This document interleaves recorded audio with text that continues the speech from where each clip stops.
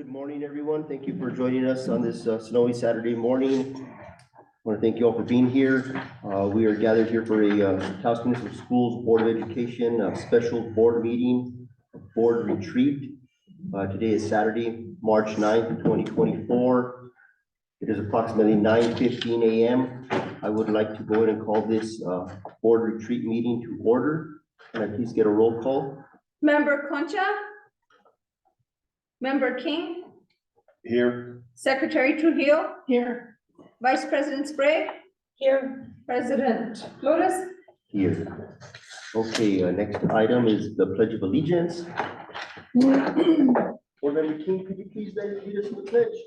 I pledge allegiance To the flag of the United States of America and to the republic for which it stands, one nation, under God, indivisible, with liberty and justice for all.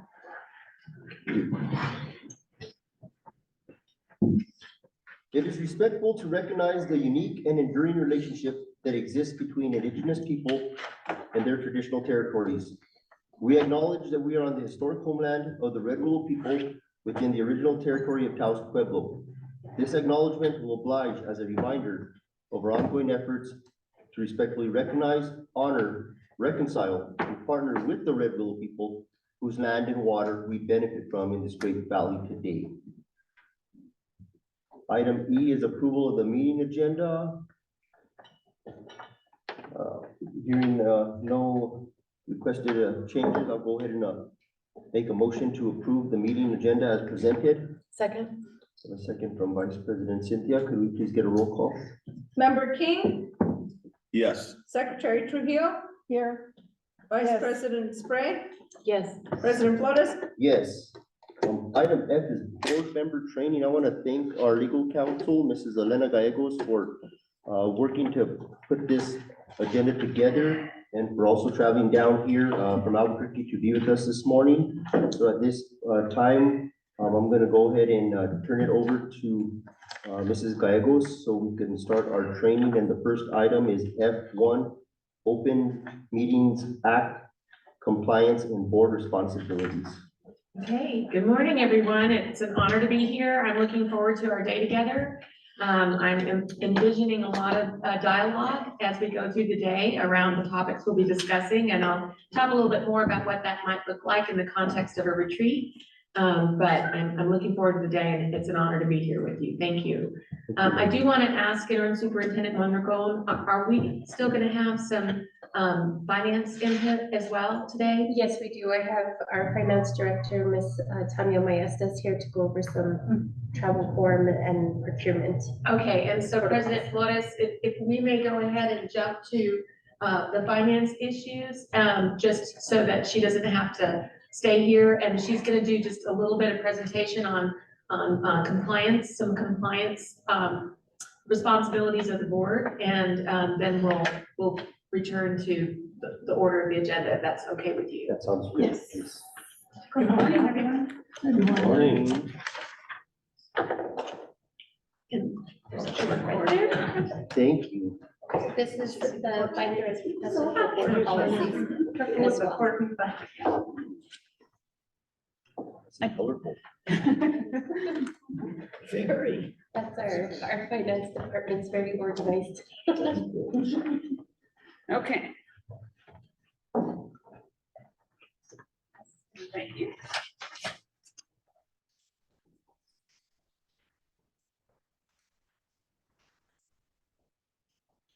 Okay, good morning, President Flores, members of the board. Superintendent Mondragon. Morning. Good morning. These are put together really quick this morning, so bear with me. So the first thing that we're going to go over is just purchasing and procedures. This is, as you all know, our biggest audit finding. And so what we want to do is just basically fill you guys in as to what the procedures are. We have still a few people. It's gotten better. From what I understand, it wasn't that office last year, but it's gotten better. We've been like little policemen on the ground, like, no, behave. So we've been trying to get everybody to get on board, and so we're gonna push these out with you guys are the first ones to see these. But we're gonna start pushing this whole thing out to the district, so they can start following it. I have to do a presentation with, Robbie and his staff at the high school next week, and then we did one with the community school people already. And so they were super happy that we went and just met with them like more one-on-one. So that's what we're gonna do with you guys today. So the first one is just a really quick rundown of a quick guide as to how purchase recognition is initiated by staff, anybody in the district.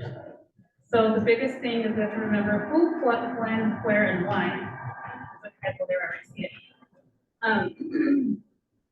We want to have as much detail on the purchase requisition as possible. We want to know, who's going, why are they going, what fund does the fund allow it? Was it written in the grant? Does the grant support it? Is an RFR going to get kicked back because they didn't follow the proper chain? So everything in this, as we go down on this first one, these little guys, it kind of gives you just a real quick rundown how from the beginning to the very end. So once the requisition is put in place, then we go down to the little tidbit where it says purchase requisitions are reviewed and approved by site administrators or program directors. So before it even comes to finance, your principal or your program administrators, like all your federal fund people, they should be reviewing these before they even hit us, in case, to verify funds are correct, if they even allow the person to go, say on travel, or if they're allowing the purchase. Then it goes, from them it goes to the CPO, which is our now new Devon Myers. She also reviews it again. I've been training her to show her to go into like OBMS, make sure that we do have the funds at PD and it is approved at PD. Because anybody can put whatever number they want on the form, but if they don't make sure that it's in that budget item, budget line item, then we're violating procurement again. So we just want to make sure literally to dot our i's and cross our t's all the way through. Then she reviews it, going to the left, little circle on the left, on the right, I'm sorry. But she does that, try to see if procurement is followed. Then she approves it. And when we say if procurement is followed, we want to make sure, like I told her the other day, you have to treat the schools, every purchase order like if it was your bank account. Like, would you want, somebody to be buying, I don't know, a refrigerator, let's just say, out of federal funds. Because I told her, treat it like it's your bank account, treat operational like it's your bank account. Be stingy, but be fair, but don't be too stingy. And then she does their approval, or she returns it. If there's something wrong with it, we have divisions where we have the ability to just return it. We send them a little email and we give them a tidbit as to why it's returned. Please fix the account number, it's wrong. You don't have enough money in this account. No, you can't buy this, whatever it is that they want. And then upon the final approval is completed and purchase order will be processed by the finance department. So once she reviews everything and everything's good, then she officially turns it in from requisition status to purchase order status. So once it goes to purchase order status, that's your green light to go and say, okay, I can now buy what I want. So the site secretaries, we're trying to tweak visions a little bit. We're implementing a new software, a new piece that's coming to push through where it's going to eventually like let the secretaries know you've been approved. Now they have to physically go in there and check it every day or every little while to make sure that it's been approved. But hopefully soon we'll be able to, it'll notify them, purchase order approved, purchase order number, whatever, requisition number, whatever has been approved, it'll notify them. So right now they just have to go in there and check it. And then of course we put you guys a little tidbit on the bottom of the procurement numbers. 0 to 19,999 is the best dependable price. 20 to 59,000 requires pre-written quotes. 60,000 above requires an RFP. And of course, we all know the one anything over the 20 goes to get board approval. So that's a little rundown on how to make one. This one, the next page is the purchasing procedures. Our CPO put this together. And so she just wants to give, I told her, give a rundown exactly. I gave you a little summary on this one. That's what it is. This second one is an in-depth kind of little version of that. Everything I just spoke on is on this piece. And then your third one, purchasing flow chart. Another thing that we had in the past that we kind of tweaked a little bit, it gives you the same rundown on the first page, on the first one. This one also is just a little bit more in depth. So we're trying to see which one's gonna work best for us, if to do the first one or the second one, so we're letting you guys see. what we're looking at and what's in the works with these two. Fourth one is the actual sample of the purchase requisitions. This is what they look like. So that's just the one that has a little tiger and orange. So when somebody wants a requisition, this is exactly what they have to do. The date, school site, requested by, the fund name, the fund number that they want to use. If it's coming from a school site, principals have to sign off on anything that anybody wants. And then the program director's signature if it's coming out of a federal fund. On the left, they put the vendor name, and then this is where it gets really important on, the line items. They really, really have to give us details. In the past, it was just like to purchase supplies. Well, that doesn't apply. We need to, PUD and the auditors want to know, what did they buy? Why are they buying it? Where is it going? Who's using it? So the district's a little mad at us because we're getting a little picky because we want this piece right here to be really fluid, like tell us everything you want and why. And then they put their, like the vendor numbers, if it's a number, how many units they want, the quantity, unit price, and then the total. And then on the very bottom, like there's a little justification of purchase here on the side, on the left, right here on the bottom. That kind of gives us another little opportunity for them to say, this is why we're buying it. We're buying sweatshirts or hoodies for, I don't know, have it to go to a museum, let's just say, and we want everybody to have, you know, Tusk Tiger representation, whatever, something like that. So they'll get to tell us what exactly it is that they want.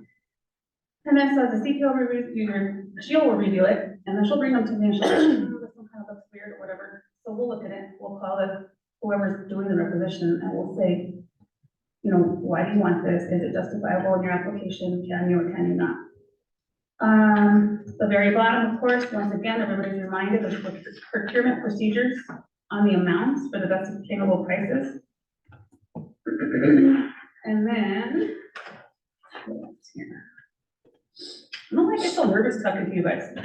You're doing great. Well, I always get nervous. I need to come talk with you guys more often, just chat. All right, so that's what a requisition looks like. They're super simple, but they're super critical where you want like all the details. So it goes hand in hand with the travel.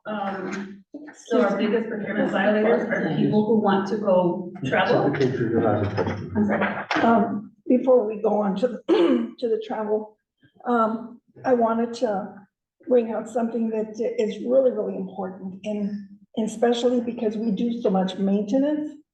And that is that there's a distinction between what is maintenance and when we buy something that is gonna be attached to the building. Mhm. Anything that is gonna be attached, like faucets, and I think that Mark can probably, excuse me, President Flores can allude to this, that it has to be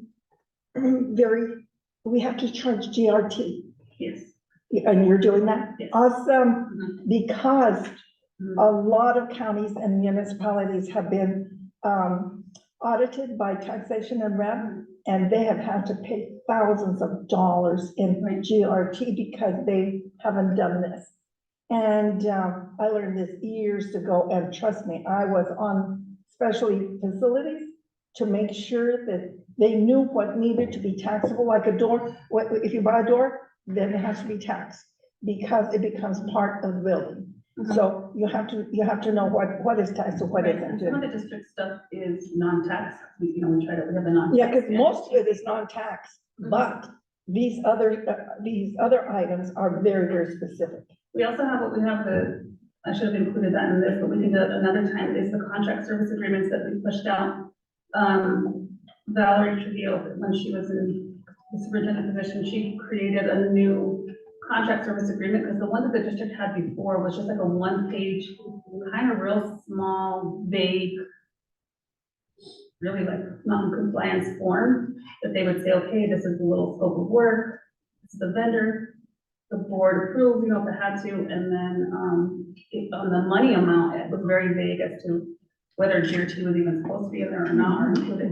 So the new one that we have is probably, it went from one page to, what is it, like, almost like 7 pages now, or 6 pages.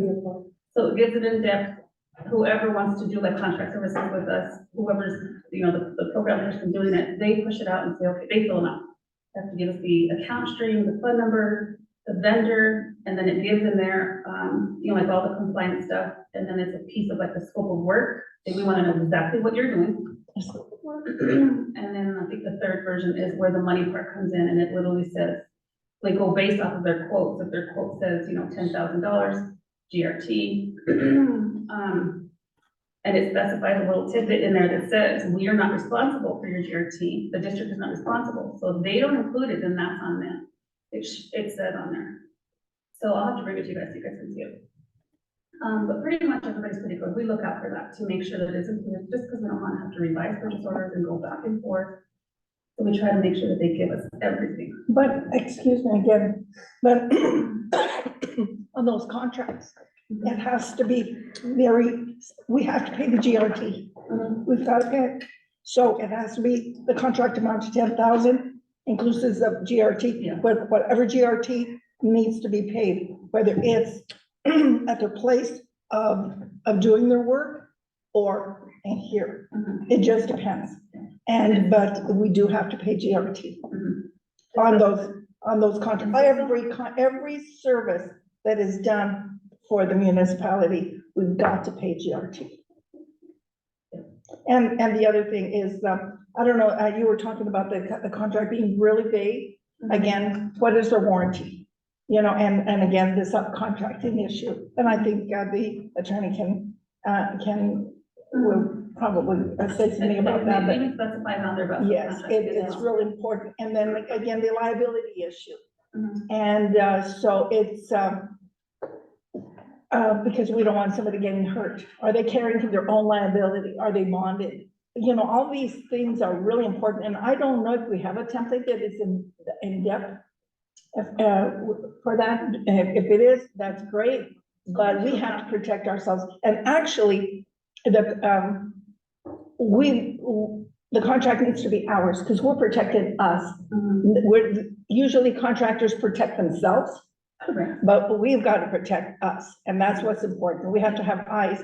And I like what you said earlier, that you look to each other for that second set of eyes. Sometimes we don't see things, and sometimes you kind of get this gut feeling, it just doesn't sit right. Say, look at this for me. I love a second set of eyes. So that is really good. The contract part, the GRT, that's critical, and I'm so glad that we're doing that, but be very, very specific about, I don't know, is it called the compensating tax? Or what is compensating tax? You've never heard that? Okay, then erase that. That's something else. But for now, this is important. So yeah, we went from little one pager to like 7 or 8 pages, so it's pretty in depth. So I'll It get is. you guys a copy. You guys can look at it. Actually, you know what, please, would you get us a copy of that? I will. We'll have to Because- put it in these binders. We're not Yeah, going to start I putting like these these binders for you binders. guys to be able to start, so you guys can have stuff to go back and look at. So. Thank you so Vice much. President Cynthia. Hi, good morning, Tanya. Thank you for your presentation. You mentioned a couple times that federal funds when you were talking. Am I correct in assuming this applies to any public money, state? Any public money. Okay, thank you. We're a little more, we're extremely careful with every bit of it, but those federal funds, because PED really hounds us to get reimbursed, that we have to have every single thing in order to give to them. But you do give the same attention to state everything. funds? Okay, Mhm. thank you. Yeah, everything is the exact same way. The same way we put a purchase order together for one, we do it for everyone. So your purchase order will start with your quote. And then, we review it, can't say invoice, has to be quote, everything has to be valid, can't be avoided. An expired quote, most companies will do like quotes, but they'll be expired, so we can't do that. Have you guys gone over a training with the directors on a recent training? We've done a couple in the beginning, now that we're pushing out like real little, pieces, we're gonna push them out again. So we wanna go to each school site, because it seems, we've done it for the directors and leadership, but we wanna go to those school sites, because it's the outside, the teachers, the EAs, like, it's all them people that kind of know more, so they're the ones who wanna buy. We all wanna buy stuff, but they're the ones I think that are missing a piece for some reason, some are confused. That would be a good idea. If I could just add with our federal funds, there's usually more requirements involved with it. So, every fund gets the same scrutiny, but there's additional documentation that's needed for the federal funds. It just depending on what the grant is that we're working with. So some that come directly from the federal government have different requirements, or we have to go to the grant manager at the federal level to get approval, and we need to provide all that documentation that we did have that approval before we started our purchases. So it just depends on the grant. So it's really important that our directors know their grants and they know what the applications look like before we submit for the RFRs. Chairman, go ahead. It's just a reminder, who is our grant manager? We have several, so Associate Superintendent Herrera is Director of Federal Programs. Melissa Eager is also, and then we also have Carter Martinez, who oversees one of our smaller state grants. Okay. And then myself as well, and oversees. Oh, and Lynn oversees special education.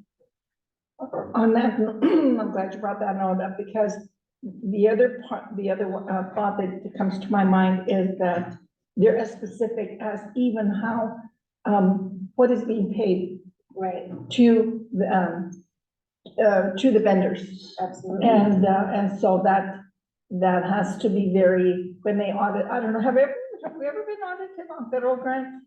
We're audited yearly. You're on our audited federal yearly? grants. Awesome. Because that's, I know that it's really a critical piece that, and I'm glad that there's that oversight of the feds looking and, because it's again, it's very specific. Yes, it is. Okay, so when putting this purchase order together, the travel and the purchase order go hand in hand. You can't travel without having the purchase order in place. So this is where we see the biggest hiccup and the biggest procurement violations.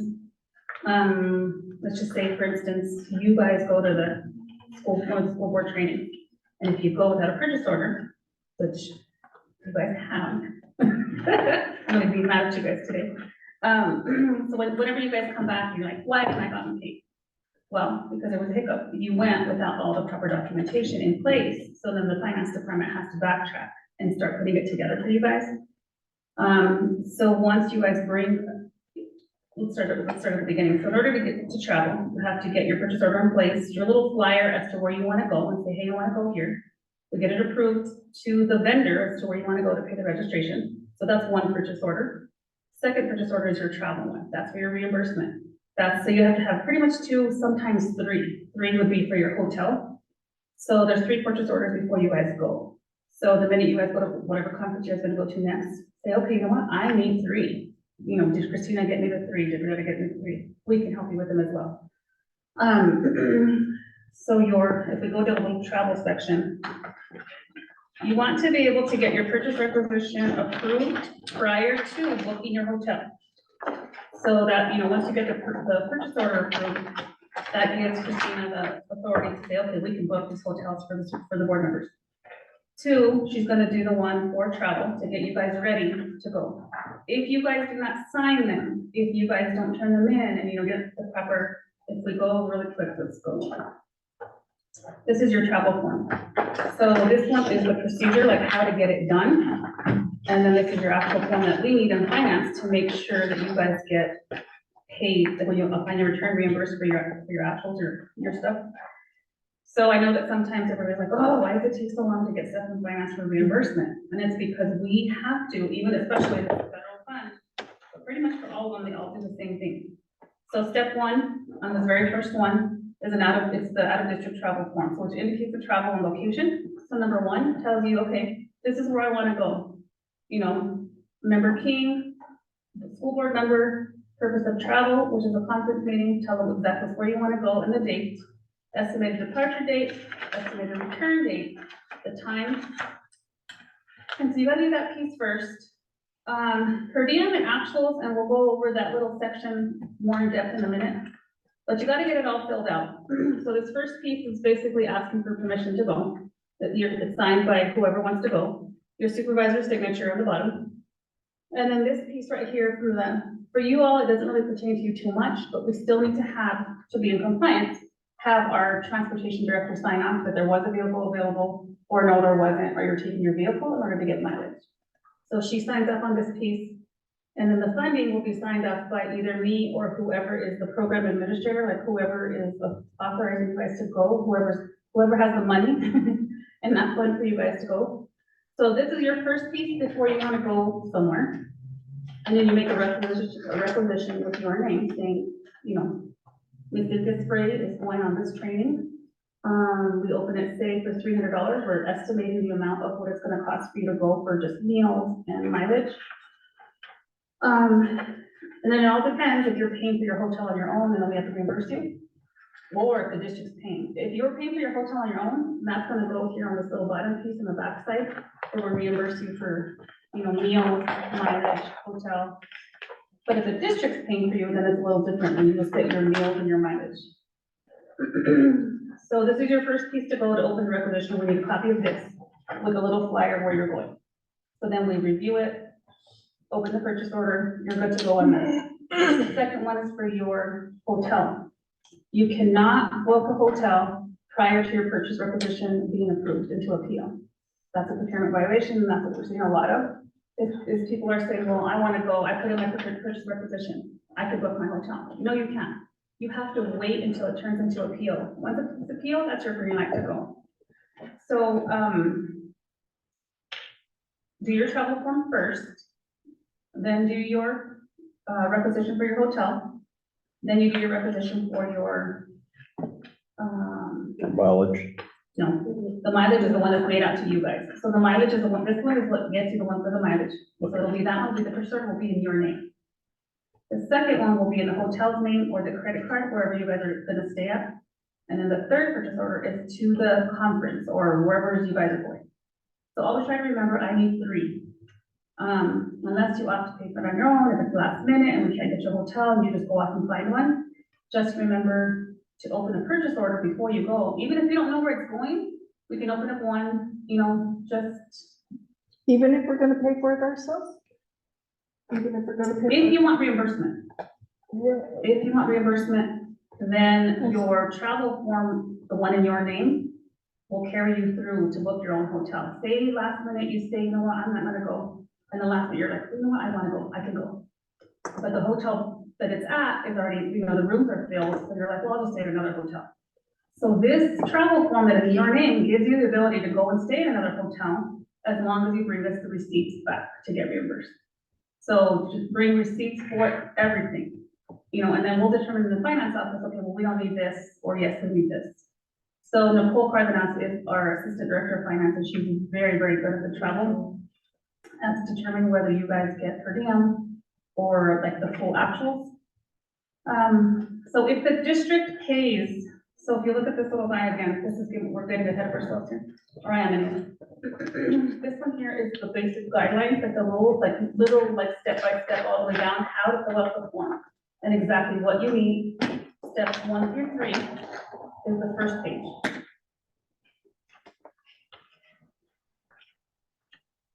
You guys got this one? Yes. And then, so that's the one we just talked about now. Steps 1 through 3 is when you're going, in order to go, what you gotta do. When you come back is your second page. So you have to attach a copy. This is where we run into problems and why we can't give you guys your money like quickly, because we have to get, you need your badge from where you went. That is the district's confirmation, basically, that you went and you did what you were supposed to do when you requested the requisition. So you get your badge, a copy of the agenda. Sometimes there's a certificate of attendance or certificate of completion. And then the purchase order receiving copy, and that's the receiving copy. We print that out for you, or anybody can print it for you. And you're signing off saying, I brought all this stuff, my entire packet. You're gonna bring this with all your agenda, your name tag, your completion. It's sometimes it's one or the other, certificate of completion or attendance. But usually you have to have at least the top 2, agenda and conference name tag. Everybody usually gets one of those. And then you'll bring this guy, and then all your itemized receipts. You sign the second piece, the second page on the back is saying your name again, where you went. And then it says on here on the top half, what you're giving us.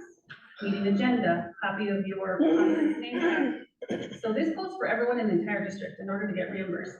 If you don't have these pieces, then it holds it up till you can get us these pieces. Or some kind of clarification that says, I truly was here, somebody saw me here. I didn't just say it, I went and I want to get reimbursed.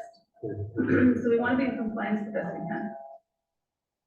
I have a question. So we plan to attend on the 19th, the Region 2 training. Historically, when I attended there, we sign in, but they don't give us a badge. Do we give you guys an agenda? There's, I would assume, yes, there There's is. an agenda, okay. If I may, there, I have the agenda and I have everything for you to sign in your packet when you get a chance after. I've already done all of your travel forms for you. You guys will just have to sign them after and then bring me the after effects. So we need you guys to sign before you go though, like get it all in place, give everything before. It makes it harder for us if you just fly by night and just go and then come back and then everything's in enough where we're like, oh my gosh, where's the receipt? Why is this, why wasn't there a purchase order done? So we want to stay away from procurement violations. Yeah, just to help you. President Flores, I gave Christina the whole, our whole year. And because it seemed like we were running a little bit behind on everything, and it's fine, because I know this is new for our superintendent, so she has everything, so that's why she said we're all signed up for our next meeting.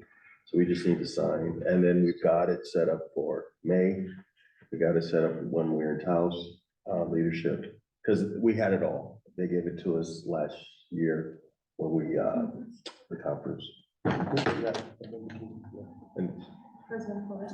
Yes. Yeah, then you still have to let me know. I can't just go off on my own and say, hey, you guys are gonna go to this.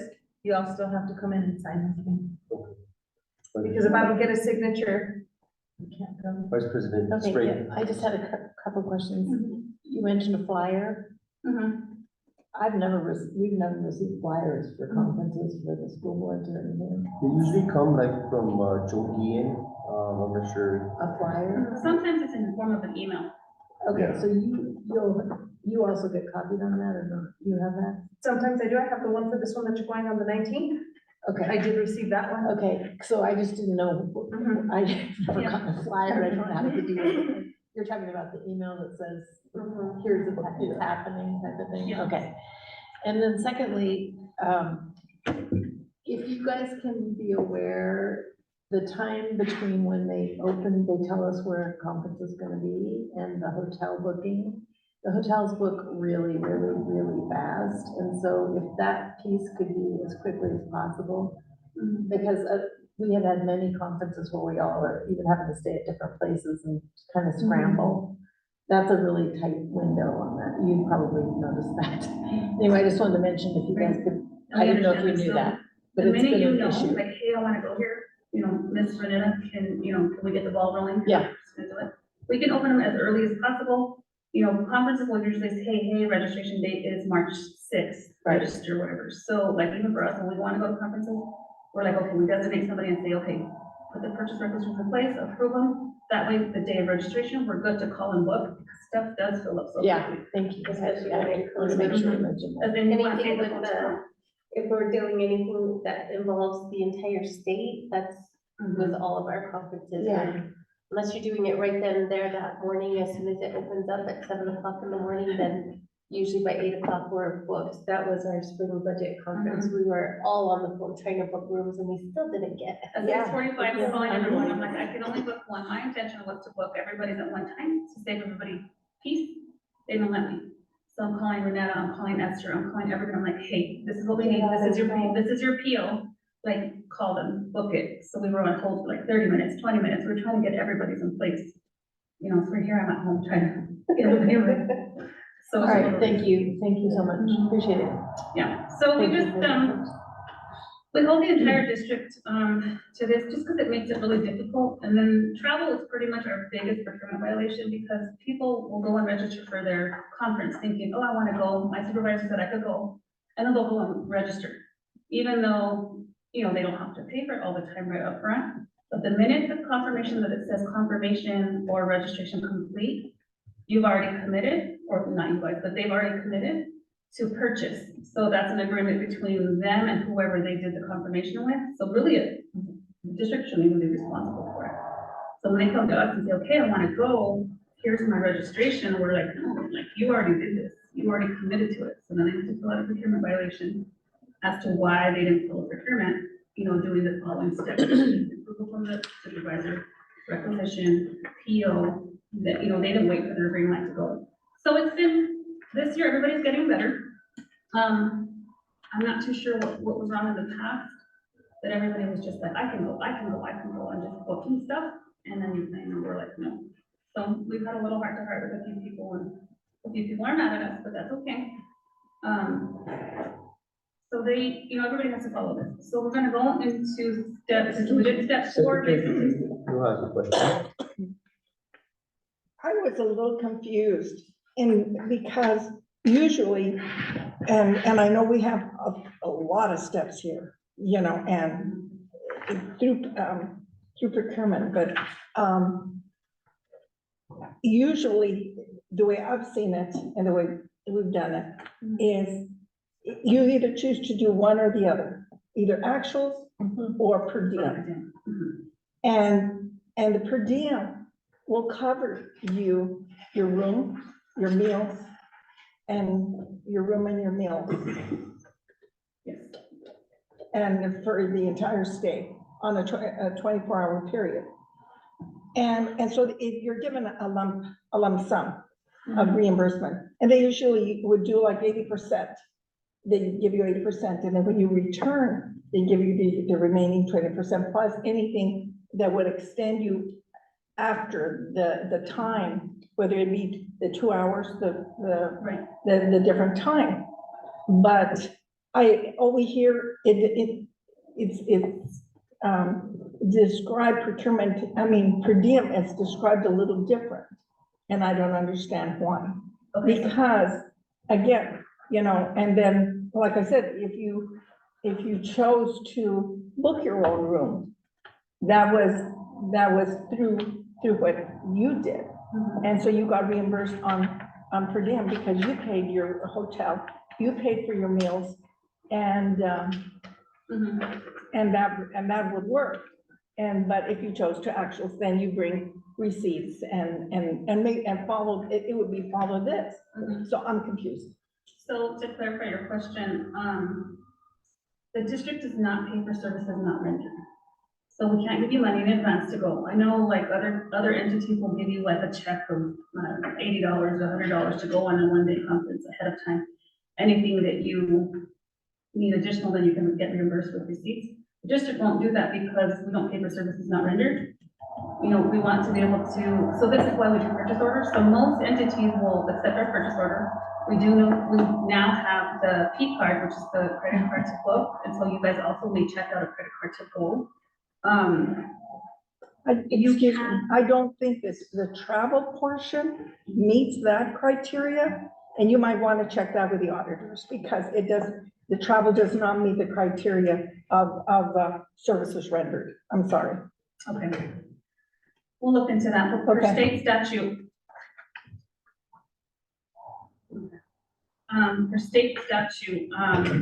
you can only claim actuals if the district has paid for your hotel. So if the district doesn't pay for your hotel and you end up paying for it, then we'll give you a per diem. No. Yeah, say that last. Yeah, repeat that. So on here, it says it says if the district pays for your hotel room, you can only claim actions. So if we're paying for your hotel room, then you can claim for your actions and your meals and your mileage. So bring your receipts and we'll pay you guys for your mileage, the distance. So if you go by the map, there's a state, you remember you were asking me the other day about the state, why we go a certain mileage? There's a rule that we have to follow that the state puts out from just Taos to Albuquerque. It doesn't take you from Taos to your actual hotel or your actual conference. It only gives us Taos to Albuquerque. So that's what we pay based off of. On step 5, this is what you're talking about. So it talks about your partial day per diem. This is where it starts getting into there.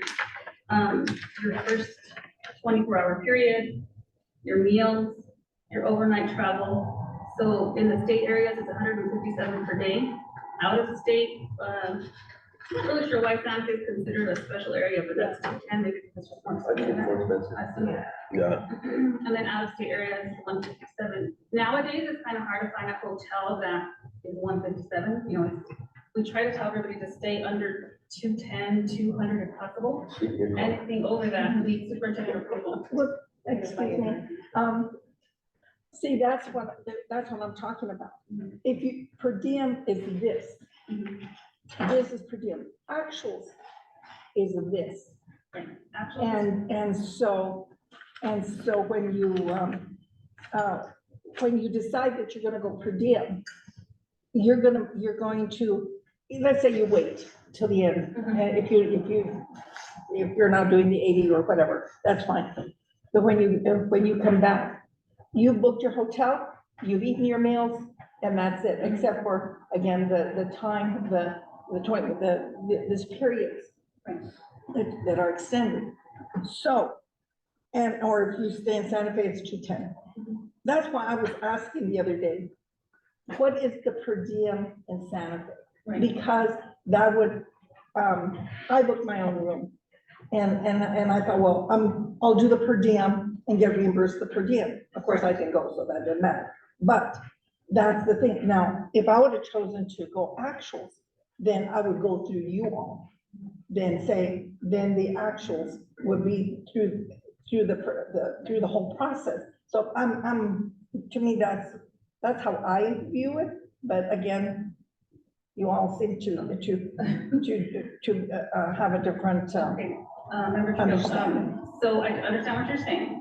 The thing with the district is, if you want to do your own bookings, that's fine. But just remember to get a travel PO in your name. Yeah. So just to avoid procurement Yes. violation, as long as you have the PO in your name, then the district is like, okay, we agree to pay for Mr. Beal's travel. If you're doing it on your own without a PO in place, Oh, no. one, it's a procurement violation, and two, basically your, the agreement is between you and the hotel, not the Yes, district. that's right. That's right. So as long as we have a purchase order in place, that's your ticket to do. Yeah, but you still have to you'd still have to do a purchase order, even if you did the per diem itself. So that's clear. Yeah. Okay. You need it for both, but we just want to avoid procurement violations. And if I could just clarify for the board, you all have open purchase orders for now, so any travel that you go on, those are already open, but we do need to have the travel forms and those pieces in place. Of course. To be able to send you. I But those see, are open yeah. for you, that that's helpful. So this year we did something new in the past. I think you had to open a purchase order every time you went. And so said, no, they don't need to. Mr. Flores can open a purchase order for $2,000 for the entire year, whether he uses it or he doesn't. It's open. There's no procurement violation because it's already been approved prior to, Mhm. so we're good to go. That makes sense, good. And so each one of you has one open. District money, we just want to tell everybody, just be mindful of your purchases, make sure you don't get to stay in the $500 hotel room, you're gonna ask the superintendent for that. And so parking fees are also sometimes included in your hotel receipts when you stay there. Sometimes they put them on a separate receipt, so if you choose to get reimbursed for all that stuff, please bring receipts, like receipts, just for everything. And if we want to go back really quick to the badges, sometimes we'll open up a PO with just an email. Sometimes somebody will say, hey, I'm inviting you to come to our little open house in Santa Fe, blah, blah, blah. That suffices as your like flyer or, you know, just that tells us where you're going. So we can justify as to what you're doing. So this is the end of this one, but these are super easy. We can also sit with you guys one-on-one. Nicole Cardenas, she has mastered this little per diem thing pretty well. Because a lot of people have the misconception that you can get both per diem and actual, and you can't. So this is why we're gonna go out to the school sites, because some of the teachers, for whatever reason, I'm not too sure where they got it from, they think that they can get both. And then they get really upset with us, we say no. A lot of them fail to bring us receipts, bring us flyers. Like, we don't know that you really were there. You can say you registered, but how do we know you really did go? So we're getting a little bit sticklers on that to try to be able to just protect the district. Because in the past, I guess there was people who were going, or staying there going to conferences and then wouldn't show. So then the district loses a ton of money. And what is, excuse me, President Flores, I think that, it has to be really, really clear that if we're registered and we don't go, if we have to give enough time so that they can cancel, and if you're able to be reimbursed, if you're sick, I don't know what the criteria is or something, and not be able to go. And, because if not, the district is gonna be low. The hotels, or the hotels, again, if you are booking hotels for us and we're not canceling, that becomes a big confusion. And And, an instance, I just talking, one of our girls up in North Glasgow got COVID. So the district basically had to eat it because she got COVID the night of the hotel. I mean, the night that we arrived at the hotel, she was miserable. But the conference already paid for, the hotel's already paid for. Of course, we got the refund for the remaining nights of the hotel. But the conference we didn't, we lost out on that because it was just too late to register. We're still asking them to allow it and refund the money back. We at least tried to get the district some money back. But some of them are like, no, too late, you missed the deadline, because they all have deadlines. Most of them, you have to cancel by this date, the same as the hotel. But it happens. Thank you, President Flores. In the past, we always, the 2 pages that you have that are colorful. We normally have to wear that. The person in the middle, Marta, and now, do you have those, or do we have to go to finance now? I just did them for you guys. Okay, But but I I mean, need it's- President Flores to sign them, then you guys will sign them, but I'll do them, you just have to come Okay. to me. Okay, I just wanted to make sure to know which place to go. Yeah, for now, that. Okay, Christina is okay, thank is you. your go-to person. Thank you. So she'll make it happen for you, and then she'll give it to us. Okay. If she's not available, then let us know, we'll help you with it. thank you so much. And I'll get you guys the. Thank you, President Flores. I'd like to- Any more questions? No, Tanya, I just have a comment. I do want to thank you, the district and the finance department for putting this together. I think this is very informative. We've come a long way, and I know that, there's gonna be bumps in the road and people are gonna need to get on board. And, there's this age-old saying that if everybody's happy, you're not doing your job right. And I still have trouble grasping that. You want to make everybody happy, right? But, you're always gonna have, those people that don't really understand, and I guess through practice and teaching and tutorials and everything, we'll get to where we need to be. But this is very important, and I'm very impressed. And, thank you for this. Is one of the first times we've had a finance presentation with, all this documentation that clearly defines everything. Next time I'm gonna make my team come and do it. I don't like get nervous with you guys. I'm not a public speaker. You're gonna have to give me some tips on how to speak. Good job. Thank you. Thank you so much. This is Gallegos. President Flores. So, let me go ahead and share my screen. And we will return to the regular program with your permission. Please. So we're gonna start out with Open Meetings Act, and I thought that among the topics, this would be a great topic to kick it off, because it also, help us think about why we're here. I know there were some original questions about, well, if we're calling it a retreat, do we need, why would we need to post it? Is this an open meeting? And so I thought it'd be really good to kind of focus on Open Meetings Act, to just kind of even explain why we approached, how we approached today. So, first of all, I want to alert particularly the new board members. I'm sorry that Ms. Concha isn't able to be here, but I know she'll get the materials, perhaps be able to watch the live or the recording later. But just want to make you aware that the Attorney General does have a compliance guide on OMA. The Open Meetings Act, and it has lots of really good examples, kind of scenarios, and then that addresses the legal issues behind the scenarios. It's user-friendly, it's intended for those who have to comply with Open Meetings Act, so I really encourage you to take a look at that. You're gonna see that I rely on it quite a bit for the presentation materials. So I want to just hit the issue of why does Open Meetings Act compliance matter.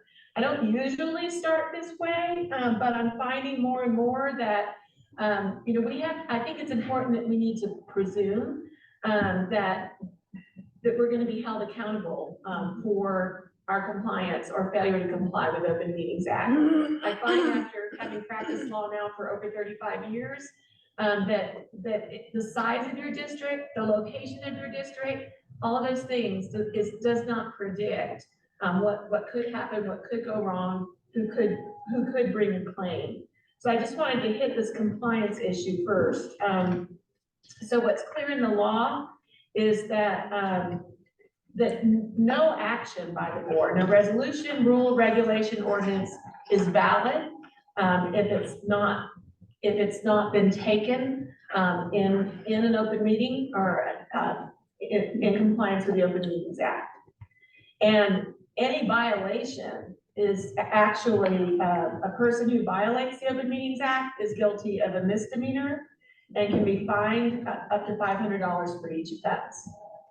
The other thing that I think, and I've seen it in the years of my practice, it's very, very easy to allege a violation of the Open Meetings Act. And a violation of the Open Meetings Act is sufficient to constitute the threshold to be able to pursue a recall action against a board member. And so I think most of you are generally familiar with that. It goes through a judge, the judge clears it, but the jury is actually the voters. They seek petitions, they get sufficient petitions, then there's actually then it goes to the voters to decide essentially whether they agree that the board member should be recalled or not. And so the New Mexico Supreme Court has held that violations of the Open Meetings Act can constitute the malfeasance, misfeasance, or violation of oath of office sufficient to get a recall.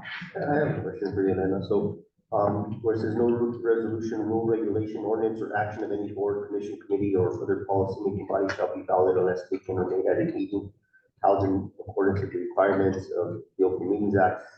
So let's say that we had a meeting and there wasn't something on the agenda and we decided to vote on something that wasn't listed on the agenda, that kind of wouldn't be legal. You're correct. That would be improper. That would be a violation of the Open Meetings Act. And we're going to drill down a little bit more because this is just kind of a general comment, but you're absolutely right. That would be a violation of the Open Meetings Act. And so as we drill down, I think it will become real apparent why that's a violation.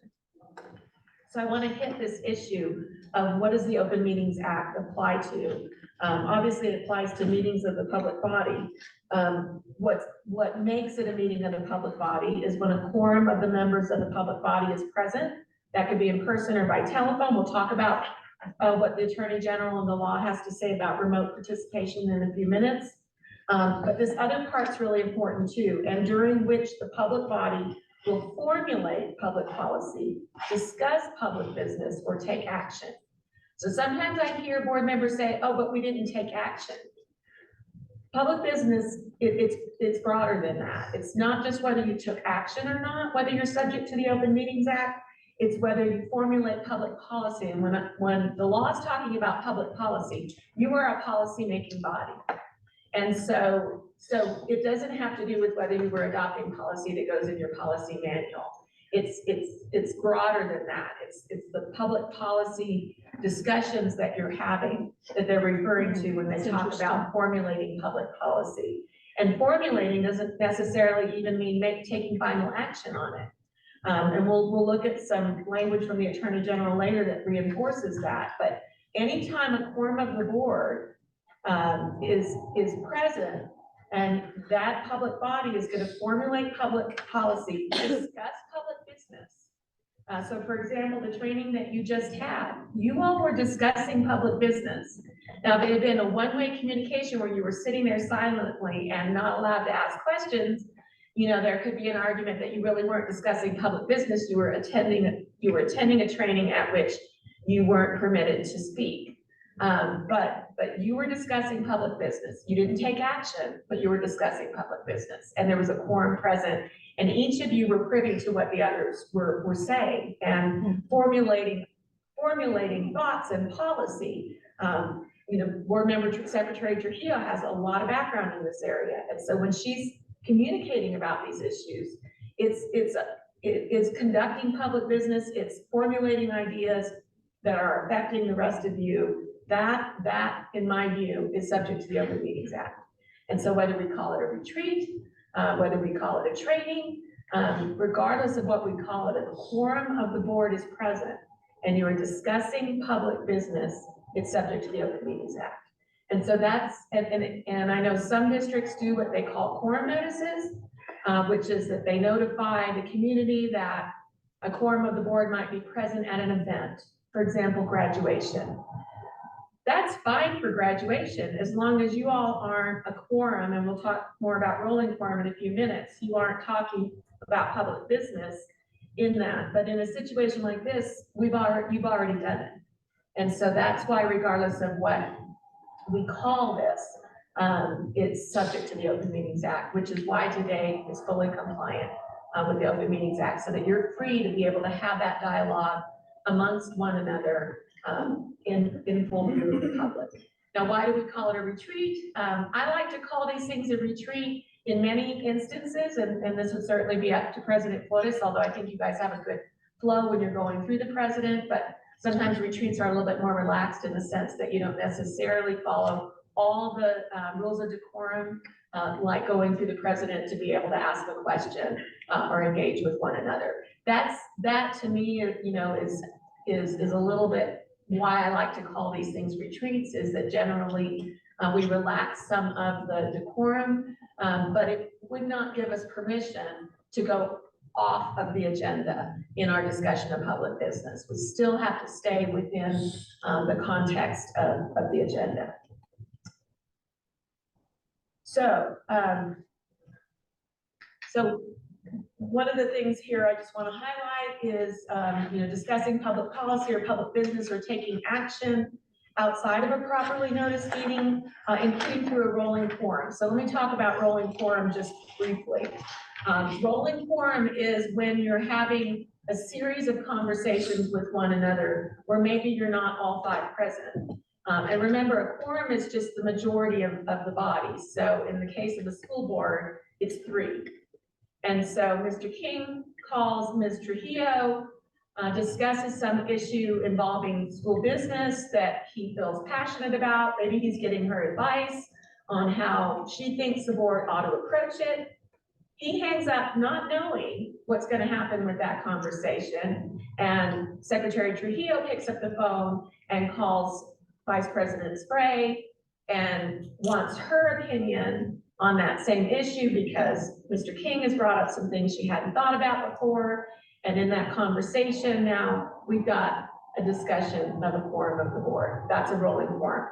It doesn't matter that Mr. King didn't know that Ms. Trujillo was going to turn around and call Ms. Spray.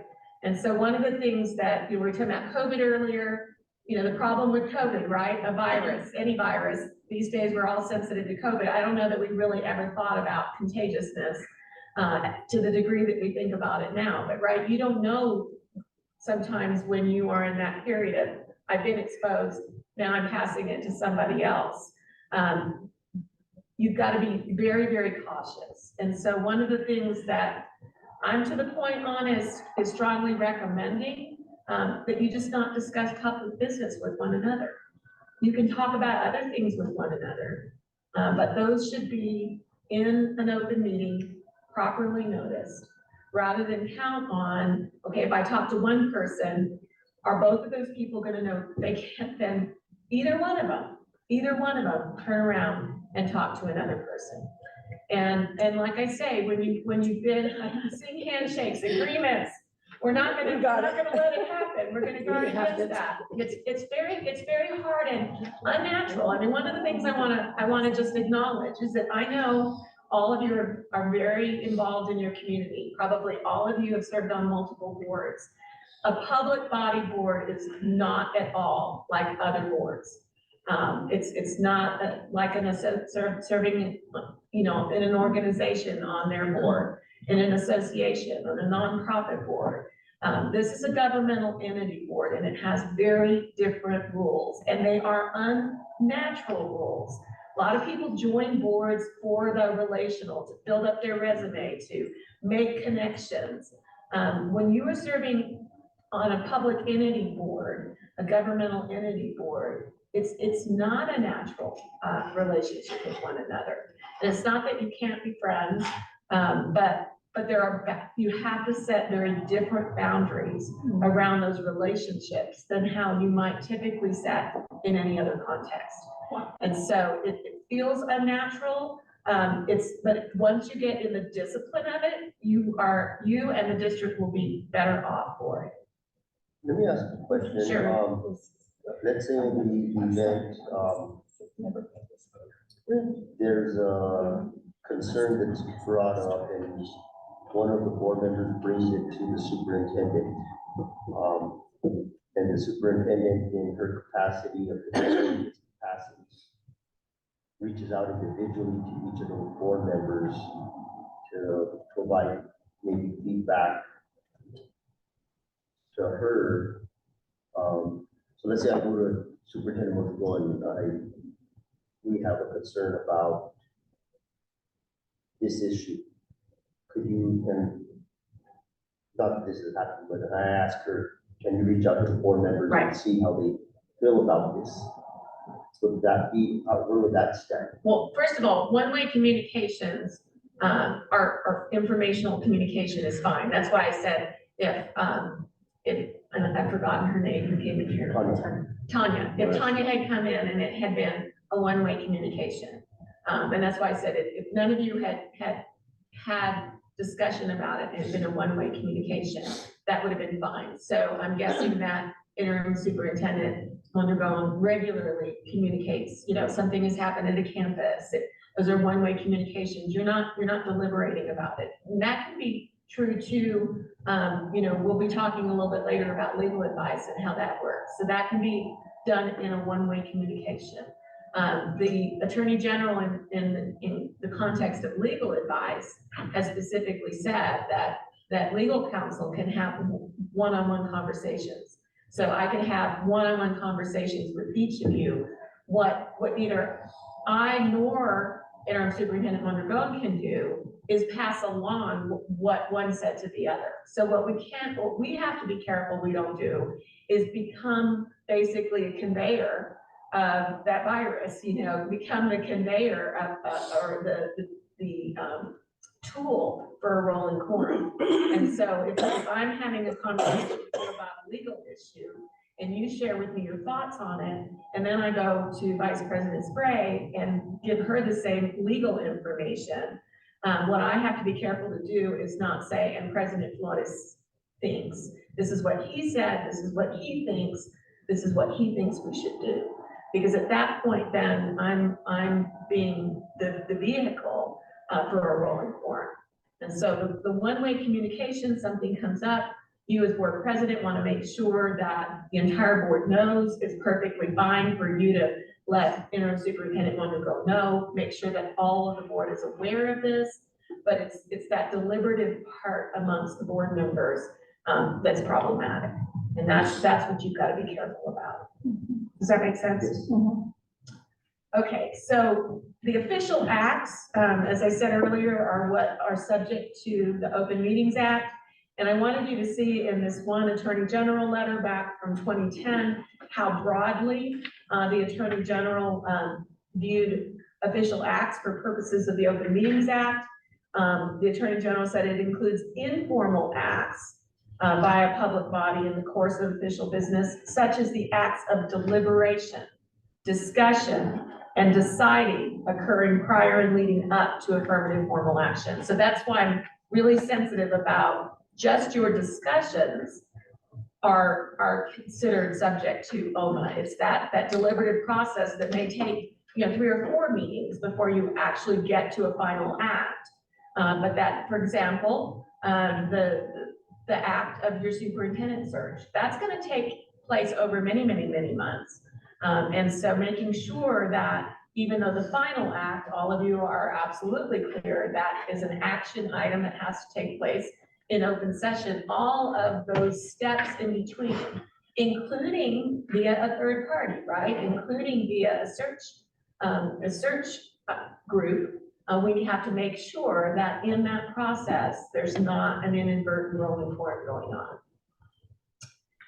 So here's just a look, I think I've described it sufficiently, so I won't read it, but here's from the Open Meetings Act guide, kind of a description of what rolling quorum is.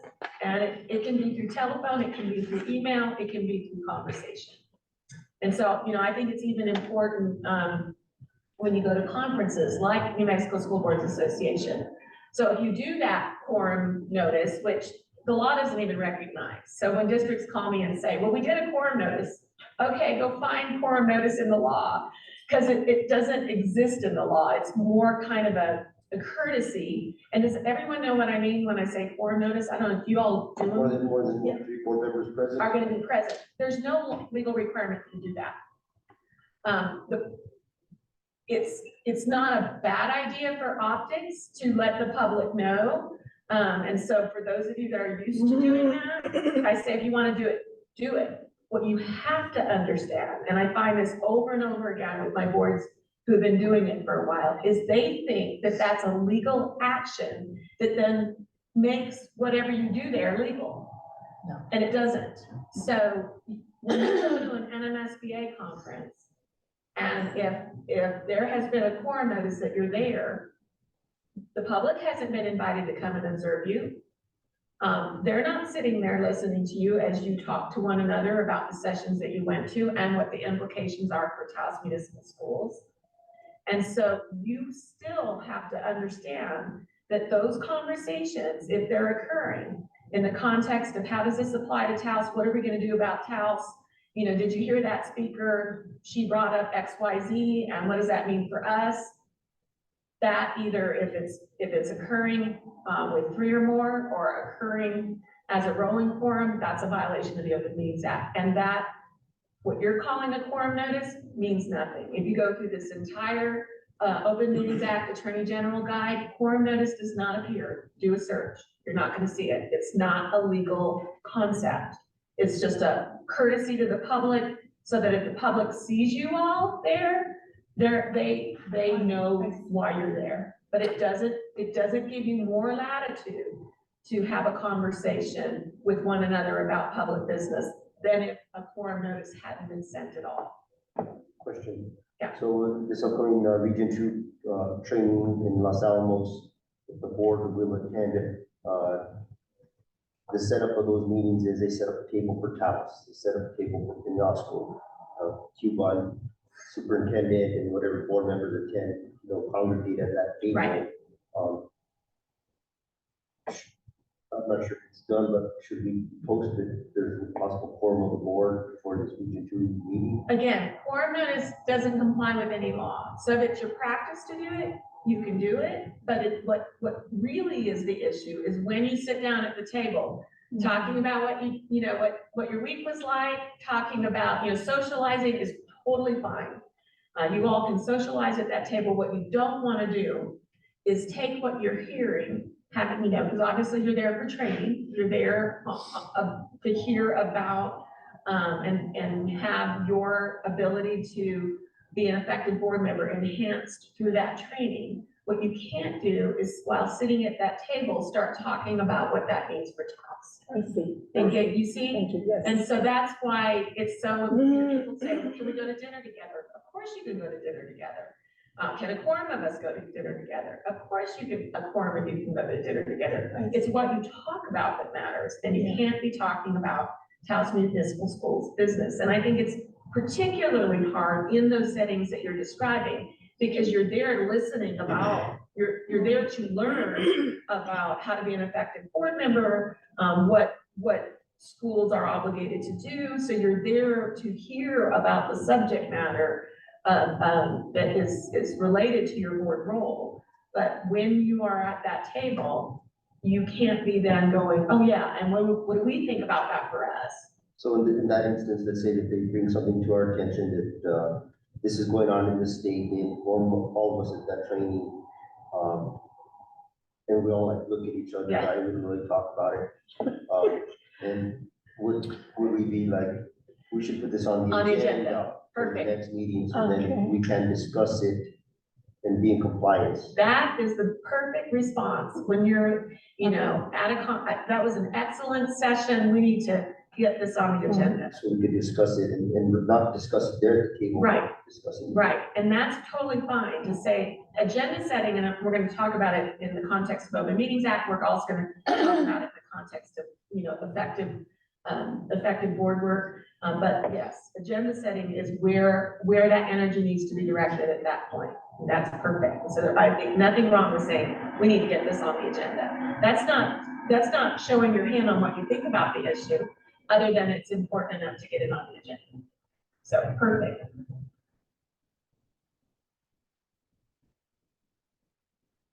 Okay, and I'm not gonna hit all of these because I feel like we're talking about them. So you brought up, President Flores, an example that you just gave in polling of the board. So if what we've got is, Interim Superintendent Mondragon is calling each board member to find out what they think. Well, first of all, that might raise a House Bill 212, but it really falls within her decision-making authority. If she feels like she has to get consensus of the board. But if it's something within the board's authority, she cannot, and this is straight out of the Open Meetings Act guide, and I'm not gonna read you the example, but having to do with a county manager needing immediate approval. And so the county manager goes through and polls the board. If it falls within the board's authority, that's an improper polling and the board violates Open Meetings Act.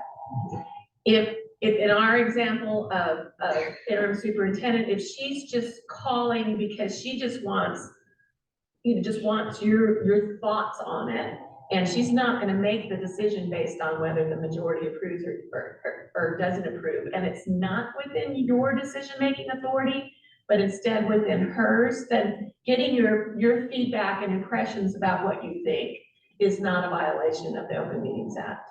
I want to come back to that, though, maybe come back to that when we're talking about board roles and responsibilities and superintendent roles, because the other thing is I wouldn't want her feeling like she always has to pull you on things that fall within her authority, because that raises other legal issues, but not OMA issues.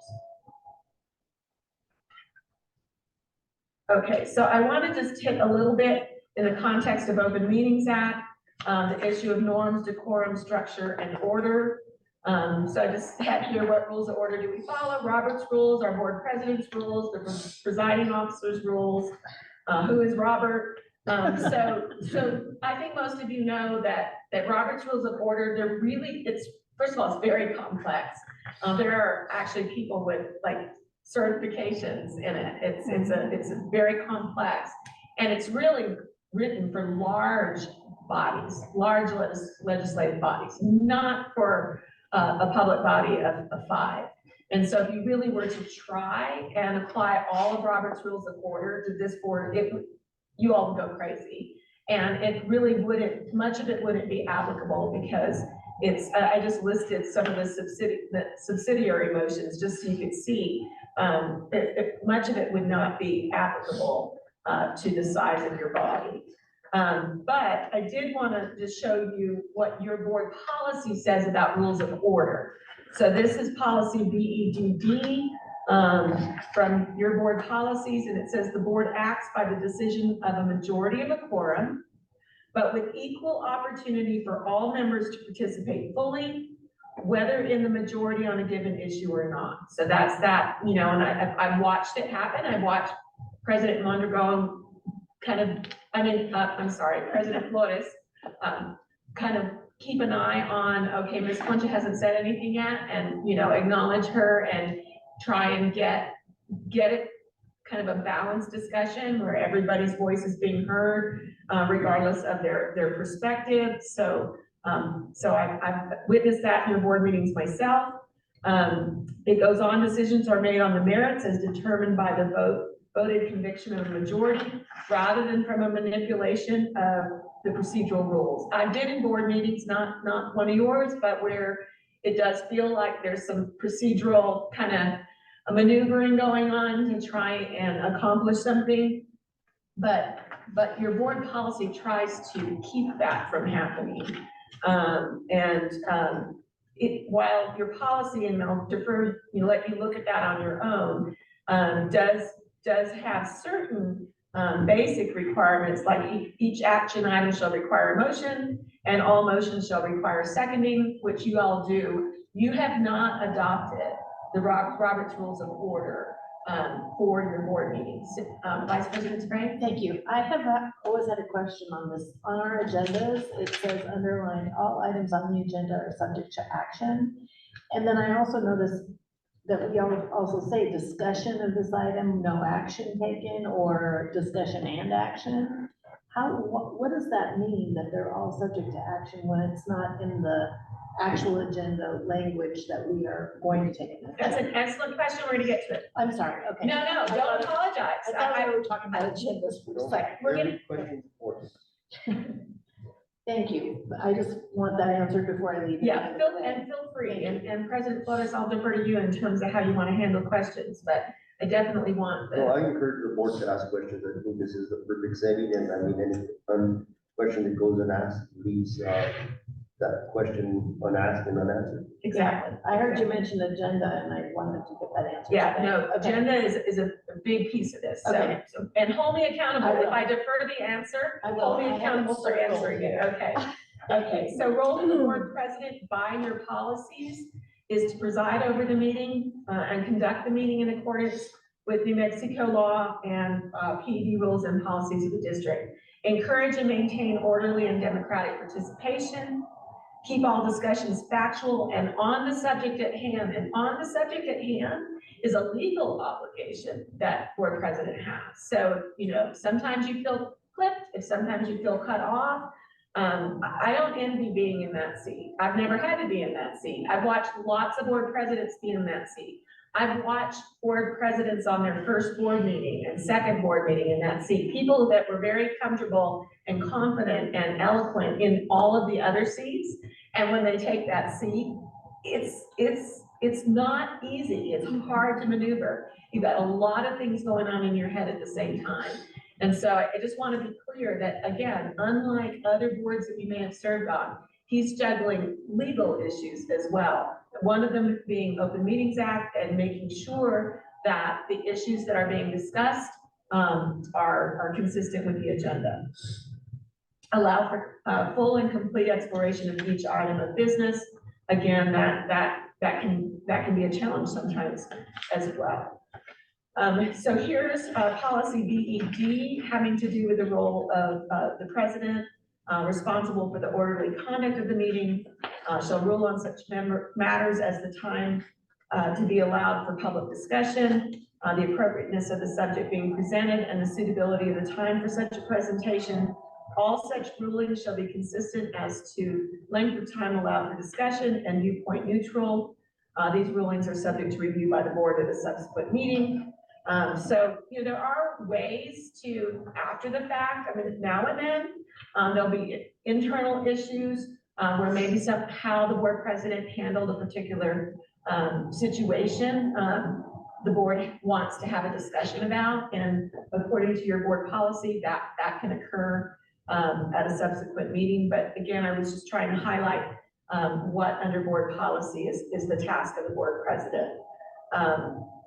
May I just add to, in the event, that anybody on this board does serve as board president, I would encourage to have a good relationship with legal counsel. There's been plenty of times where I've had to call Mrs. Gallegos and seek direction, and that, I think, allows you to be effective as the board president.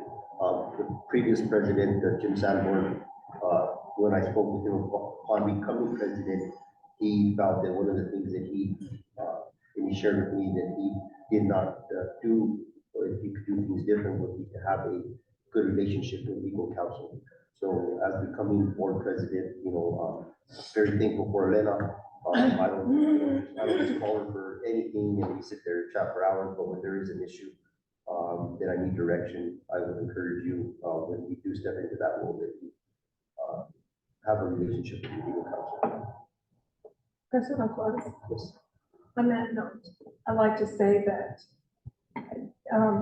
I think an organization or this body has evolved in the sense that we try to make it better. And just the fact that we have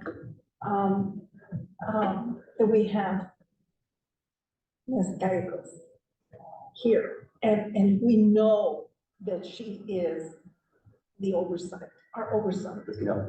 And then the fact that we have access, especially you, to her, versus in the past,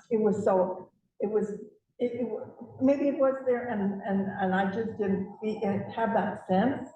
But if we can have that sense that she's our covering, there's you're the covering as the chairman, but then there's that other covering. It just makes such a safety net. And know that as we go through you to address some of these issues that then would affect the whole board, it just makes it so safe. So safe for us in our roles, because sometimes we don't have that confidence or are very insecure, and this will establish us in our roles. Because somebody asked me just this last week about being on the board, and I was like, I didn't know how to answer her question in a sense that, like, why on the board? Why? Well, I didn't know, and then I kept it just kind of stayed with me, and then I thought, because it's so important. It is so important to the school and to our children and to our community. It is one of the most important decisions that I have made, and I'm so grateful for the opportunity, and I'm honored to serve. But within that, I have a sense of a responsibility to be protected myself from this legal standpoint, and from the board itself, the covering that we are to each other, that we have that. If I could just add to that, I think it's important for all of us to do self-reflection and to, honestly ask yourself, why am I on the board? And what are my intentions? And I think in doing so, you will know as to what your direction, your prerogative, your goals are. So that's a good question for each of us to ask ourselves, why do I serve and what is my purpose? This is an excellent discussion. And I do want to respond to something that Secretary Trujillo just said, having to do with what I think of as branches of government. We think about in the US Constitution, we've got our branches of government. We always say that the design of that, the beauty of that is that it creates checks and balances. Mm-hmm. And so, I think the school district's sort of the same way, that we've got the executive branch, so that's the superintendent, the administration. We've got the legislative branch, so the policy branch, and that's the board. And then we have the judicial branch, and that's your legal counsel. And if there isn't tension from time to time among those three branches, then kind of like what President Flores said earlier, then we're not doing our jobs. And so, I try and help people understand that some tension amongst those three branches is healthy. It's a good thing, because we are checks and balances for one another. And in that process, we keep each other safe. If everything is going to be a rubber stamp, you're not going to serve the purpose that you're on the board for. If everything is a rubber stamp, if legal is rubber stamping everything you do, if the board is rubber stamping everything that the superintendent does, if you're not going to fulfill the mission. And so there needs to be a bit of attention. We need to be challenging one another to grow and testing one another, and not just taking things at full face value. So in terms of voting, a couple things, just because we have new board members, I'm guessing that everybody knows, but you can't vote by proxy, and you can't ever have secret ballots. Now, I find it interesting when secret ballots have come up even with very experienced boards that I work with, it comes up in the context of things like student scholarships, like you don't want to out, you know, how you voted. But you cannot do secret ballots. And so sometimes there's a way to, you know, figure out how to do it so that obviously, you know, you're not making the people that weren't, you know, the students that weren't, at the top of that vote feel badly, but there can't be secret ballots. Same with the other times that I've gotten asked that question is when there's a vacancy on the board and, you know, there's several applicants and you're having to choose among those applicants. There's a tendency to want to sort of, you know, protect the feelings, by somehow having a secret ballot, but secret ballots are not permitted, under the Open Meetings Act. A quick question. Yes. This is never really, I can't say it's happened here at the board meeting, but have you ever encountered or been aware, like, there's a board meeting going on and board members are like communicating through text? Excellent. I am so glad you brought that I up. was just texting my mother right now. Yeah. But I keep texting board member King saying, oh, no. So I have actually, had some pretty painful experiences, regarding that. And one of the things, I'm really glad you brought that up because I'm realizing now that I don't think I embedded in any of the materials, the overlap between IPRA and OMA. So we've got Open Meetings Act, we've got Inspection of Public Records Act. Whether you use district devices or personal devices, it doesn't matter. If you are discussing school business, that's a public record. And I have had, media, IPRA, text messages, because, you know, it's visible when a board member is texting, text messages of board members during board meetings, because there was a suspicion that board members were texting one another. And so in your example, and you gave just a priceless example, so what would ordinarily happen if we were handling the IPRA is we would ask you all to check your devices, bring them in, possibly to Maria, who can help you download anything that is potentially responsive, which potentially responsive would be anything that from the hour of X to X.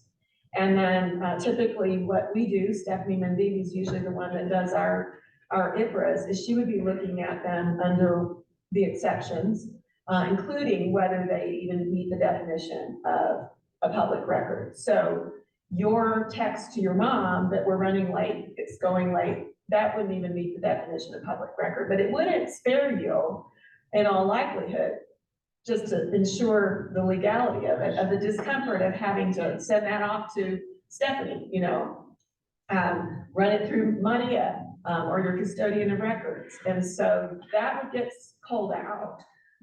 But any of the exchange amongst the board members, that would be a public record and that would go public.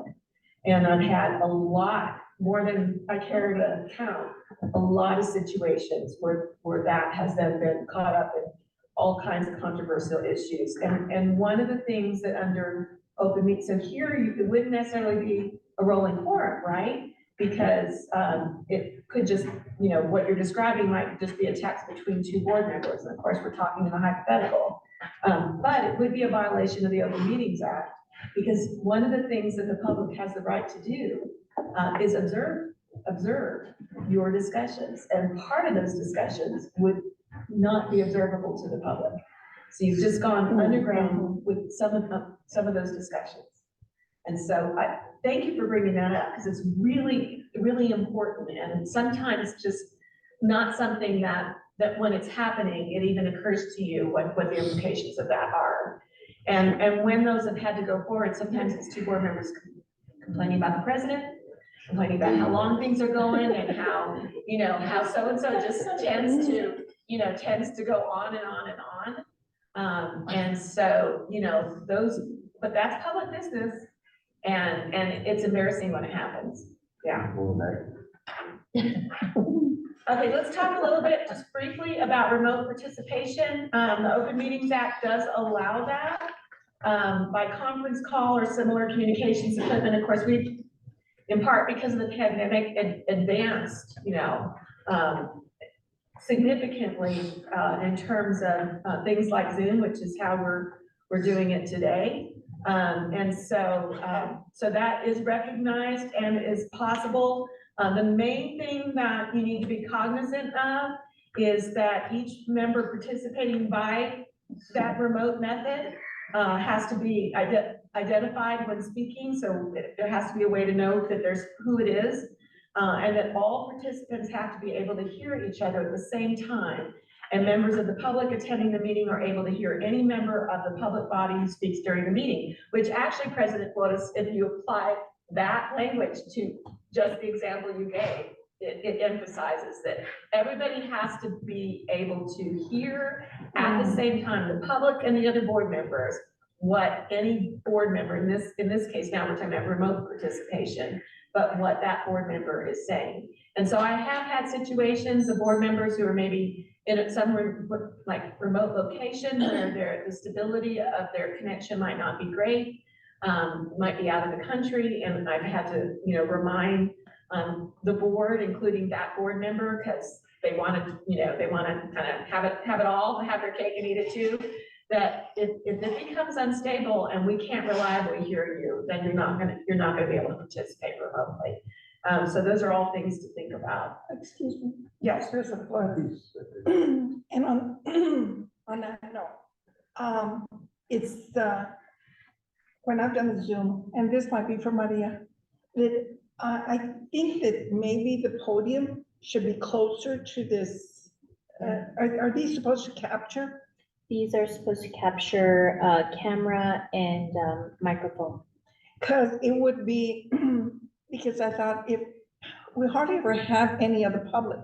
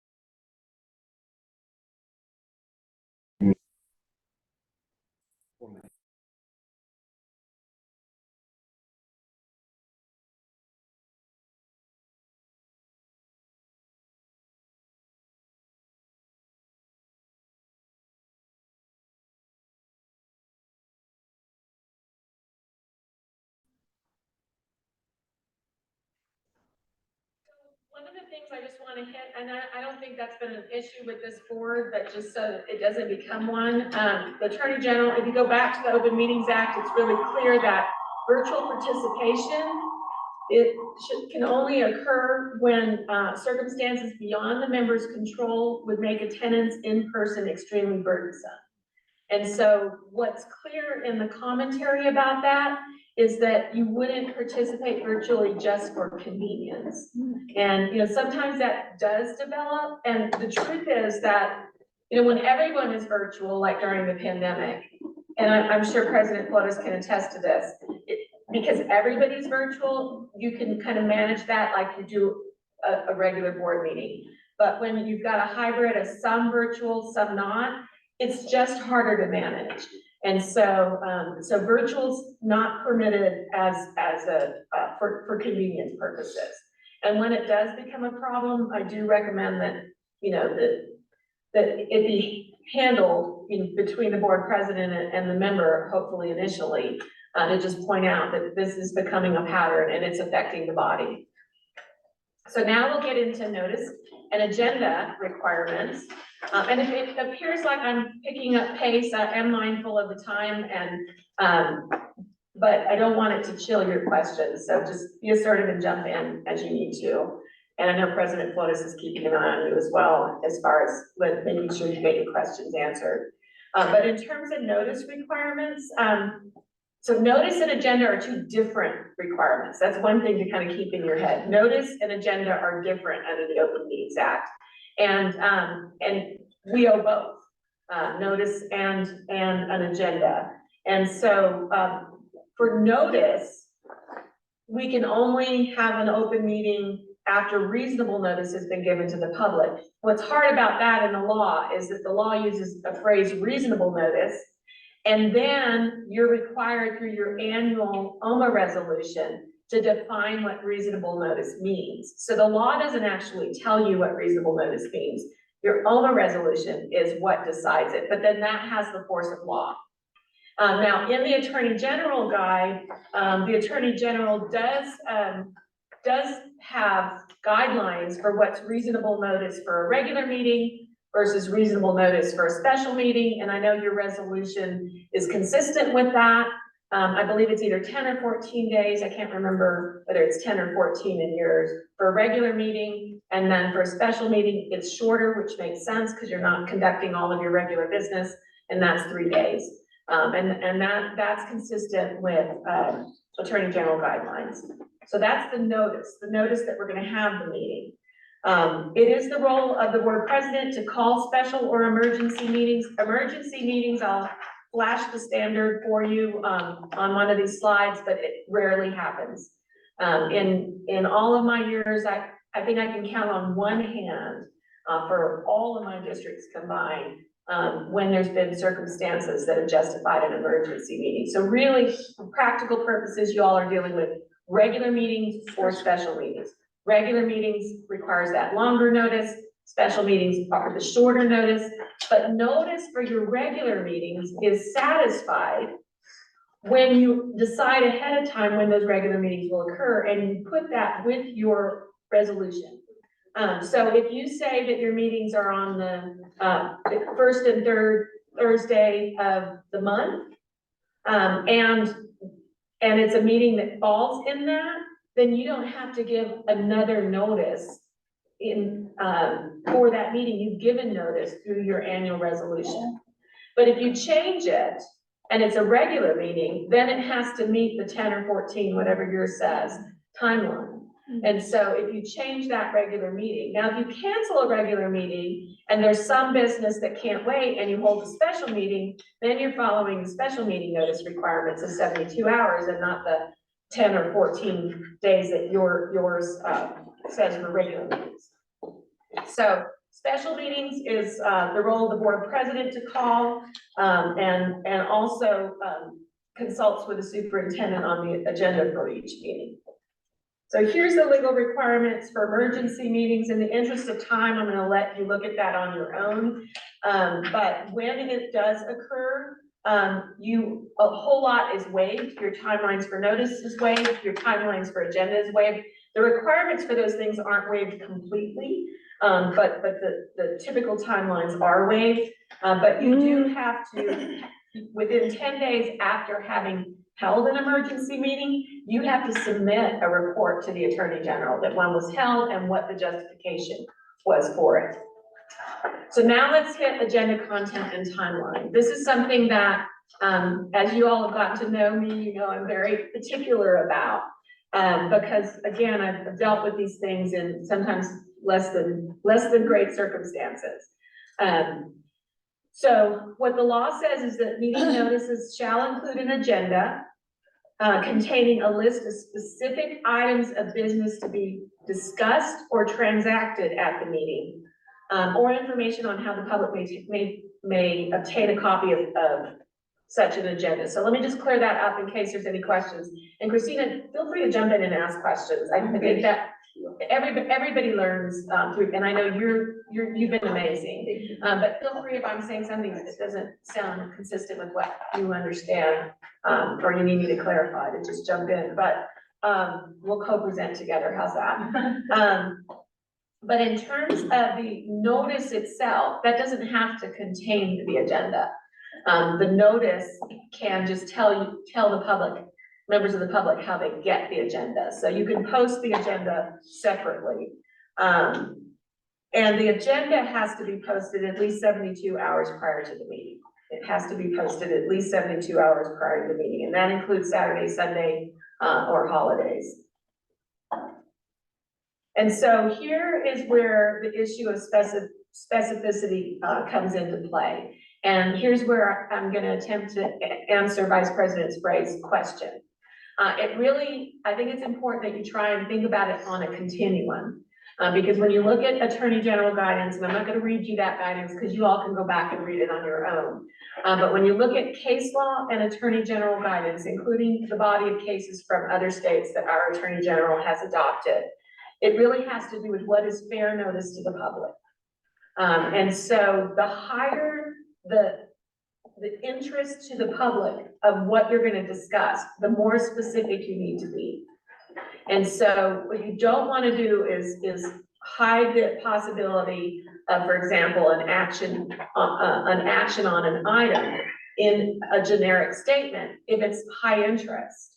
And so if it's high interest, you want to make sure that the public is really clear that not only are you going to discuss it and what you're going to discuss, but that you might take action on it. If it's low interest, and maybe it's pro forma, you know, BARS, for example, approval of budget adjustment requests, and you routinely take action and it just says BARS, but you have that language at the top that says, you know, that you could take action on any item.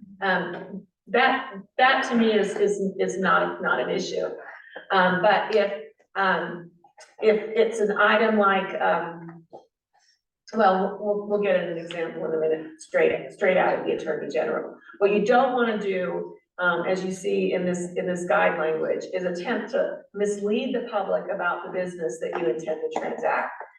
So some of the issues that I run into are, for example, superintendent report. If superintendent report is about the day-to-day of, I visited this campus, I attended this ribbon cutting, I'm going to this conference next week, that to me is fine. That to me falls under superintendent report. It puts the public on fair notice of what's going to be discussed.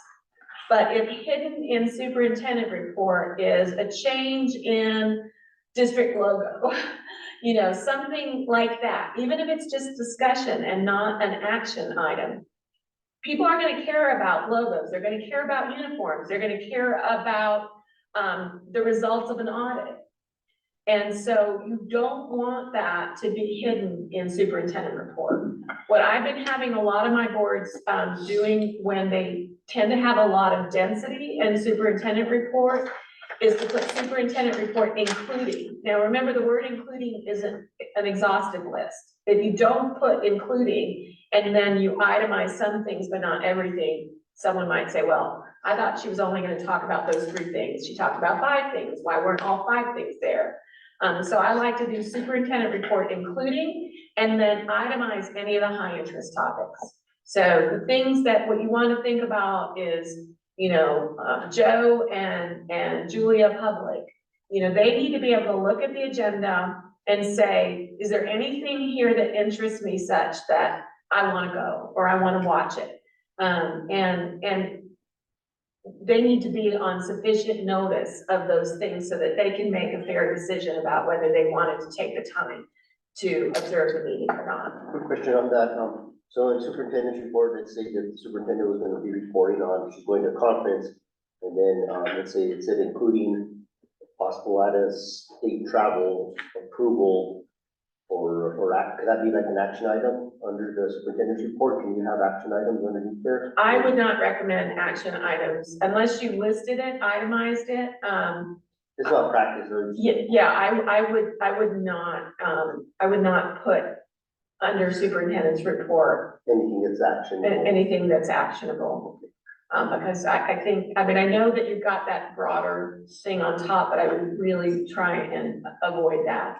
The other thing I've seen, and again, I'm not talking about you all specifically at all, but the other thing I've seen that I've worked on with some of my boards is the tendency, I can't even remember, you all don't do board reports, do you? No, we kind of got away from that. I think, there's been discussion of it, like, the tail end of our agenda where we put matters of the board. Yeah. But we kind of got away from that because then it just kind of went everywhere. Yeah, and so my rule of thumb on that, I know some boards really like to have that where they're reporting out, I went to this school event, I went to that community function. I think that's fine, where I think it crosses the line, like if I'm in the board president's shoes, trying to put myself in his shoes, imagining how I monitor that is, I think then once board member King says, I attended this presentation on, this new, multi-layered systems of support, and I really think we need to think about this for our district. He's reporting out what he attended and why, basically saying, I'd like to have it on a future agenda. And then if Vice President Sprague jumps in and starts saying what she thinks about it, now we cross the line. Because at this point, it's no longer this report, and the public wasn't on notice that we're gonna be talking about, multi-layered systems of support and how we might implement that in our district. So, same with any of, not just superintendent's report, but like, for example, a finance, if we just have finance report, and it probably follows its like sequence of what gets reported. Where I get a little bit nervous is then when board members come kind of, and again, I haven't seen this here, so I'm saying this all to be proactive, kind of come loaded with their questions. And then the questions become a dialogue, and maybe it's, sort of a pet peeve or a concern of a board member, and there's nothing on the agenda. It's high interest, at least on the dais. It might have been high interest to other members of the public.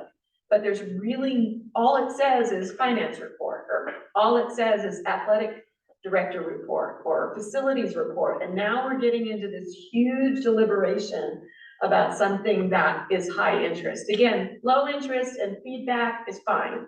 But high interest, that's where it might be good to step in, especially when people are getting caught off guard too. Maybe that director who's there to speak to it was not expecting questions, from left field or right field. And so that might be the point to say, this obviously an issue of importance has come up. We're gonna get it on a future agenda, and then just kind of curb that discussion at that point. That's very clear. Thanks for that. It's informative. One of the ways we cover that, and it kind of predates me, my presidency was through Jim Sanborn and the former president, and board discussion. We have on our agenda under one of the last items, like here G, upcoming meetings and agenda items, where one is future topics, where if a board member has something on their mind, they can bring it up, and then we could put it on the agenda. I like that a lot. It's a nice placeholder, and it gives you a natural way to cue people that I'm not ignoring you. We're gonna put that on a future agenda.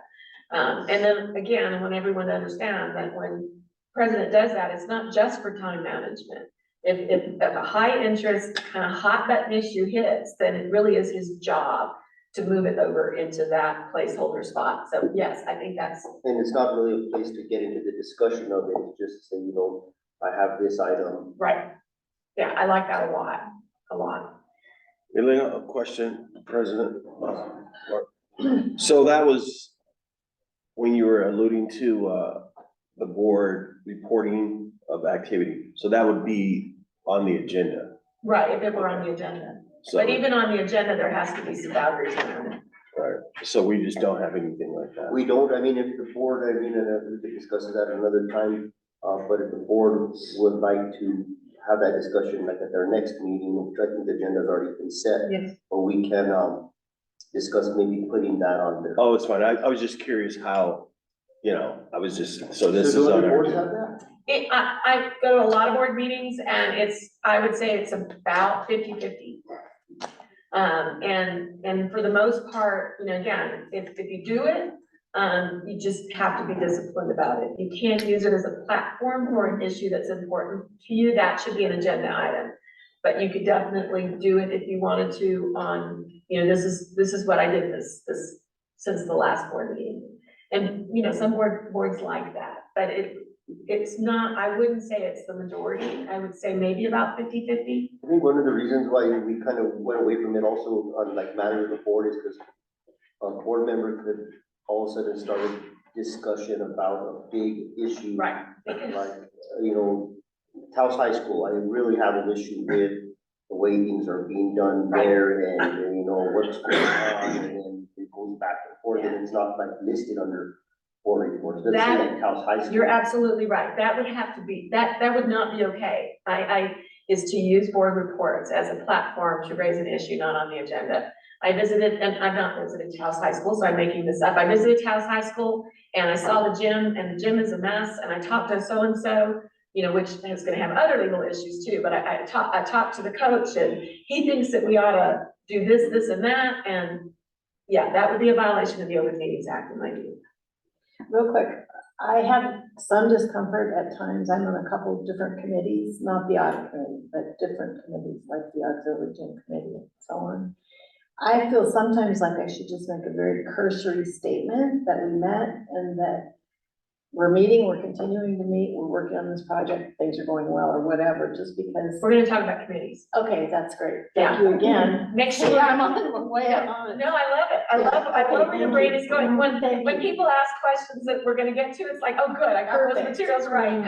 Thank you again. Thank you. We're on the same wavelength. So here's just an example, from the Attorney General, about specificity of the agenda. So here the agenda said a base rate committee. This was for Water Association. And it just said base rate committee. And then what ended up happening is they ended up taking a vote on a rate increase. And the Attorney General said there was no way with the phrase a base rate committee could the public have anticipated that they were gonna raise the rates. So there's a good example of obviously high interest item and a phrase that would not put the public on notice, that they were talking about a rate increase.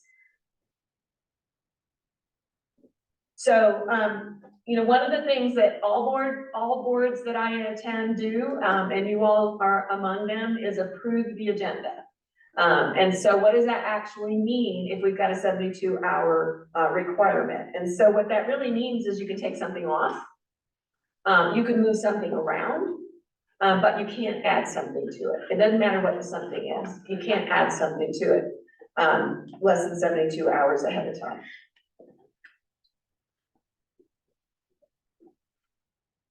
The other thing too is if you don't talk about something, I'm gonna get into executive session, but if you have several items on your agenda for executive session and you didn't talk about one of those items, the Attorney General does recommend that you acknowledge that in open. When you come back out into open, is to say, we didn't, let's say you had, you know, pending litigation and you listed 3 cases and one of the cases you didn't get to. Then in what I like to do is have, and I can't remember whether you do it or not, we can talk about it more when we get to it, but the board president do a report on closed session, and in that report, build in anything that didn't get discussed, so that the assumption is everything else that was listed got discussed. So minutes, what are the requirements and timelines for minutes? And yeah, I know, that's the bane of, everybody who sits in Christina's chair, it's the bane of their existence. I have seen more auditors, making, negative audit findings for violations having to do with things like minutes. So this is not just something to take lightly. You do have to keep written minutes of all of your meetings.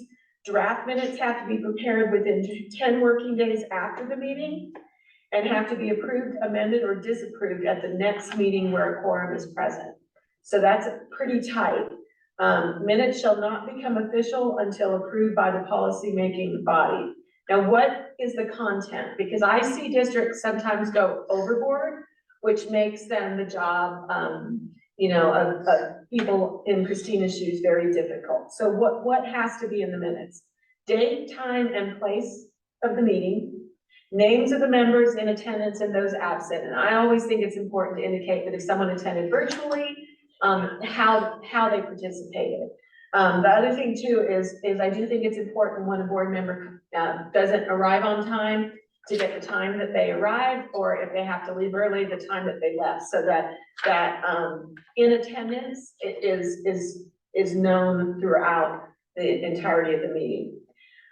The key content piece is this third bullet, the substance of the proposals considered. So obviously, a specific agenda item is gonna get you halfway there, right? You don't have to do a transcript of the meeting. You absolutely don't have to do a transcript of the meeting. And so substance of the proposals considered should summarize those proposals considered. Particularly too on some of the more generic things like superintendent's report, especially if they get into conversation, will tell us more about, that staff survey that you were describing. Because again, that's sort of the policy formulating process that may occur over several board meetings, that should just have some summary to it, because while no action is being taken, as a result of superintendent report item, that may be the beginnings of policy formulation that carries you throughout several meetings, possibly even, over the course of a year. So definitely I take seriously the substance of the proposals considered, but it does not, nor should it be, a transcript, or that level of detail, because what you're trying to weigh is getting them out timely. And if you're trying to do a transcript, it's not gonna be timely. And so that's not what's required. It's not, and it's taking me 6 hours. Yeah, that's not what's required. So a record of any decisions and votes taken, that show how each board member voted, is the final piece of that.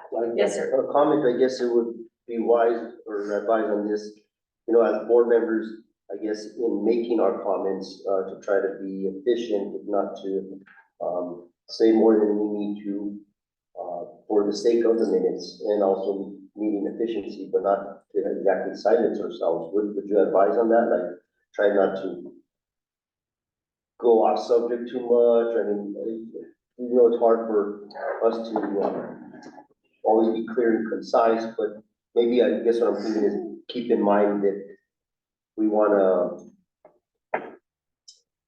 Christina's job in recording the minutes, and we don't wanna just like be all over the place. Right, well, yes, and be all over the place has layers of implications, including be all over the place somebody takes you off the agenda, which then becomes an Open Meetings Act problem. And so efficiency, you've got public business that has to be conducted. You've got, obviously government, school district employees whose time is there today on a Saturday, and have to be there while you conduct that public business. And so, the fact of the matter is, I would expect board members, you all are verbal people. You wouldn't have run for board if you weren't. And so I do think kind of developing a discipline around around keeping an eye, not leaving it entirely up to the board president to keep an eye on equal time. How much have I talked? Have I talked enough? Have I made my point? You will have, as board members, years to make your point. And sometimes you don't have to say it all. You're in this for the long haul. You don't have to say it all in one meeting. And so I think keeping an eye on, gosh, I'm kind of dominating, everybody's looking at their watches, and as a result, someone else hasn't said anything. And so, but again, I want to be clear that while a lot of that is the express responsibility of the president, expecting the president to manage all of it without you trying to manage yourself, it's not gonna happen. Because it's a big job, trying to figure out how to cut someone off, trying to figure out whether everyone's been acknowledged and invited, that's a really hard thing to do, and keep your role going is a very hard thing to do, so definitely everybody needs to be a part of that, maybe just even keeping an eye on who's sitting to your left, who's sitting to your right, and being aware of, if the person sitting to your right has said nothing all night, and you've spoken, 5 or 6 times, there's an imbalance there. Just point of information, correct me if I'm wrong, but I'm 99% sure or not. House Bill 137 that just got passed into law unanimously. Yes. That included that we have to by law report all of our Yes, it's on meetings. here. Oh, it is? Yeah. There we go. Nice. Yeah, we're together today. Okay. Great, okay, Yes. good. Good. I like it. Well, I said it particularly for Christina, because they have to be kept for 5 years. and Right. So if you miss anything, there is a way Yeah. for the public. to And know. I'll tell you a couple of things, a couple of tips in some of my districts, what they do that I like. So for one thing, and this actually goes to the gentleman in the audience who brought this up at a break, is what about documents? And so, first of all, documents aren't addressed in Open Meetings Act. But again, we just talked earlier that IPRA, Inspection of Public Records Act, kind of goes hand in hand with OMA. So if, for example, we didn't attach these materials, once they're used in a board meeting, well, they're copyrighted in terms of how they get subsequently used, but they're a public record and they would be subject to IPRA from the standpoint of a member of the public could ask for a copy and through the IPRA process. So one of the things that I know a lot of boards do, and I haven't looked at your portal, but they try really hard to, anything that's brought in during the board meeting, obviously your board packet, they post those ahead of time, not just for the board, but for the public. And then anything that comes in later, like during the meeting, when someone, a director comes and passes something out, they post it. And then I have some districts where their minute taker then just references that. In fact, sometimes they're hyperlinked. So then you're not trying to summarize the whole document because it's linked to your minutes. And so it's just like at that point, like these materials, if the materials are linked, yeah, then you're just making reference. And so then in the particular district I'm thinking about, what the minute taker tries to focus on is what the board says about it, not what the presenter is saying, because that's summarized in a document. If you all do executive summaries here, where the person presenting before the board does a little summary of their presentation and any materials. So that may be something that you may want to explore, and I can send you examples. That's fairly common. Then you're not summarizing that. What you're summarizing are the board's responses to that. So if they ask questions, you're summarizing those. So. Does that help? Yes. She's just getting it. She's made her day. So Elena, any documents that are shared here should be posted on our website, or? They don't have to be, they're subject to IPRA, they don't have to be posted, I'm just saying in terms of Christina's task. And in the interest of transparency, which I know this board cares about that. These are all subject to sunshine laws, and so what I'm saying is, instead of thinking about them completely differently, think about how they go hand in hand. In part to not duplicate effort, to make your life easier. And the custodians' life easier, custodian records, if everything is kind of housed and viewed hand in hand, it ultimately makes everybody's life easier, in my view. That's still me, right? You're the custodian, so. That's still me, right? Yeah, but why say it twice? Okay, so, of course, all minutes are open to public inspection. And I know that, Mario is working on the website, and I don't know, what all you're doing, but you may want to even just look at when you get to that part is how user-friendly is that? Like some districts have like side-by-side tabs where you've got the notice, then you've got the agenda, and then you've got once the minutes are posted, and then now too, like, once you've got the video, are you gonna post an easy link to that? I have a question. Some of the schools that you've seen, do you have any recommendations on the most user-friendly school that you've seen? I'd be happy offline, just with you, to kind of show you some examples. Awesome. Now, I don't know on the website of it though, since I'm never on the No, no, website, it might be a nightmare, so it may not be worth it, but yeah, I'd be happy to show you some examples sometime. If you show me the picture, I can build it. Okay, yeah, I have some. So here's that legislation, Vice President Spray just brought up, and that's Senate Bill 137. It goes into effect on July 1st, and it does require that live audio and video webcasts of board meetings be accessible through the school district's website and include a user interface that allows members of the public to submit written or verbal comments. Now, I think that part of it's gonna be interesting. I don't really know. I think that include a user interface that allows members of the public to submit written or verbal comments. That's gonna be interesting to see play out. But the first part isn't surprising. It makes sense. And again, in terms of transparency, my view is when the video is readily available, the minutes are just, they're complements of one another. And so it's not like, in some ways, it takes some of the pressure off. Districts that were doing more of a transcript type, when they started really trying to interface with their video, and interface with their documents, that kind of helped them kind of bring down the pressure of a level of detail of minutes, because you've got these other documents as well.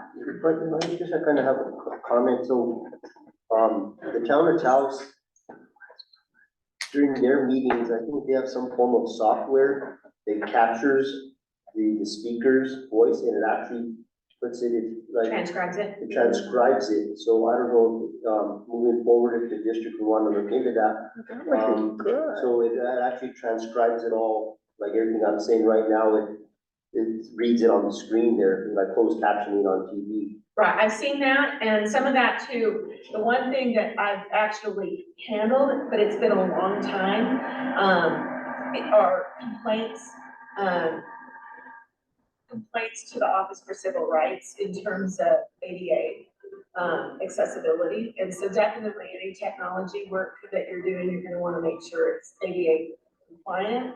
Because user-friendly to a non-disabled person can sometimes be not user-friendly, and actually inaccessible to a disabled person. So I say that just to say we want to make sure that we're making those links. But the other thing I want to say about transcript is I do have a district that heavily uses that feature to create the minutes. What I find though is it doesn't always get things perfect. So you definitely want to make sure that you're reading it for meaning, because it will come up with some interesting things from time to time about what it thinks was said. So, but that's a good point as well. And those features can increase accessibility for persons with disabilities. Excuse me. Yes. President Flores.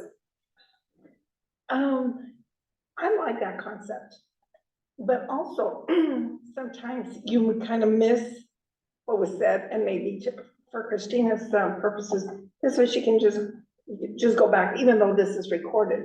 It just makes everything, so she's able to capture that summary that I think that you've stressed, that it's kind of important for her sake, and just that because we have this backup, but yet she can go through that. And but it would just make things a lot more, I like simple. I just, to be understood. And I think that, that if you complicate things for people, they don't even read it, they don't even bother. And I think it's just capturing the gist of it, and it makes it work. It makes it work for her, it makes it work for us when we're reading the minutes, and even for the public, they say, oh, this is what was done, and they can compare to the agenda. Right, and I think when the agenda is sufficiently specific, again, all these things fit together like a puzzle. And so when the agenda is sufficiently specific, then it helps with the motions and it helps with the minutes. And so, it all kind of works together. Keep it simple. Usually what I do is well, you see me take the little notes. I'm not one that'll sit here with my computer and type because I'll miss the conversation. I'll miss the feeling. I take this quick notes, put tabs, then I go back and I write it out nicely. Then I sit back and I watch the video on high speed, just to make sure that I didn't put something that really didn't need to go there, but something, whoa, that needed to go there. Then I type it up nicely, put it on a nice paper and then present it to you guys. That's why it's taken me so long. Welcome, thanks. Okay. Yeah, it's a labor of love. Anybody who does minutes, it's a labor of love. But I think what you want to do is almost have a sticky note next to you that says the substance of the proposals considered. That's what you're trying to capture. And, you know, I'd be happy to, we could talk about it if we need to talk about it more. So I won't read to you, everything in the new legislation, but as Vice President's already noted, well, first of all, there is a requirement then that the webcast be posted as soon as practicable, after the chair has called the meeting to order. Well, first of all, the recording begins then and terminates as soon as the meeting is adjourned. And then they do have to be posted on the district's website within 1 week of the meeting's conclusion and publicly available for at least 3 years following the date of the meeting, unless your records retention schedule has a schedule that would require that be longer. So 3 years is the minimum, but you're gonna need to go back and look at your records retention schedule to see whether the category that this would fall under might be longer. President Flores, I don't know if that fits up, my question fits on this note, but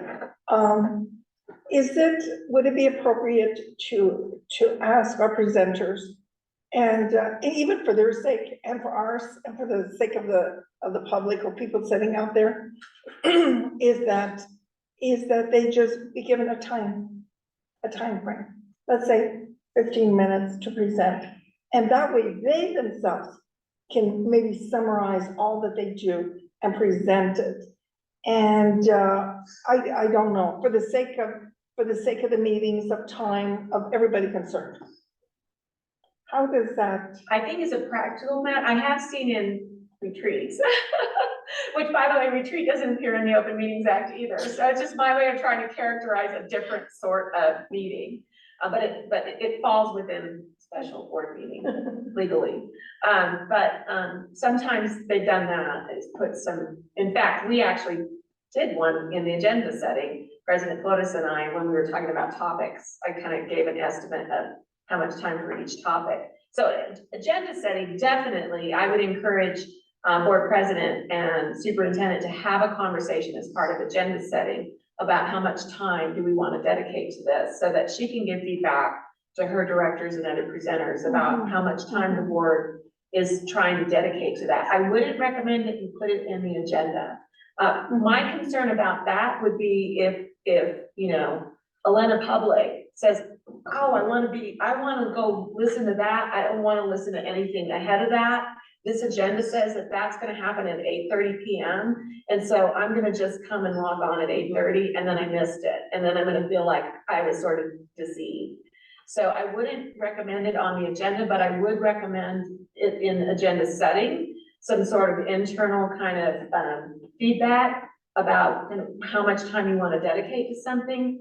The other thing too is that I do have, and this may be standard in the industry, I don't know, because I'm not a superintendent, but I know some districts will do, not with the board, but kind of dry run with their directors and really have sort of an accountability to your directors, to you, that they don't go on, and that they're meeting your expectations in terms of time. Now, of course, you don't know how important that topic's gonna end up being to the board and how many questions they're gonna have, but that can all be part of the coordination between board president and superintendent with our team.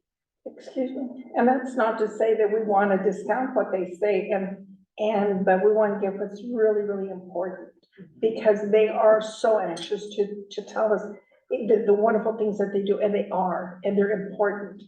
And, but again, noting simple. That's the board member Key. In all respect to our board, it's not the presenters, it's here. I see most of the people come, just like Tanya, and I don't think we should discount, Susan, because you're sharing with us, you're bringing us up to speed, but I've seen it where it comes from here more than from the person who's presenting. I think everyone who's presented in is it 3 months now?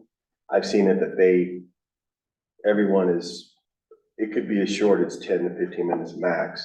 I think it's the questions from this side, which is good, because you're sharing things with us.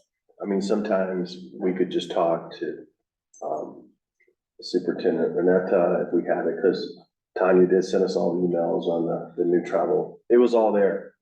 It's just a matter if you want to go into it more.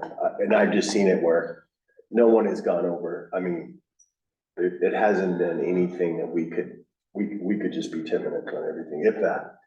Yeah.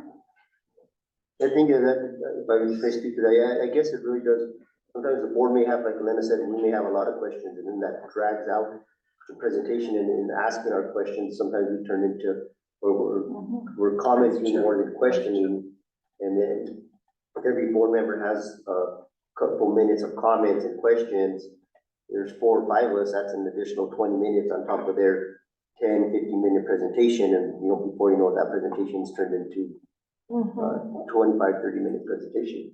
Yeah, I agree. The one thing I would caution against, though, that sort of play legal devil advocate here in terms of Open Meetings Act, is I have seen when it's gotten out of hand, that in an effort to try and kind of rein it back in, that board members are sort of pressured to kind of meet with the superintendent ahead of time and get their questions answered.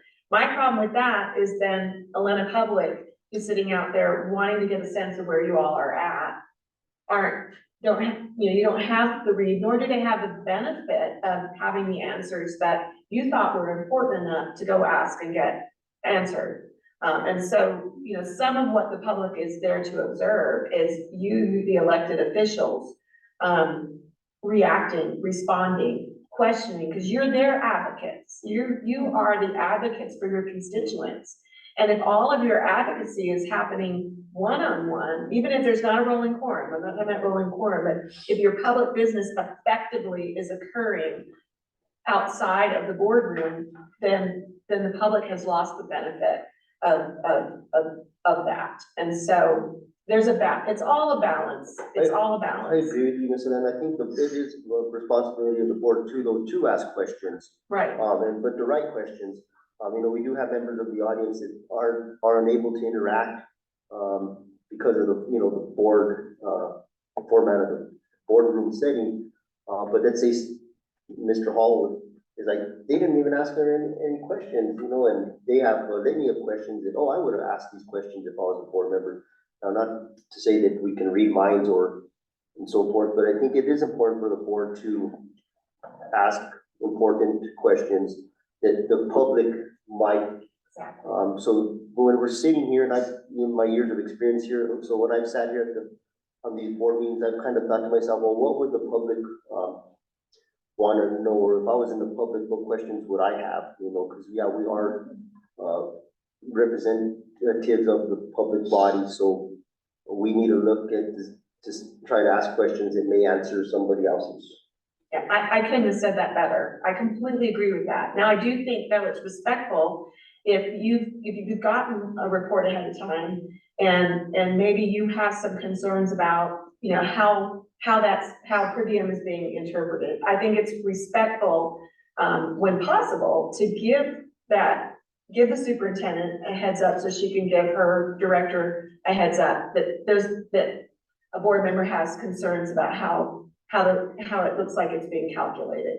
So that's perfectly fine, but I completely agree with President Flores that the public observing those questions, you're acting as an advocate for your constituents, and that's an important piece that they shouldn't be deprived of. I just have one thing to say to Renetta, we're another tree, on the call, Ms. Mulder. If you just make sure that your directors know, like, I sense sometimes they feel a lot of pressure to include like everything in the kitchen sink, and like, we're judging them and how much they say or whatever. That is so not how I feel, and I know other members have mentioned to me also, that they shouldn't be nervous about it. They should come say the things that they think that are salient, that are really germane to the conversation, but not worry about. There's one director in particular who, you get the kitchen sink thrown in, you know, and that's fine, but I sense that that person is maybe nervous about it and thinks that they have to prove themselves. That's not the point of the thing. So just to leave them a little bit, maybe. Thank you. I have there's something I'd like to share that is more of a formal comment or seeking some advice. And so we have our administrator reports, which I value quite a bit. In our board packet, when we do administrator reports, we'll get like the elementaries, Ranchos, Arroyos, Enos Garcia, along with like our exceptional programs, and they have so much information on there. And as a board member, it's our responsibility to, you know, review these packets, see what's going on in the district, familiarize ourselves with the reports and the information. And I see them sitting out here in the audience, you know, waiting for when administrative reports come up to see if we have any questions. And a lot of times I try not to have questions unless it pops up, but a lot of times I kind of want to acknowledge items on their report, you know, I see that Arroyo's had this STEM event, and I think that's just great.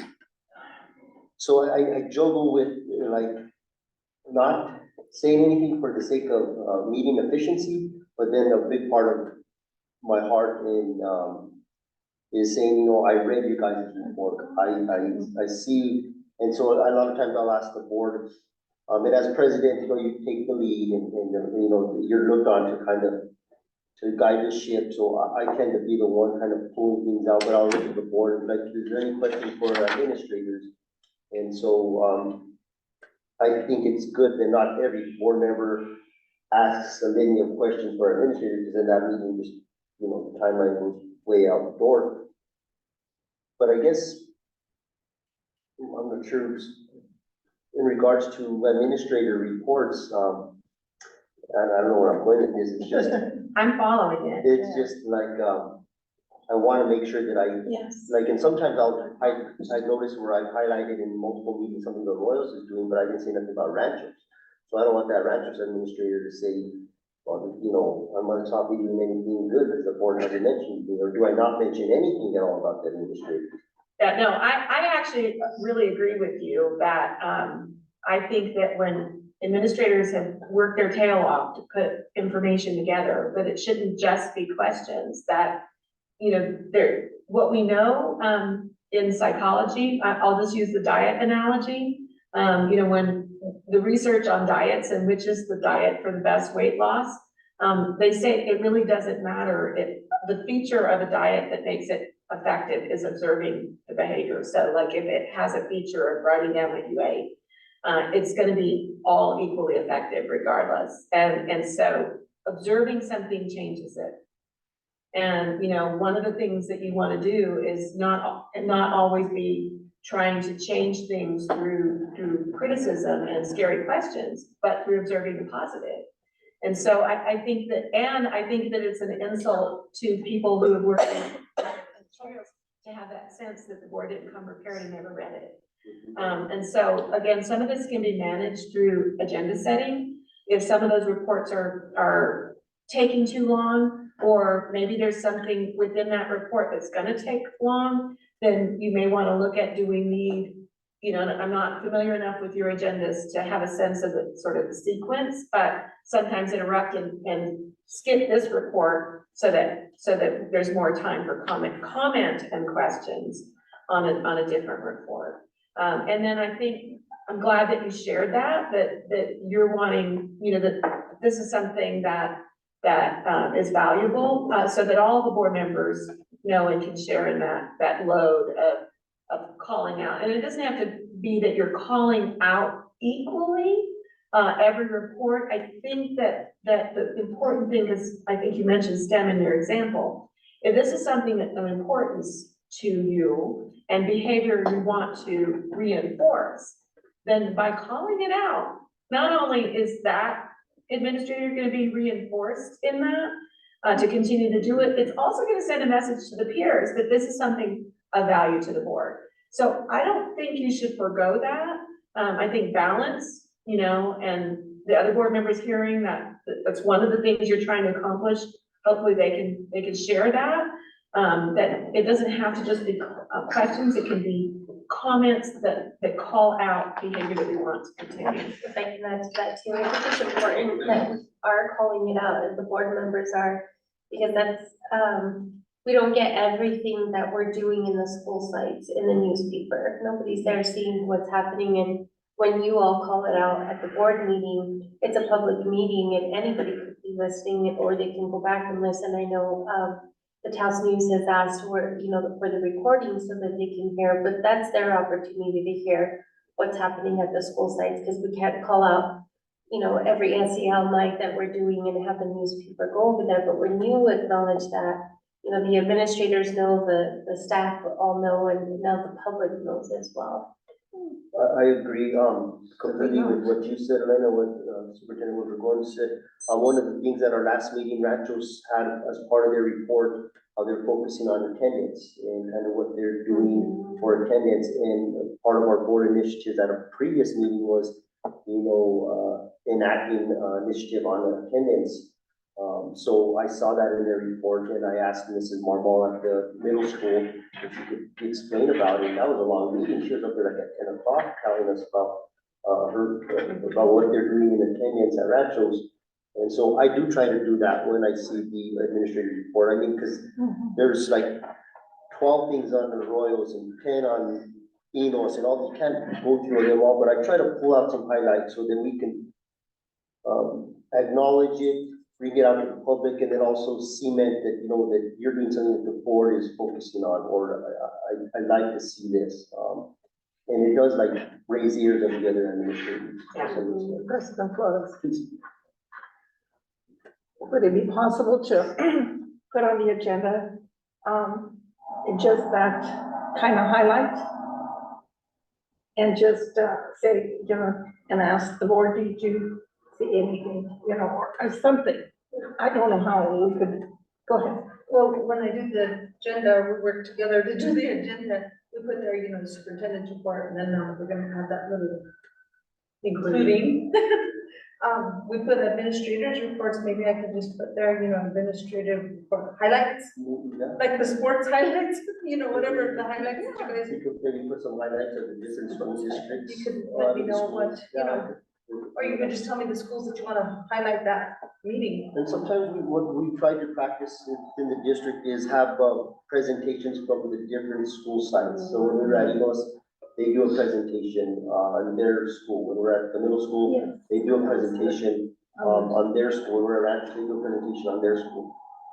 And I think, you know, when I first ran for the board and got elected, Jim Sanborn and myself got elected at the same time.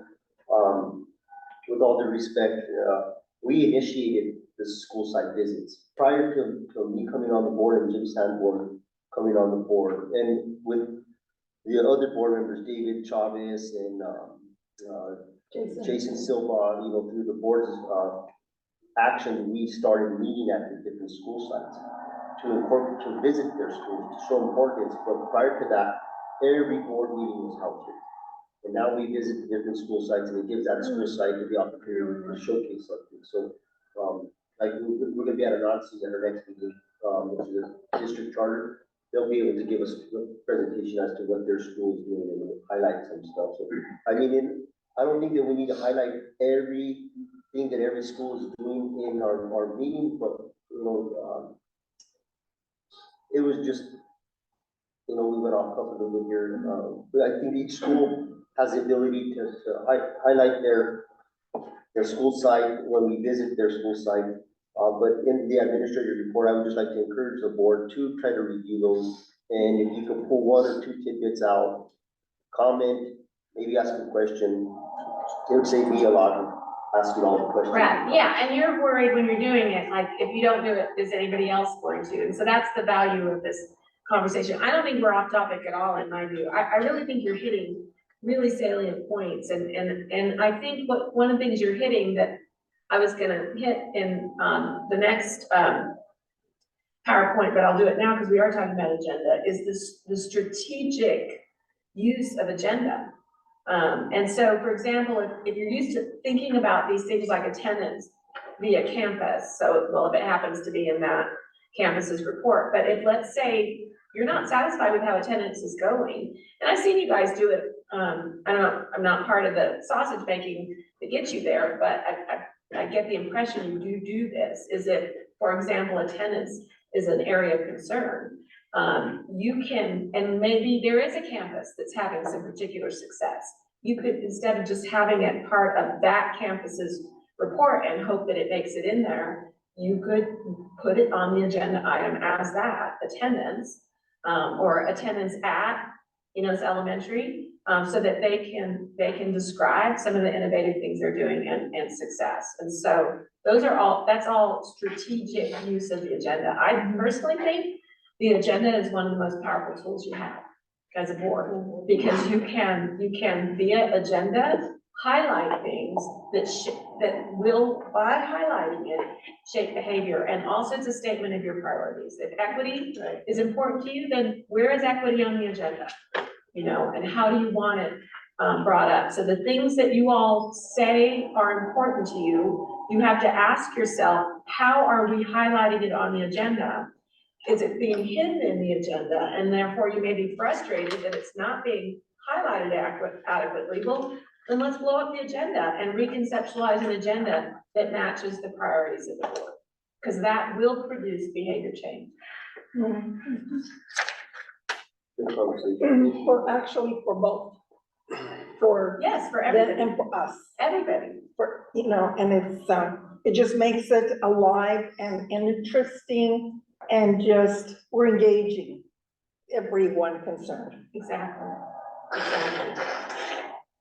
I like it. Just adding to that real quick, like, so we're very lucky to, I feel we're very lucky to have interim superintendent Mondragon stepping into her role and serving as, and choosing to serve as she has done. But prior to that, she, obviously she gives the superintendent's report in the meetings, but she was one of those directors that would give a report to the board. So she knows, and hearing your comments just moments ago about how important it is, you know, to highlight some of the director's initiatives or good things is beneficial, because I'm sure she could relate. At some point in time, she'd give a report and she'd sit there for the whole meeting and be like, I put all this stuff on my report, it's so positive, and they didn't even say anything about it, you know, or you know, did they even read my report? I'm sure. We're hearing.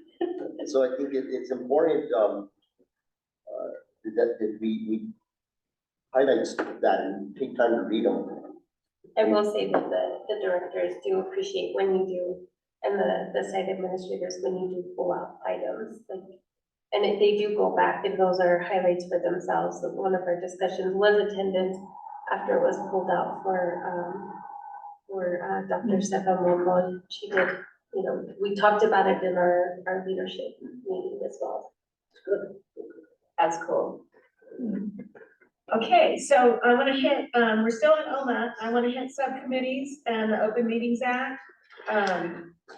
So in terms of, I wanted to hit the OMA implications of a committee. So what the Attorney General Guide says is no public meeting once convened that is otherwise required to be open shall be closed or dissolved into small groups or committees for the purpose of permitting the closing of the meeting. So what you can't do is you can't delegate authority that is board, like the board's role and responsibility, to a committee if you have less than a quorum of the board, if you're actually delegating the decision-making authority to that committee, then that committee is subject to OMA. And so that's just committees in general. So I wanted to mention that first. We're gonna say more about that in a few minutes.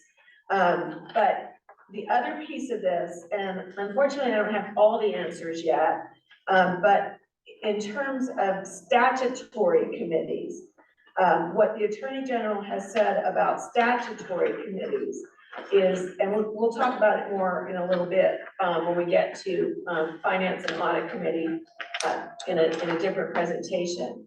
But that if the legislature has deemed a committee important enough to require it by statute, that even if it's not a quorum, it's subject to OMA. And so one of the things that we're gonna talk about in the next presentation in terms of Finance Committee is, right now, both Finance and Audit Committee have less than a quorum of the board on it. I have interpreted the Attorney General guidance to mean that even if there's less than a quorum, we should be following the Open Meetings Act for both of those. And I'll get into it more when we get into that. I tried to get some clarification from Office of the State Auditor, their Assistant General Counsel, and haven't heard back from him. So I really wanted to get a direct answer if possible, or his input at least, on the issue of finance. Most of your Finance Committee meetings will be closed anyway because of the confidentiality of the Audit Act, but that still doesn't mean you can't comply with OMA, including noticing the meeting and noticing the agenda and noticing the basis for the closure. So I wanna hold off, even though I let myself go there, I wanna hold off and we'll talk about it more. Let's talk about now, if we can, closed meetings and executive session. So there's actually two types of ways to have closed meetings. One is a closed meeting within an open, which is how I've seen you do it. I've not seen you do it the other way before. And so there, you all do it perfectly. So I don't think there's anything that needs to be changed, but I think it's valuable to get to see the law on it. You know that, there has to be a vote to go into a closed meeting. You have to state, with specificity, the reason for the closure. And it can't just be, just like on the agenda, it can't just be the statutory reason. So you can't just say limited personnel matters. You have to give some specificity. I get the legal. Yeah, you get it from. Yeah, I get it from you. Yeah, Yeah. so, and it's pretty specific. I And, just copy and paste. yeah, but the motion also needs to repeat that, the complete reason for it, and there does have to be a roll call vote to go into close. So you all are doing that. The other way to go into closed, and I realize we've lost a couple of votes, so I'll briefly say it again when they come back, but, is to have a standalone meeting. And so let's say that, for example, during the superintendent search, you may need to have a closed meeting. You don't necessarily have to have this entire team here to record you coming into open, starting the meeting, making a motion to go into close, when the entire meeting, other than that preliminary, is gonna be closed. Let's say you're having a Saturday meeting for the search, and it's going to be an executive session. You're at the stage of semifinalists, finalists. You could spare all of this technology and all of this staff by noticing it as a standalone close. And your obligation when you do that under the law is, of course, the same level of specificity on the agenda about why you're going into close. And then when you come, then at your next regular meeting, you give your report on that close. So you would give what time it started, what time it ended, what was just, what the items on the agenda to be discussed. And you would do that at your next open meeting. So sorry, I missed it. No, that's okay. No, but we were just talking about this, and it's probably timely given that, with the superintendent search, you're gonna have meetings, probably special meetings, where the only thing you need to do is a closed session.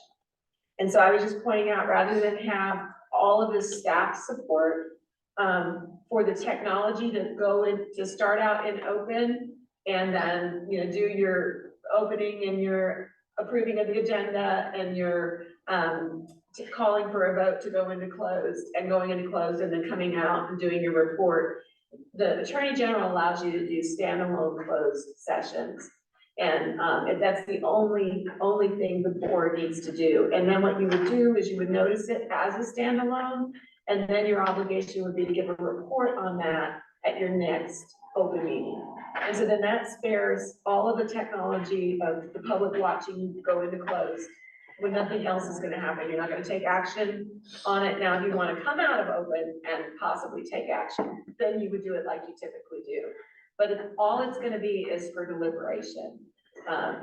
In regard to that, so we had a little bit of a concern or a question of Vice President Cynthia brought it up to me at our last meeting. It was a late meeting. We went into executive session like at 9:29 and got out like at 10:49.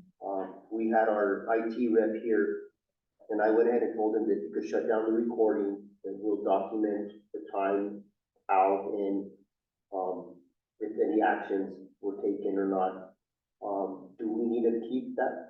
I think it's a really good question. So until this new law goes into effect, you don't have an obligation to record. I would be a little concerned about the public thinking you were, and that they could observe the meeting and then having that somehow terminate, without them being on notice. That would be my concern, is the sort of the notice issue. If I'm Elena Public and I didn't come because the agenda said we were gonna live stream it, and then you terminated the live stream, arguably that's an issue. But go ahead, Maria. Oh, sorry, since we're on the topic of recordings, what I'm doing now, and it'll be on the new website, is all your recordings, once they're done with Zoom, I'm downloading them onto YouTube, and so that you could click on the YouTube link and you could view them anytime. So, that's what I'm doing, if that's okay. Yeah. I've got districts who, they do their executive session as a standalone, and they do it out of the courtesy issue that you were trying to, it sounds like you were trying to navigate. So they either do it as a standalone with the beginning and buttressed up against the regular meeting, so the meeting starts at 6, you do a standalone from 4:30 to 6. Now that forces, because the public is waiting for the open, that forces you to be efficient too in your conversations, because you're not gonna want to keep the public waiting on a meeting that starts at 6. But I do have boards that do that, and then they report on it because it was a standalone. They build in the report on it in the open session. And then, because it preceded the open session, if action needed to be taken on a topic that they discussed and closed, then they can do it right after, but it's a standalone. I've had boards too where, and I've actually structured some board meetings where they did a standalone before. They had their board meeting and they did standalone after. The other thing too, theoretically, is you could even recess if that executive standalone wasn't done. You could recess it and come back. The standalone, and I could outline for you the recess. In fact, I think we have some slides on it, the recess requirements, so you have to post it. And you could only talk about, you know, what was in the original agenda, but you could recess that, and we could even set it up so that you had a running script of how to do that, where you came back at the end of the night and finished the standalone. That wouldn't involve equipment, because a standalone, you would not be doing any recording of it. So that would give you the flexibility you were trying to achieve, but do it without the hangup of where does that leave the public if it interrupts their access? So just 2 follow-up questions, I guess. So once they enact this statute, would we be required to keep a member of IT here to record when we exited out of executive session to record that? Yeah, Okay. yeah, because you'd have to still adjourn. And then with that, would it be advisable that maybe we moved our executive session sometimes to the front of the meeting instead of the end? The front of the meeting or standalone. I mean, I really think, I know I'm throwing this at you all, but I could diagram for you, how the different ways that you could do that, and it keeps people from having to sit here. Your concern is the courtesy and also giving the executive session its due time. And so I could diagram for you a couple of ways to do that. And just to put it out there, this is being recorded here, this board and the board I've been so lucky to serve with, we've always worked on transparency. I have never felt where one board member wants to keep something quiet or hush or private unless it's a legal obligation to do so. So many times we've gone into executive session and, we come out and we stick thinking, you've taught us a lot and shared a lot of, we stay on subject. We even have board members say, hey, wait a minute, we're going on subject, stay on the topic. When we come out, I kind of give a summarization of what we spoke about. And there have been a few times where, like, at our last board meeting, I talked about how we did a review of the superintendent and, the board was satisfied with her performance and that the board felt that her performance is satisfactory based on the satisfactory and unsatisfactory scoring per se. So we strive on transparency, we really do. Yeah, I think, in terms of executive session, it's really important that you be, specific in the agenda about, and not just, and I think Christina was just saying a few minutes ago, she asks often, for us to help her with the agenda language, and, I think that you all have observed at least the specificity that we've been, putting to it. So, I would be careful beyond that, to say too much, because there's a reason why the law allows you to have that discussion in an executive. And so, for example, personnel matters, it's for the privacy of the employee. Now, I realize that we always have that tension of, well, but what if it's positive versus negative? Obviously, you wouldn't have gone out and said something if it was negative. But I think it's just good discipline to say, because then the public also gets used to the discipline, and when, those inquiring minds that want to know, if they know that, well, he always says something good, he said nothing this time, maybe that means it was bad, so I think when everybody gets used to that executive session, and I can't remember whether you do a report, but I do have report language in here. You come out and you state, we started at this time, we ended at this time. We discussed, and then usually it's just a recitation of the basis for closure, and no action was taken. And no items, beyond the agenda were discussed. So that's how we should say it, somewhere. That's what I would recommend, again, in my mind, and I'm gonna point this out here, there's an IPRA and OMA, rationale for why you can go into executive session, and it's usually a protection, oftentimes for a third party. So here's limited personnel matters. I just said one thing. Yeah, go ahead. To return to the timing thing. So I love the idea of a standalone executive at the beginning for two reasons. One is when we have it in the middle, half the time I'm thinking about the people sitting waiting till midnight for us to come out. And I just think it would be so much more elegant to get it. Plus, if we're going into executive session, it's an important topic. And by 11 at night, some of us are not as sharp as we would be at the beginning of the meeting. I thank you for saying I'm always sharp, also yawning. But I just think it's so smart to do it when you're fresh and you're just starting. It's clearly important, or we wouldn't be having the executive session. I just think that's a great I agree idea. with you. Yeah, the meetings, meeting at 10 o'clock, I gotta give all these board members credit too. It's tough, and it's a passion and service we do. But having executive session also too at the very end on time to discuss very important matters. My brain was hurting at the last meeting that I did at 10 o'clock at night. It was very important though that we talked with our superintendent about, those items on that evaluation form so that she got feedback from us, so we don't. There was a point where I even discussed with her maybe about tabling it to the next meeting, and it was just too important not to give her feedback. Plus, the people that are here late, the staff that sits here late, they have to be back at 8 in the morning. Yeah. Like, it's just really, inhumane almost to watch them be so tired and move it. And my thought was, I got home and I was rehashing. So I really didn't. We got home at like at 11:15. I was asleep for a couple of hours after.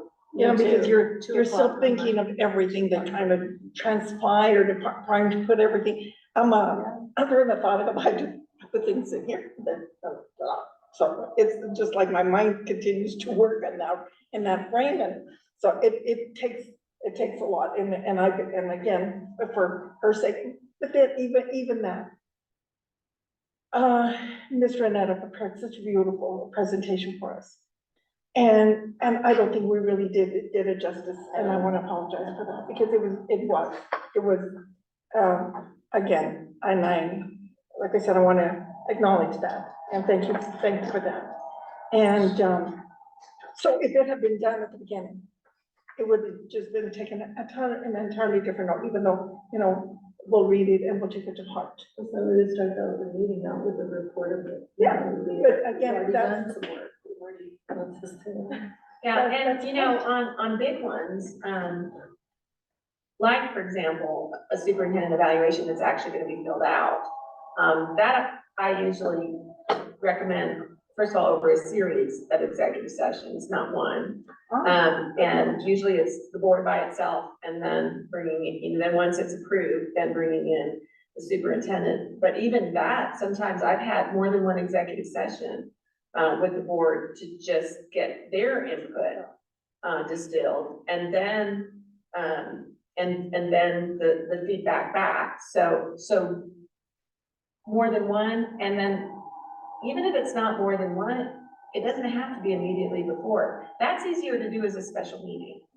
If it's a standalone, you're not, again, bringing in the equipment and all of the staff.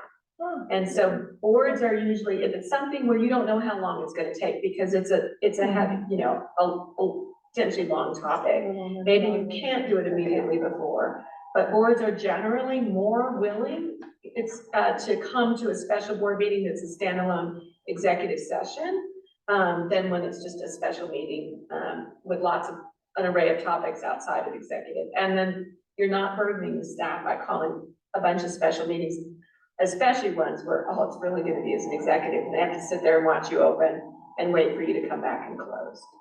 So with that being said, we did discuss, then to, you know, revisit that evaluation to, you know, as the president, I was after finalizing that. And I do want to see it on another agenda. I mean, this is, I know, not trying to get off subject, but we did want to go back and, so you're talking about a continuation or over the course of a few meetings, do a superintendent's evaluation. Yeah, that's very normal. That's very normal. And we can talk about that in the context of agenda setting, but yeah, and lots of ways to do it. There's always more than one way to do things. And so when you're finding yourself in that feeling of you want to give something its you know, rightful place and investment of time, and it's feeling forced, you know, that's maybe when to step back and, you know, I'm always happy to talk about more than one way to do it. So if you're sensing, and I'm really, you know, I'm kind of trying to guess right now, but if you all are sensing that something deserves more time, then yeah, there's a way to do that. Okay, so on personnel, I have been surprised when I randomly see, if I get a board that just puts limited personnel matters and pursuant to NMSA 1978, section 1015, 1H2 of the Open Meetings Act, period, I tell them, can't do it. So they've got to describe at some level why they're, what type of limited personnel matters they're going in to discuss. And so a couple of boundaries around that. Again, the Attorney General applies the same rule of thumb that's applied to your regular meeting. The higher the interest on the part of the public, the more specific it has to be. So if it's a high interest investigation, maybe it's one that's hit the paper, and it's not of the superintendent, but it's one that, you know, that everyone's the community is aware of, and that's the personnel matter you're going to discuss, you're gonna need to be specific, that you're gonna discuss the status of that investigation. If, unless for some legal reason you can't, you know, so we've been, y'all are familiar with some of those. If it's your CEO, if it's your superintendent, you're gonna need to be specific. So if you're having an evaluative conversation with the superintendent, you're gonna need to specify that it's an evaluative conversation. The lower the level of the employee, the greater the expectation that employee has of privacy. And so the more protected you can be of their privacy in describing what you're talking about. The higher the level the employee, the less expectation they have of privacy, and the more the public has a right to know that you're talking about that employee and in what way. And that doesn't get into your evaluative judgments, it just gets into the nature of the conversation, like superintendent evaluation, superintendent contract, superintendent hiring, all of those things having to do with the superintendent. The other thing we know from that exception is that you can't take action in closed. And so no polling of the board that doesn't result in some kind of public action out there. And so thinking about what kind of action, and you already said it, President Flores, and that is consistent with how I advise my districts, is that I don't think an evaluation is final until something that goes in the personnel file, until there's been board approval of that in open session. That also gives the superintendent feedback that, yes, this is not just an opinion of one board member. This is the opinion of the majority of the board, which then makes it the actual document that goes in the personnel file. So obviously you wouldn't reveal and open what's in the document, but you would, the action item that I usually have for when I'm working with the board on that is to approve the evaluation of the superintendent completed in an executive session. And the completion of it would have been clear in the agenda to go into executive, that you were evaluating the superintendent. So again, these things go hand in hand and gives the public the information that they're entitled to, but doesn't give them information they're not entitled to. So the related IPRA exception to the personnel matter, I just want to hit quickly what the public, even on the public record, what they can have access to are letters of reference concerning employment, licensing, or permits, which we're not, you all don't license, so it would really be the letters of reference concerning employment, which of course is going to come up now in the superintendent search, and then letters or memoranda that are matters of opinion in personnel files. So one of those is absolutely your evaluation. The content of an evaluation is not something subject to IPRA. It does not get produced under IPRA. It would not be discussed under OMA. Those two things go hand in hand and are not shared with the public for privacy reasons. So I didn't list all of the exceptions. I listed some of the common exceptions. One of them is when you are in your judicial role, like for a termination or a discharge hearing, you can deliberate while the hearing may be public. If the employee wants it public, your deliberation, you can go back into executive session and deliberate about that. Personally identifiable information about a student. So if there's been an issue involving a student that is not even just a hearing, like a discipline hearing, but it might be threat and litigate, well, that threat and litigation would be another exception, but it might be an incident. Maybe nobody has threatened litigation, but maybe there was an incident of bullying, and the superintendent, for example, wants to update the board and wants to provide information that could be personally identifiable. Superintendent could bring that forward in executive session.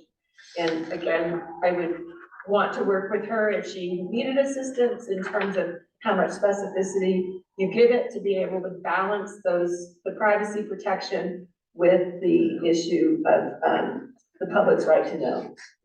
And so again, there's, as far as the related IPRA exceptions, information that is in students' cumulative file and anything protected by FERPA is withheld in response to a public records request, and so those things go hand in hand.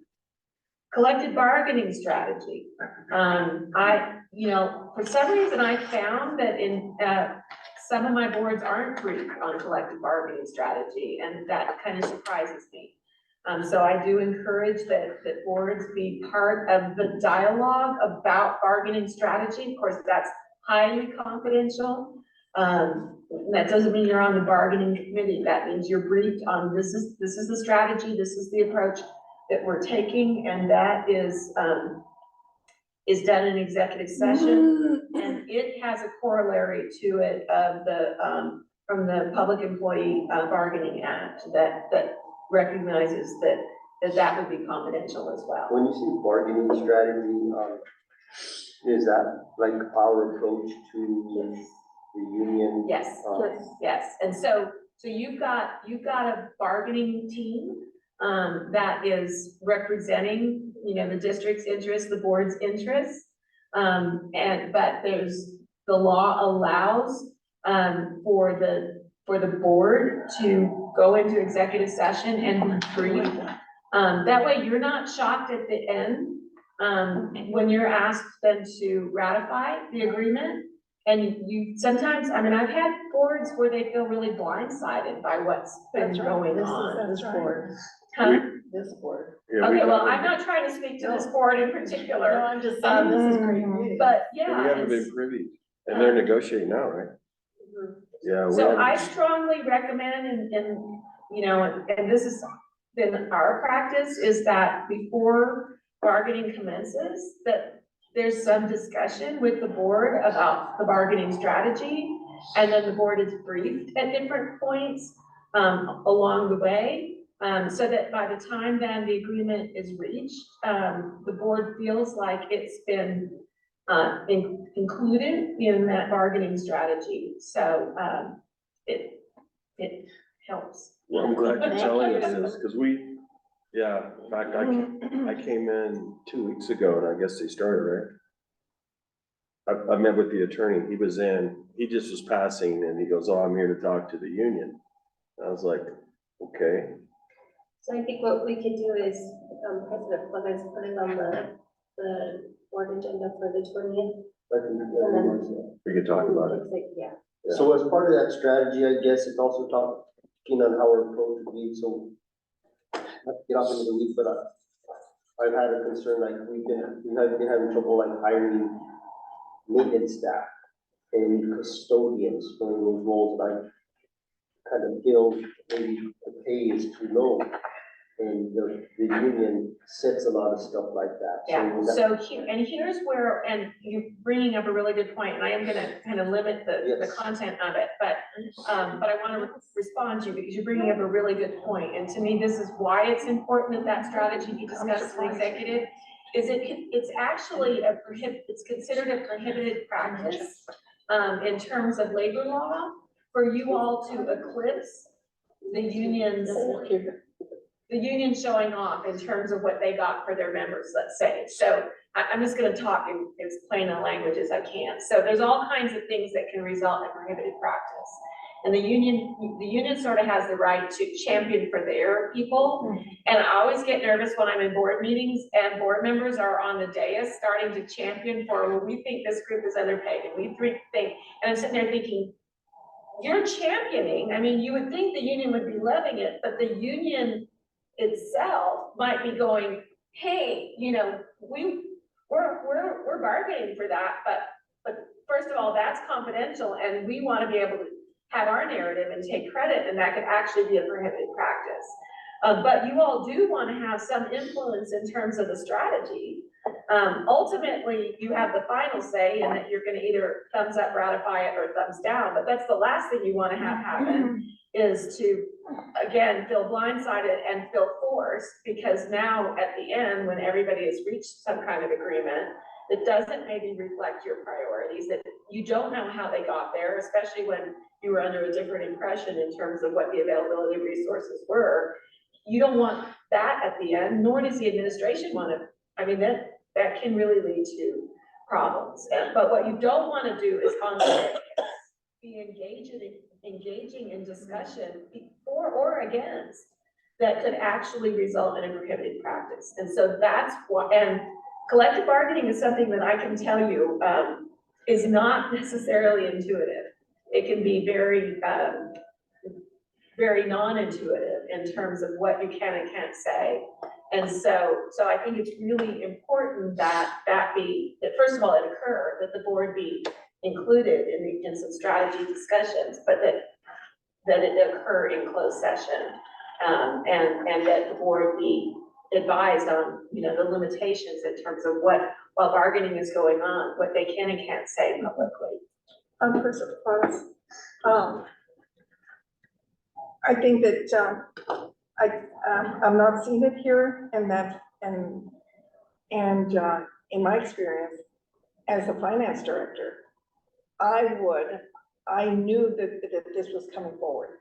So I do the different scenarios and in the salary schedule, what the impact was going to be on our revenue, so that we knew if we were able to do whatever we're going to do, because the money issue is almost the most critical part of the bargaining unit to me. And I don't know, say it just because I'm a finance person, but to me, that's important. Right now, I think that the legislature has approved a 3% increase. Yes.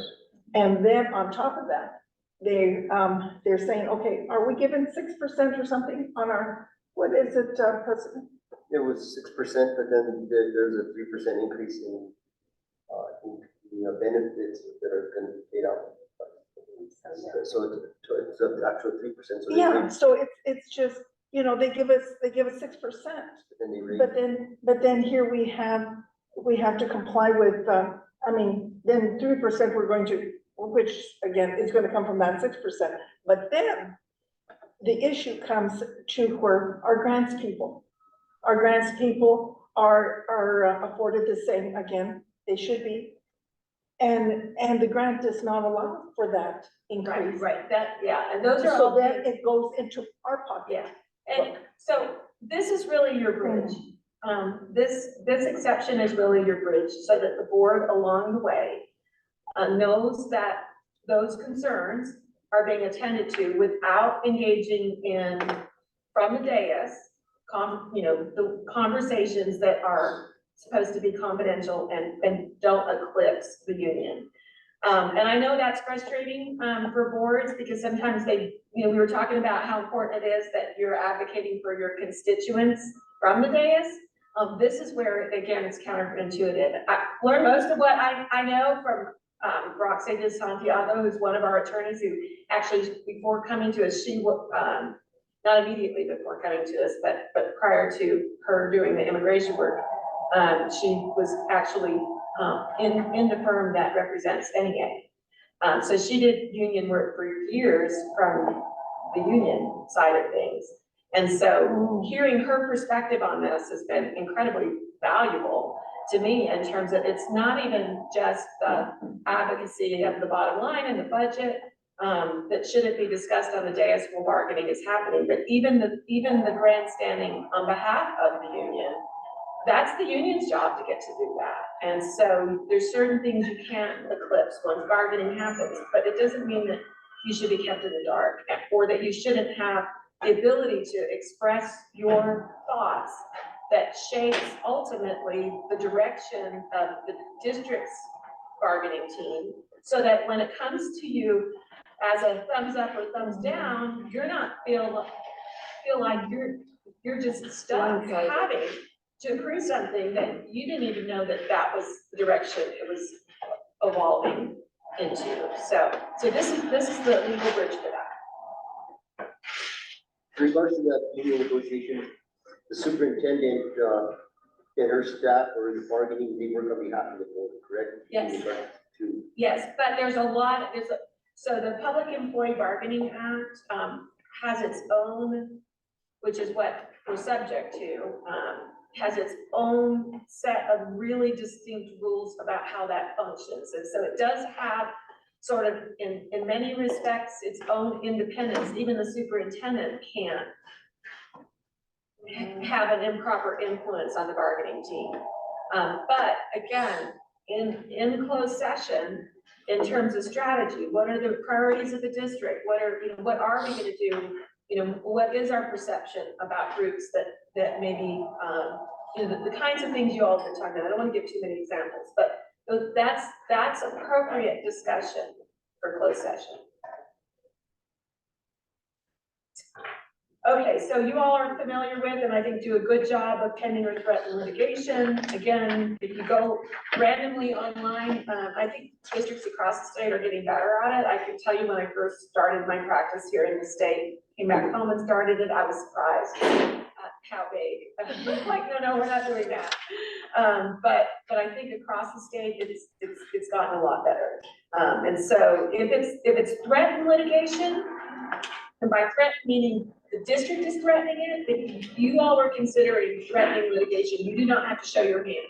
That's the one area where you have to be silent about that threat, about who you're threatening. You have to say, like I always have it say, threatened litigation, specifically litigation the district is considering initiating. So if you're thinking about being the plaintiff, I identify it that much, but I don't say any more than that. If saying more than that would show your hand in a way that would create a disadvantage. And the Attorney General is clear that you can do it that way. But if it's filed litigation, that's not a secret, it's a public record. And so you list the filing, including the docket number, so it's clear that's the litigation you're speaking about. But what you say in there, again, you're there for the purpose of being advised by counsel. And so that would be subject to the attorney-client privilege. And so what you say in there absolutely cannot be discussed outside of that executive session. So I'm just gonna go through this quickly because I think you all are well schooled in it, but in terms of attorney-client privilege, and I alluded to this earlier, and I think it's kind of important to wrap up that conversation. In New Mexico, unlike most states allow you to go into executive session for advice of counsel, no matter what that advice is. If it's privileged, then we could go in most states into executive session to have a conversation with counsel. New Mexico is a lot more narrow. New Mexico only allows you to go into executive session under this exception if there's pending or threatened litigation. And the threatened litigation has to be a real threat. It can't just be, well, that person could sue us. So if you've got a tort claim notice, that's threatened litigation. If someone is put in writing, I'm going to sue you for this, that's threatened litigation. But if it's just a risk that they could sue, that's not enough. And so there has to be a definite threat.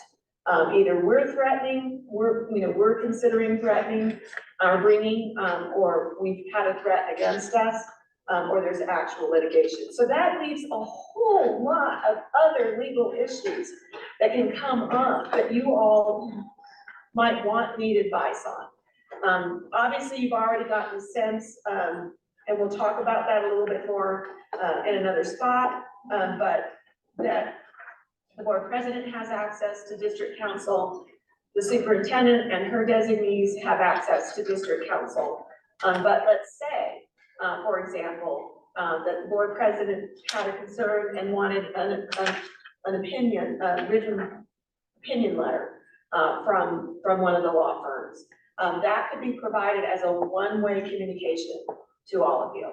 And I think it's best done by the lawyer. So the lawyer would send it out, being sent it, and then you all have that legal opinion.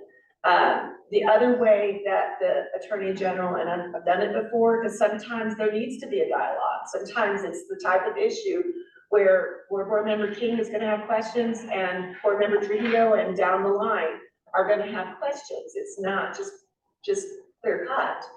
And so there can be a one-on-one conversation as long as, again, it's not being used as a means of facilitating a rolling quorum. So I would answer Mr. King's questions, and I wouldn't tell him what I said to Ms. Trujillo. I mean, what questions she had.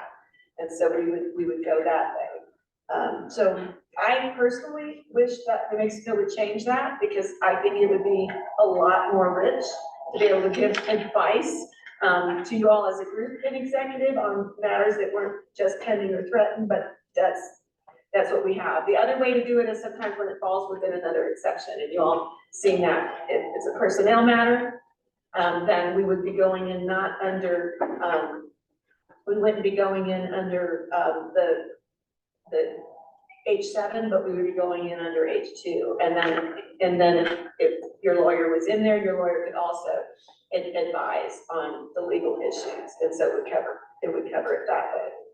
Here's the report that I was speaking to earlier.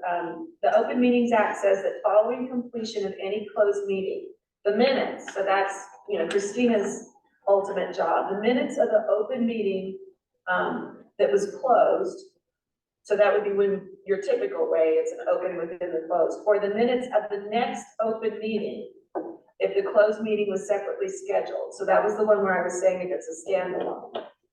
Those minutes shall state that the matters discussed in the closed meeting were limited only to those specified in the motion for closure or in the notice of the separate closed meeting. So if the minutes are gonna say that, in my view, someone should say it so that she's not just guessing, right? And so I like to have an actual, and I can't remember whether you do this, but an actual item on the agenda, report on closed executive session, and then have the board president give that report, where, time that it began, time that it ended, basically recite the agenda, what was discussed, meaning you're basically reciting what was on the agenda. If something, let's say you listed three pending cases, but only 2 were discussed, that would be where you would say, we did this one and this one, but we never got to that one. And then you would say that, that you would represent that only the matters listed on the agenda, were discussed. Nothing outside of that agenda was discussed. So here's and why I like you to say it affirmatively and out loud, not only to remind Christina to put it in the minutes because she's supposed to, and to assure her that that's an accurate statement, but also what the Attorney General says is it reinforces the requirements that discussions during closed session be limited to topics that are expressly accepted from the open meeting requirement. And so it's kind of a way of, it's like a public testimony, basically. It's a public affirmation and assurance to the public. And so I won't read everything out of the guide that I put there, but it's why I like to formalize it as an actual report item on the agenda.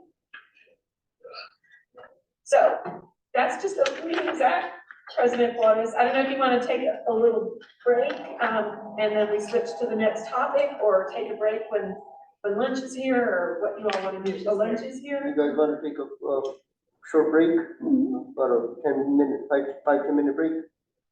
5 minutes? 5 minutes. No lunch. lunch. There's lunch. Yeah, let's take we could eat. I'll ask Elena. Yeah. Allow Elena to maybe get something to also. Yeah, so 10 minutes. Yeah, 10 minutes. Reading. For any number of reasons.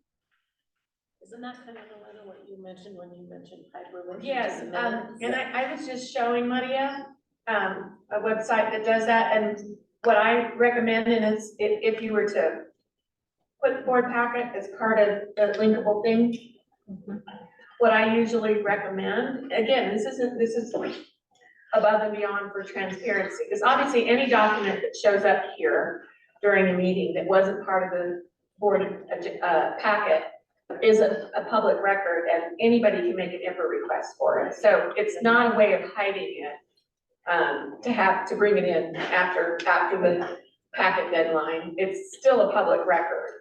But some of my boards, what they do, when a document walks in after the board packet has been posted, is that they just amend the packet to include that. So then, as the gentleman has mentioned, then the public can go back and go, oh, well, I want to see what that document was. And so do they go through the IFRA process or? No, there's a link. Okay. I'm just saying, That the. what I'm trying to be clear about is that if you continue to do exactly what you're doing, there's no legal obligation to do anything other than produce it according to IFRA. But if you're trying to, if you're looking at, do some people do more? Yes, and one way to do that would be, I think the conversation was, could you make it after the fact, part of the board packet? And yes, you could. And and have that posted and readily available to the public. I think it'll make things easier too, because like in this instance, I mean, the public is entitled to any kind of documentation that is provided here at the meeting. It would also save staff, staff a lot of time and the public, having to go and do an IPRA request. And I think it would be a good relationship with the public that we provide, every document that is involved with our meeting, they could easily access it. Well, also for some people, IPRA requests are really confusing. I mean, to go through them on your computer to get one. Then on the other end, the clerk having to say. But I know that I've run into people at the post office, like, I want to know something, but I tried to do an IPRA request, I'm completely lost. Right. And we're just like, it's nice to make it easy. Right. People. Very good. President Flores, do you want me to jump into the next presentation? No. Yes.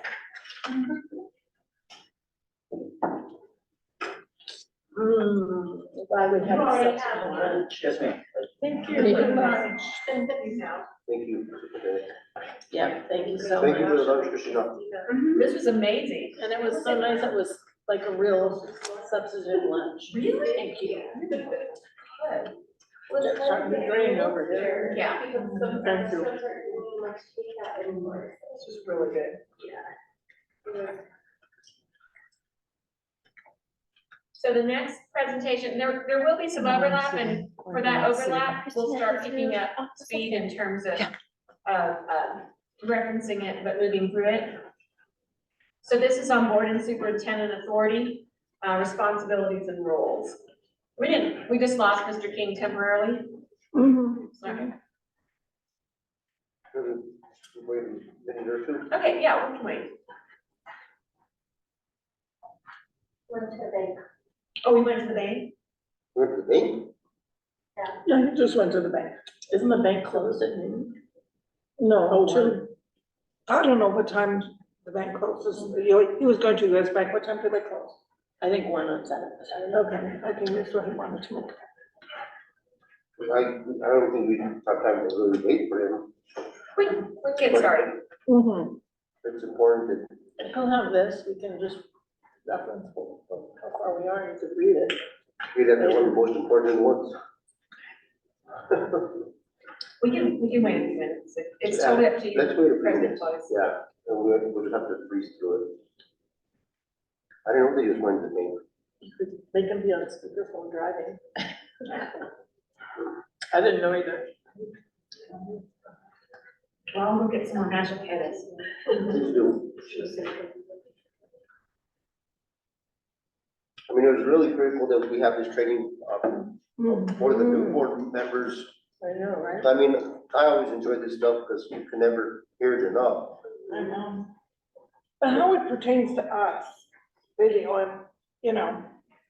it, very specific.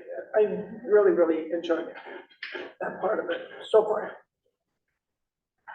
I've learned a lot, I liked it. I knew I would learn from Alana, I really enjoyed it. I think Christina's even picking up some pointers. huh? Yes. To make her life easier. Right? Yes. I just told her, put a sign on your door because people go in and out of her office. Yeah, I mean, I'm constantly busy, and so I wasn't getting that stuff done as quickly as I wanted to. Well, now I will. I've observed how conscientious you are. Thank you. I know you probably feel like you're shooting out of a fire hose right now in terms of learning curve. She's tough too, she tells me. She tells us all.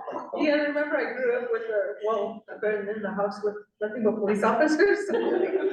She'll come in, no, you need to sign it now. Okay, yeah, everybody.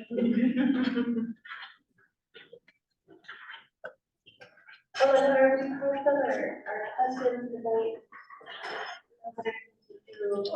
What we're going to do right now is a question on the collective bargaining. But do you want me to wait? I don't wanna get, I like too far off of the agenda, can we, on it, talk about it here? I have a vulnerable, so they can cover everything. I tried to not have, so it's a vulnerable. I guess it could be. I think I'm a little confused on. They're not part of our. Because I haven't sold them. Yeah. So when they're making that proposal, it's coming from. Where's it coming from? It's the team. This is just more the The, large, Oh, I picked up the sniffles again. understanding, yeah, it's not them, okay, coming part of the team. They're not part of the team. do I need to? And we don't ever recommend superintendents to be part of the team. Oh, either, but I yeah, didn't- no, I got told. I'm off We're I'm all off okay. the team. Do I need to pause recording? Yeah, that's fine. Put it on. Like the kids.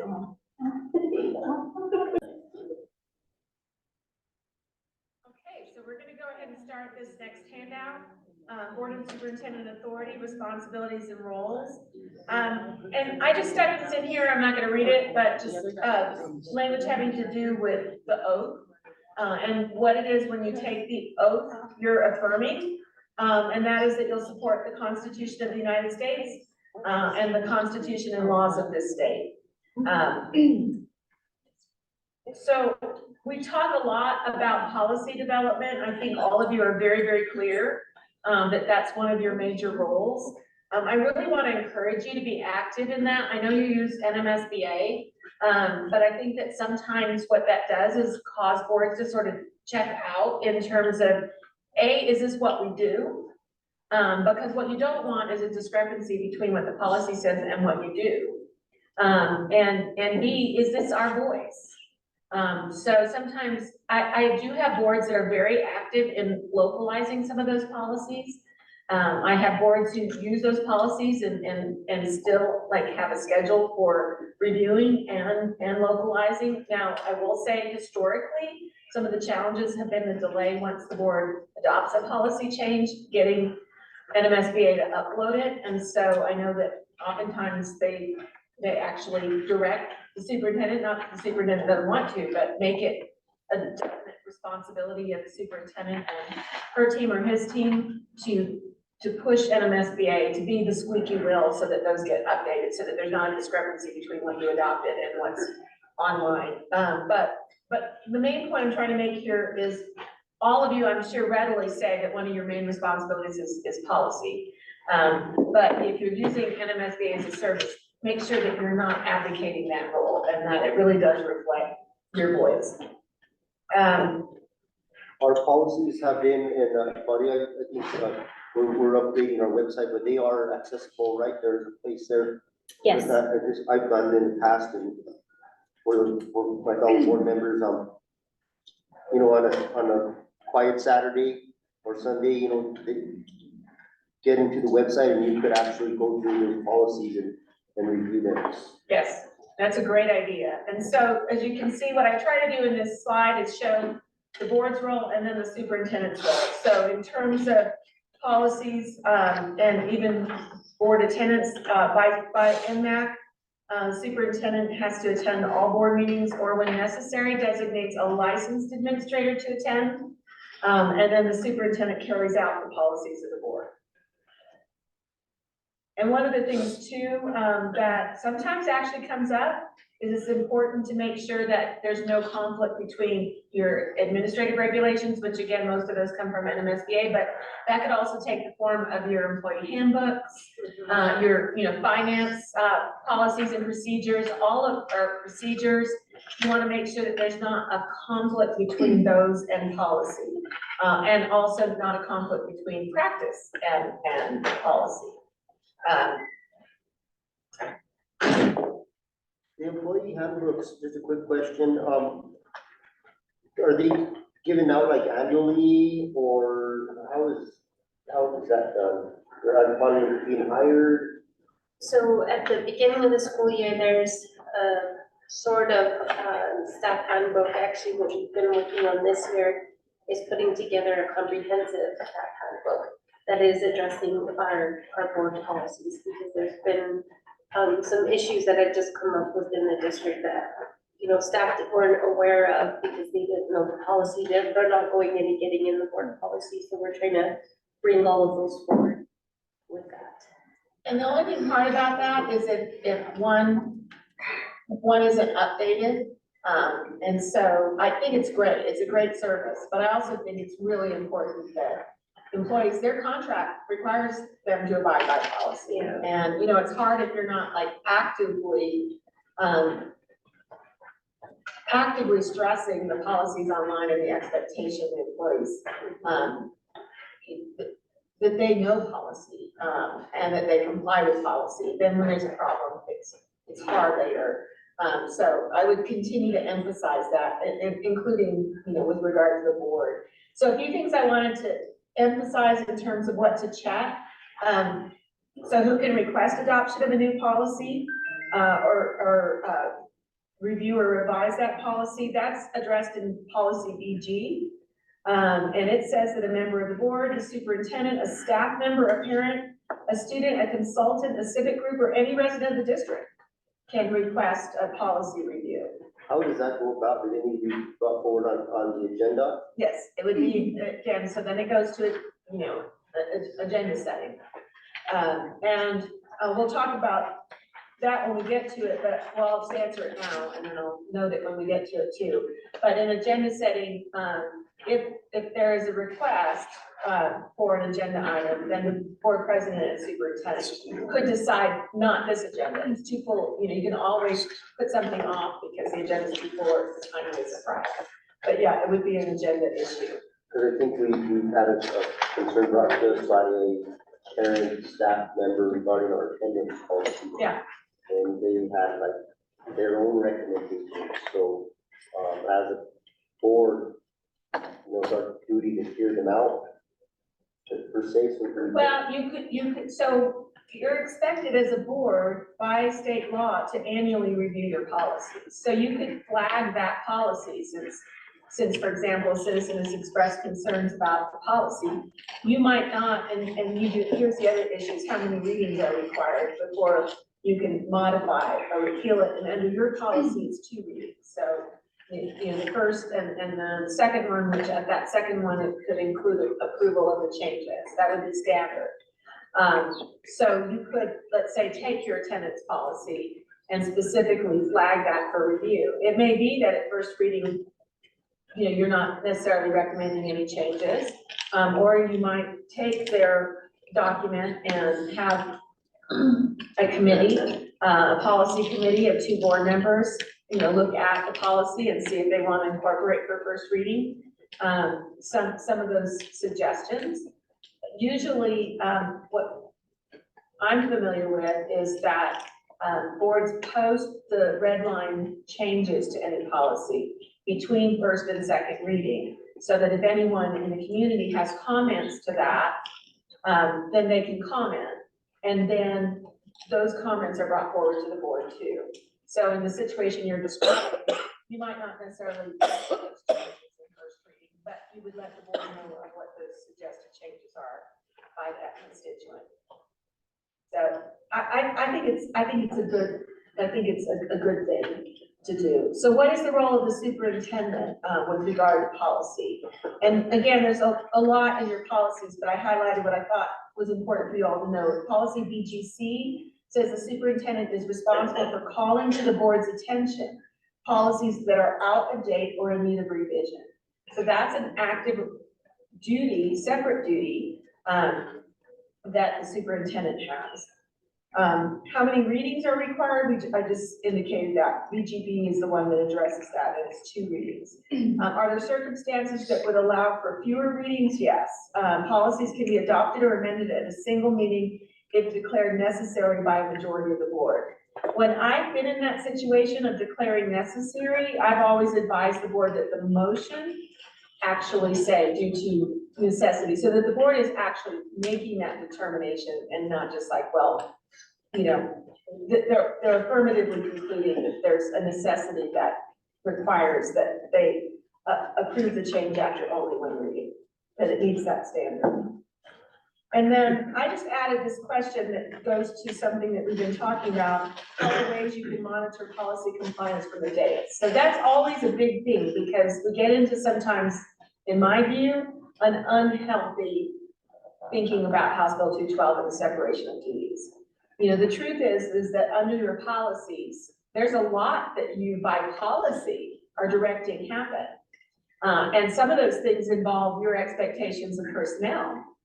While you can't decide who you hire and fire, while you can't get into directing the superintendent on the day-to-day, you absolutely can by agenda, let's say an attendance policy, and let's say that attendance is a priority for the board. There's been concerns that maybe the attendance policy is not being complied with. You can put a report on attendance, on the agenda. And so I think a lot of how what we can't have is board members off investigating their own concerns. And so if there's a concern about policy, how is this policy being implemented? And if there's not a basis to go into closed session on it, because it's not an individual employee being investigated, then I recommend you put it on the agenda. That's how you monitor compliance with policy without crossing the line. So this next slide gets into that very issue of crossing the line. So the board employs the superintendent and fixes his or her salary. By rule, the board delegates administrative and supervisory functions to the superintendent. So those day-to-day functions, by statute, the superintendent is the chief executive officer of the district and administers and supervises the district. Now, I know you all are very clear that the superintendent supervises personnel, but you notice in the statute, it says the district. So you are not the CEO. And so your interim superintendent is the CEO. And that's why earlier too, I wouldn't recommend on a regular basis, she makes decisions by polling the board. If it's your decision to make, you know, while it doesn't hurt to get their sense of things and their priorities, you can do that. But you don't ever wanna, not own that role. They shouldn't be stepping into it, and you shouldn't be confusing that boundary either. Because as you see in the next rule here, the board refrains from involvement in delegated administrative functions. Now that delegation occurs by law. The superintendent is the CEO. But the board evaluates the superintendent. And one thing that sometimes I see in some districts that I think is unhealthy is when the superintendent has the view that, well, because the staff is, you know, these are my employees and I don't have to account to you for low morale, for example, or the rumor that superintendent is ineffective, or the rumor that, and I'm just making this up, I'm purposely picking things that are random and not in any way related to your district. The rumor that the superintendent has favorites, you know, that's all, are you an effective manager? And that is evaluative. And so what I always recommend to the superintendent is, if the board's gonna form impressions, then you need to be part of making sure you're shaping those impressions. If you've got, you know, if you've had a string of thefts that looks like they're employee thefts, why would you wait to have the board hear it from someone in the community? You know, you can take that to the board in executive session, that you're investigating it, and you can share with the board how you're handling it so that they can see what your approach is to personnel.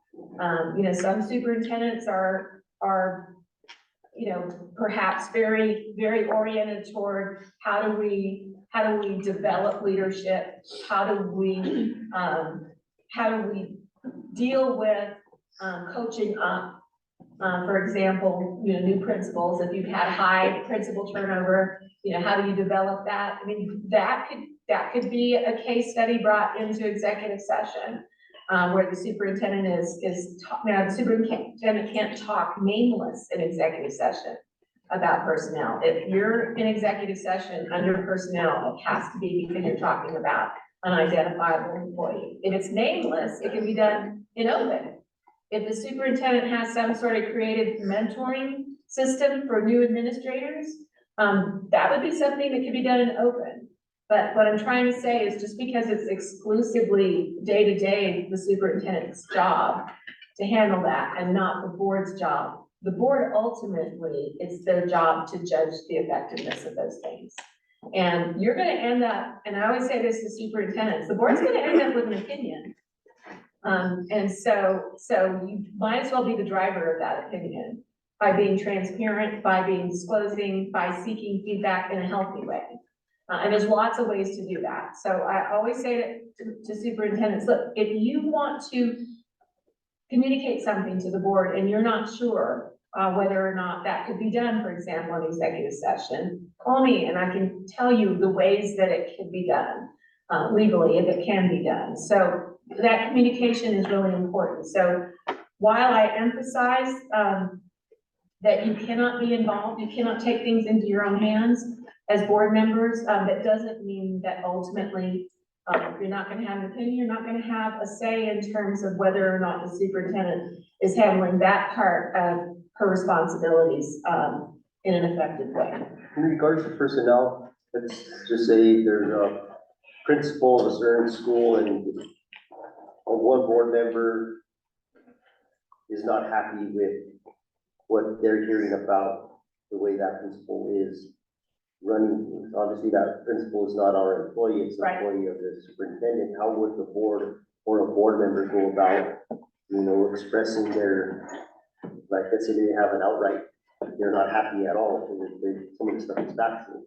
Not Right. that that's happening here, it's just. Right, no, this is very common, and I do actually have a lot of suggestions along those lines. For one thing, let me just show you this next policy, because this is how should the board respond to various types of concerns and complaints. So policy BHD is board communications with the public. And it says any community member who exhausts the opportunity of discussing a matter at the administrative level may communicate with the board in writing. No anonymous communication will be considered by the board. So one of the things I really recommend, starting just at the non-employee constituent level, is get really good at setting boundaries with your constituents. Let people know when they come to you, and they do, I know they do. This is just between you and me. Because of my ethical responsibilities under my license, if one of you, any one of you, were to come to me and say, this is just between you and me, and if you've done that, you already know what my answer is. I represent the district, I represent the board, nothing, I can't promise you that it's just between you and me. And so if you wanna tell me, you can tell me, but I'm gonna ethically handle it. And I can't promise you it's between you and me.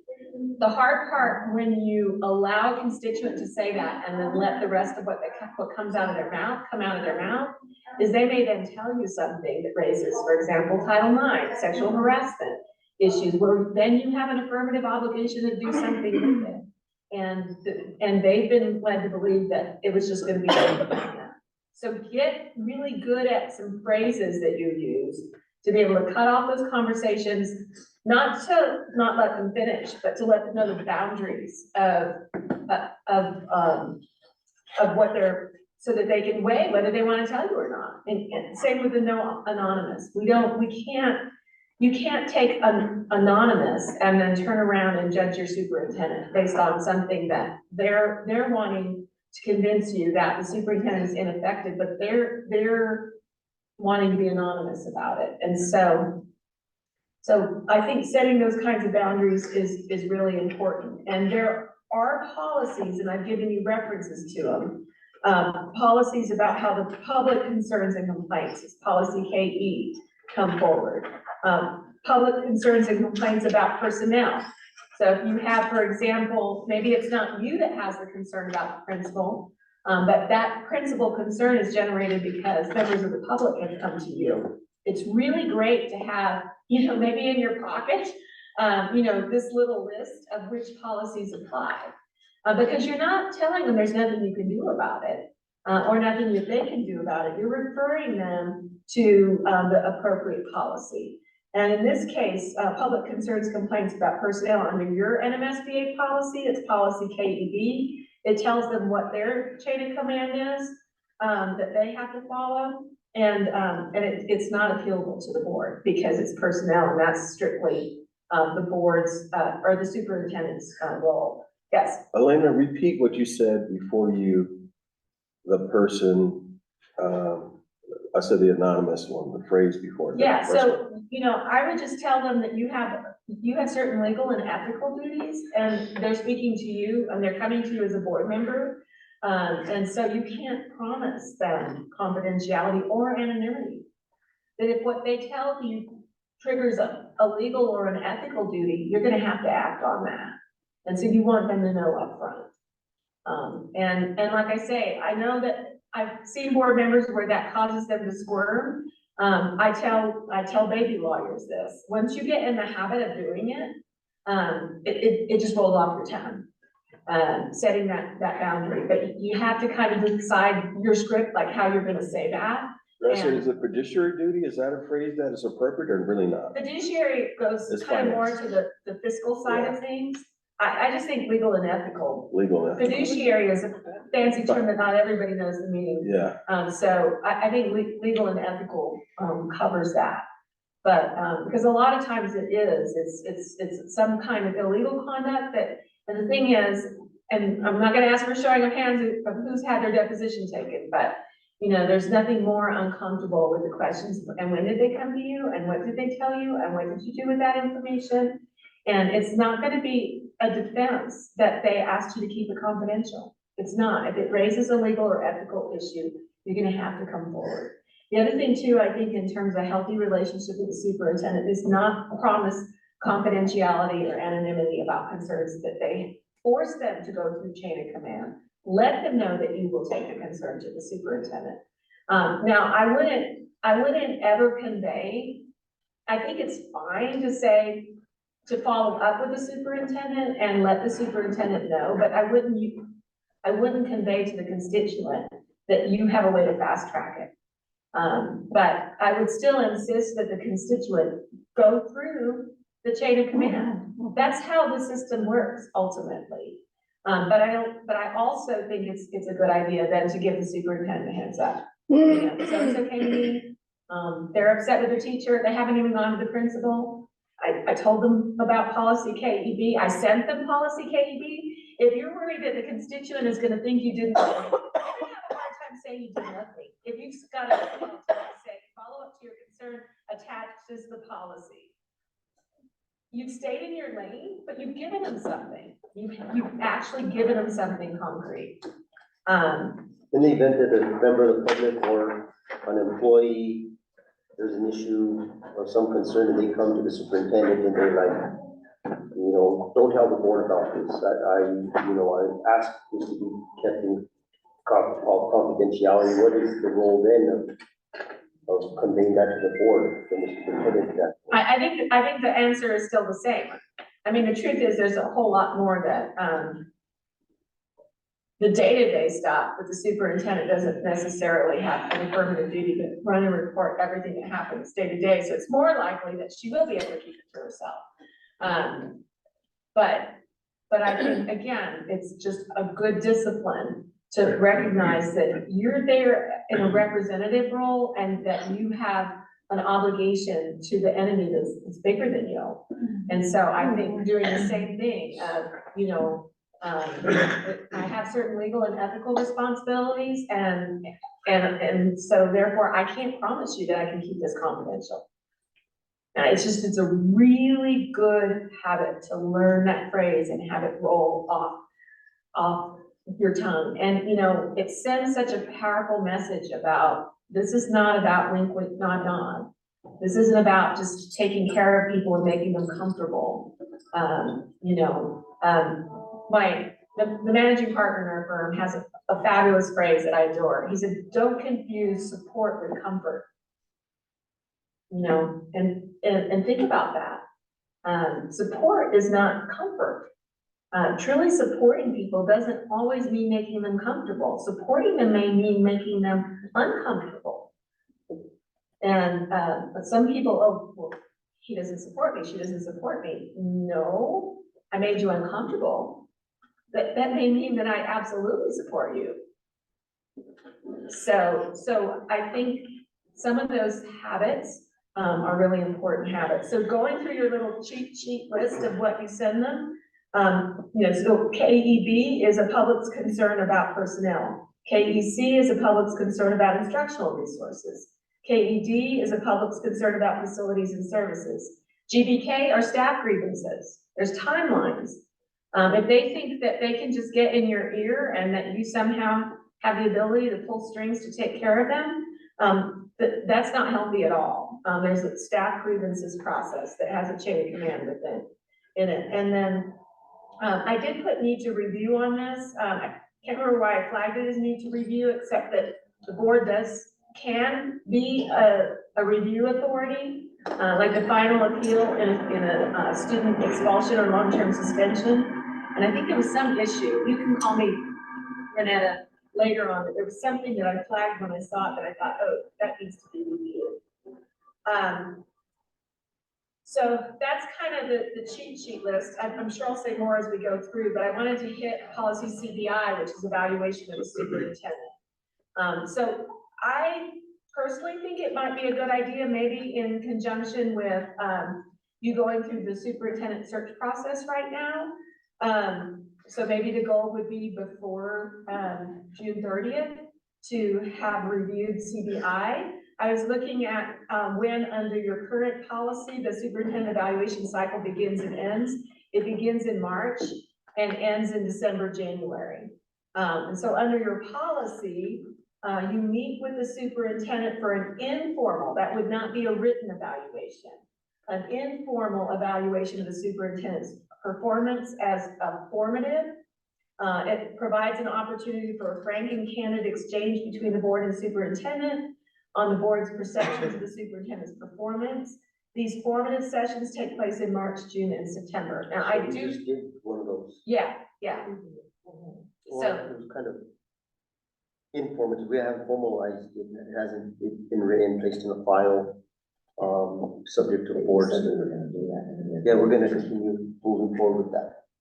so just so you know, in your current policy, that's just informal. And they're called formative. And then summative is, the superintendent shall provide each member, so it puts the superintendent as the responsible party to get the process started, to initiate it, to provide each member of the board a copy of the board-approved evaluation instrument no later than August 1. And that instrument shall be included as an appendix to the Board of Education Superintendent Evaluation Policy, which right now you do have an exhibit. It says the board president shall schedule a meeting no later than December 15th, when the board will devote an executive session to the evaluation of the superintendent's performance, to discuss working relationships between the superintendent and the board, and to review the superintendent's contract. So you've got your summative, which takes place basically August, and then the contract discussion takes place in December. But your final on your summative is in January. I will tell you that with the boards that I work with on this, I've worked with them on redoing this to just match the fiscal year.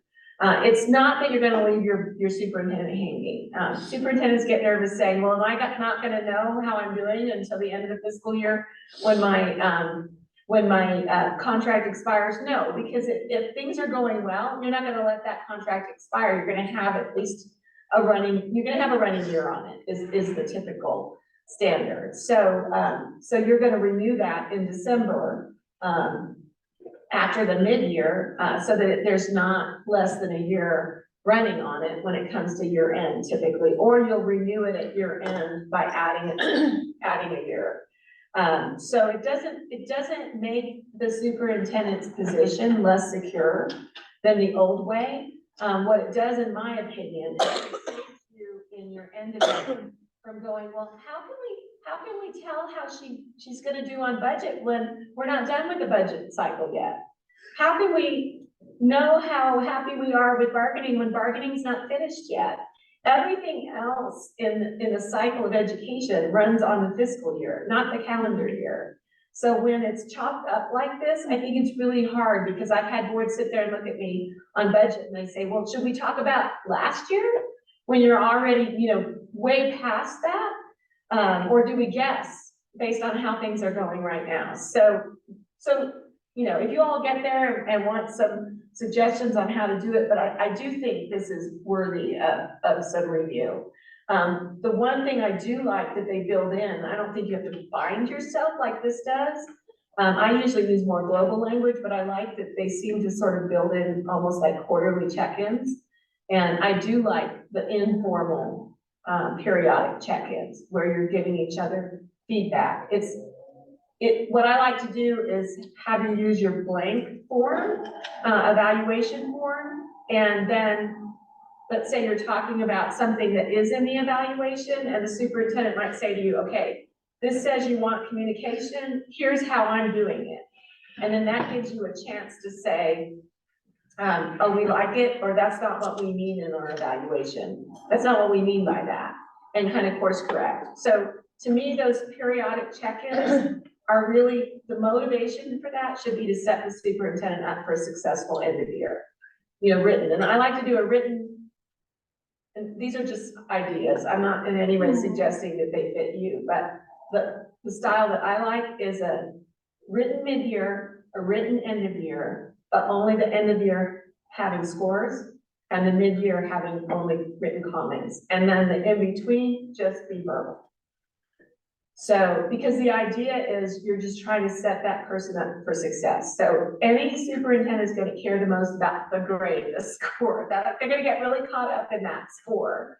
And to me, what you're trying to do is set them up for success. So rather than them getting totally caught up in what grade they got, have it be how to help shape them in a proactive way to be the best that they can be. So by the time it comes to a grade, you're all shooting for an A, right? I mean, if you're an effective employer, it's a reflection of you too. You want everybody to have A's, but it's about shaping that along the way. So those are just some suggestions. Would you repeat that again? And I say that only because to me, I see that when we hire someone, that we hired them at an A. And I like the informal approach. And, but again, it may be the quarterly, is that what you're saying? Yeah, The so quarterly? what I've done, my districts, when they've gone through a search and a selection, is recommended that like within the first month, like I think it's a good idea to wait at least a month, so that person kind of has a little bit of a sense, they've like touched their toe in, a cycle of a little bit of everything, including a board meeting, and then go in with a blank evaluation form where they have it, you have it ahead of time, and they go in, and I usually do it as more almost their conversation with you as opposed to your conversation with them. Because by that time, they have their ideas of how they're gonna meet your expectations, and they may have misinterpreted those. And so the communication is the one I keep. Like I have some superintendents that will spend an entire week working on their like Monday report, written report with pictures and diagrams, and I've got boards going, oh my God, that person is spending all of their time in their office working on this report. We want them in the schools. But they think that they're fulfilling your expectation of communication. So in that first meeting, I encourage it to be more driven by the superintendent who says, I've been doing this Monday report as my way of communicating with you. What do you all think? And then that's a chance for you lovingly, right? To say, we really appreciate the time you're spending on this. We can see you're spending a lot of time on this, but we would rather you be in the schools. And how about you just, and then you guys reconfigure collectively what kind of communication would balance that desire to have your superintendent in the schools versus, and your need to be kept up and informed. So that first one is informal and largely driven, in my view, by the superintendent. Who's asking clarifying questions about your expectations, so that when you do fill out an evaluation form, they're not shocked that, well, I thought I was doing it, I've been giving you this, it gives them their chance to clarify what they think your expectations are and you to give feedback on that. You know, we've had this in the past, we really liked it, it really worked, that sort of thing. And then, yeah, go ahead. I'm just, an observation. I hate to say, it, we don't know if Renata is doing, Renata is doing, in the schools or doing a chart. I mean, you know, I don't come here every week. How about you, President Mark? I mean. No, I'm talking about if she's sending it to you. Oh, sending it to us, oh. okay. As her form of Yeah. communication. Yeah. And I'm not talking about her specific. I'm Yeah, I just know, giving yeah, examples. just I'm really hypothetical. trying to reach for examples that I know come from someplace else. Yeah, So, but I've had that, these elaborate reports because the board wanted communication, but that wasn't what they meant by communication. And so, or they may love it and say, we love this, this is amazing, we never knew all of this before, and this makes us feel really, you know, a whole lot better. So I'm not trying to weigh the value of that, I'm just saying, it's funny because sometimes people work really hard to please you, not realizing that that wasn't what you meant. So all I'm saying is the sooner you have that conversation, and it sounds like you've done some of that, and I want to get into what you've done and what you haven't done. But, you know, I encourage those kinds of positive things, with your interims as well. So, and it sounds like you all are doing that, and so that's great. The point I'm trying to make, and I think it's Board Member Secretary Trujillo's point too, is that, yeah, people, they come, I mean, whether it's interim superintendent or superintendent, that's a huge vote of confidence. And the goal is this is a relationship, right? No one goes into a relationship, one thinking that it's just the responsibility of one in the relationship. It's both parties in the relationship. And if the relationship is going to succeed, both parties have to understand that it's going to involve communication, two-way communication and two-way work. And the stated goal, there's no gotcha game in this. You know, the desire is for that relationship to succeed. And so, you know, thinking about that and doing it, in my view, around the fiscal year, this makes sense. Did I answer your question? Yeah, and I just, and to me, I just see someone staying in that but yet at the same time, what they bring in giftings and talents to their job is above and beyond. That's who they are. And that is what just makes for this incredible relationship that they star. They star not just for us, but they star for the staff that they serve. Right. And so these people are absolutely incredible. You know, I see them as just, because they've educated themselves for this, possibly with that in mind, and goal in mind. And to allow somebody to be able to just express that, it's just so awesome. It's just, to me, that's what I would want to see in that person, in that role of superintendent.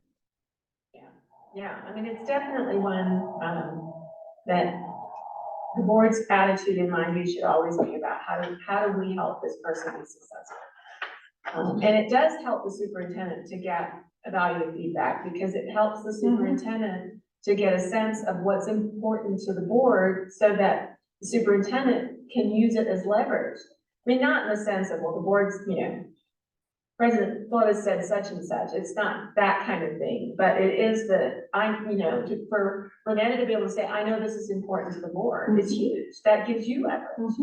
And so all of this is about a mutual support, towards success. Okay, so CBI, my recommendation is that you possibly revisit this between now and June 30th. And including the instrument to be used. I do know your current instrument has goals, and I know the last time we did it formally, because there hadn't really been a goal setting, we just used your pillars. And so I think unless you do something different, that kind of makes sense, except that I think the intent of that was annual goals. Not all of my boards do goals. But I think you guys just have to decide whether, that's something you want, and then you have to make sure that you have a goal setting session early. You can't assign the goals 3 months before their summative or end of year evaluation. They need to be on notice of those goals at the beginning of the cycle. And then this is just the policy CB and the language about, the contract, and when it should be extended. So the year that you by policy have to discuss, contract extension is the year that it's scheduled to end. So, let's see. The board will take action on an existing superintendent's contract no later than February of the year the contract expires. But you don't have an affirmative obligation, to extend it or consider it in the intervening years. So, Senate Bill 137, you all need to be aware of this, effective July 1st. A local school board shall not during any time between the date of a regular local election in which school board positions are on the ballot and 60 days after the convening of the newly elected board, or until 60 days after a majority of a local school board has been appointed, extend the local superintendent's contract or terminate the local superintendent's contract without cause. So this is, again, you all haven't had to deal with this, at least in any era that I'm aware of. But this was has been a big deal. And so it's hard because the election occurs in November, the new board isn't seated till January, and creates a ton of resentment, especially if board members ran for reelection and weren't reelected, and they turn around before the new board is seated and extend a superintendent's contract. So, this was absolutely designed to curb that. And it's gonna be, from my chair, it's gonna be interesting to see how this plays out. Okay. So in terms of personnel, and I've said a lot of this already, that's the job of the superintendent to employ, fix the salaries up, assign, terminate, or discharge those employees. Superintendent also administers and supervises the district. The board coordinates with the superintendent to establish procedures for discharge and termination. Of course, you all know that discharge and termination can be appealed to the board. So in terms of board norms around personnel, check your policies in terms of chain of command. This is the thing I wanted you all to know too, in your BHC, your board communications policy, and this is powerful. It says the board requires all employees to follow the proper channels of authority in reporting or attempting to resolve problems. It is considered to be insubordination whenever an employee knowingly circumvents the proper chain of command. I really hope that if you've not read this before, that you reread that a few times. Because I try and tell well-meaning board members that when you're letting disgruntled employees come to you and yap in your ear, you're actually enabling their insubordination. And if their supervisor finds out about that, and that supervisor takes adverse employment action, writes them up or whatever, that is a perfectly valid thing for that supervisor to do. So don't do it. You're not doing any favors to anyone. You need to really insist that they follow the proper channels of authority. And again, don't promise anonymity, don't promise confidentiality, direct them to the proper policy, but then there's nothing wrong with you then picking up the phone and saying, hey, heads up, this has happened. I'm sure that any superintendent would appreciate a heads up. And then it'd be kind of interesting when that employee then does nothing about it, then they don't do anything about it. It really is on them. Let me ask you this, what if there's an employee that has an issue with the superintendent? They feel they're getting picked on, or they're getting picked on for some reason, and they've expressed that concern to the superintendent. Where does the board come into any kind of role there? And obviously, we don't are involved day-to-day, is there any kind of? Yeah, so, well, first of all, definitely if there's allegations of conduct that would necessitate an investigation, like for example, you know, sexual harassment, any kind of, you know, illegal conduct, ethical misconduct, any of that, the board could get an outside investigation to investigate it. And so those are sometimes the outcomes of a complaint of that nature. If it goes more to ineffectiveness,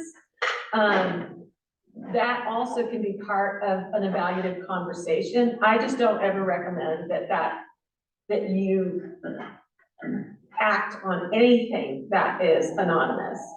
And then they have their own grievance, the grievance policy. So even though you can't, there's certain things you can't overturn. You can't overturn things that involve judgment. So if they're unhappy, let's say that they're a direct report to the superintendent. So somebody that the superintendent evaluates, and they're not happy with their evaluation. They don't think it's fair. You can't do the grievance. You can't hear as a grievance something that involves judgment like that. So that wouldn't be grievable. I have seen situations though, because you evaluate the superintendent, where certain things are, because of your evaluative responsibilities, you can't tell an employee that they have to go through a process, but they literally have no recourse in the end. And because if it is about the superintendent, and because you evaluate the superintendent, I do like that, to follow the grievance process, get to you, while you can't tell the superintendent that, you know, she has to change their evaluation. If in that process, you realize that the superintendent is not consistent in the approach, maybe doesn't even evaluate everybody using the proper instrument, or only evaluate certain people and not everybody, and you're seeing a real problem in that process, then you can handle it as part of your evaluation of the superintendent. So that's why I'm saying there's always a way to deal with it. And anonymous is not the way. And so if, for example, you were to have a concern, you know, board president has the authority to seek legal counsel. And, you know, in those situations, I would recommend that he seek legal counsel to find out what is the proper way. An employee has a specific concern about the superintendent. Where would that policy take us? What is the proper approach? But anonymous is never the proper approach. Okay.